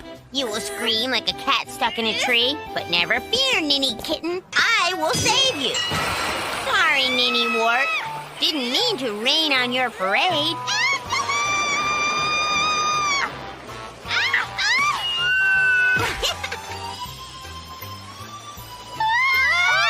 Farewell to you and your entourage, which is French for hired friends. It is time that you ride in a real float that floats. Cast out at sea, you will see that you were wrong to enter the parade on account of Gordy's float was going to win until I ruined it. Oh no, I ruined it. I ruined Gordy Reinhardt's float. Hello, good people of Tapwater Springs. As you can see, my float is just like me. It represents everything that's right and bright and beautiful in the world. I'm sure glad Gordy isn't here to see this. Ooh, holy rolling donuts. Okay, we have winner! I officially declare... Stop announcing! Now! Hold the cream filling. It appears we have a last-minute entry. How beautifully subtle. Simple. At last, it is truly spring. First place, as usual, goes to Gordy Reinhardt. Yay! But that's not fair! I had a fire truck. I had 300 bouquets of roses flown in from France. Sorry, Miss Manoir. We've got a report of an old gondola on fire, and since the parade's over, the truck's ours again. Congratulations, Gordy Reinhardt. I'm sorry I got in the way of your float making. That's okay, Angela Anaconda. Seeing your horribly tacky attempt at float making helped me realize that spring and love are such simple things. You don't need a huge production number to explain how you feel. Although Showboat wouldn't have been the same without one. Here, Gina Lash, I want you to have these. Gordy, I only asked you to share the foodstuffs. Speaking of foodstuffs, how about we buy Gordy some Celebration Cinnamon Swirls at Mapperson's? Hey, where is Gordy? How long till summer?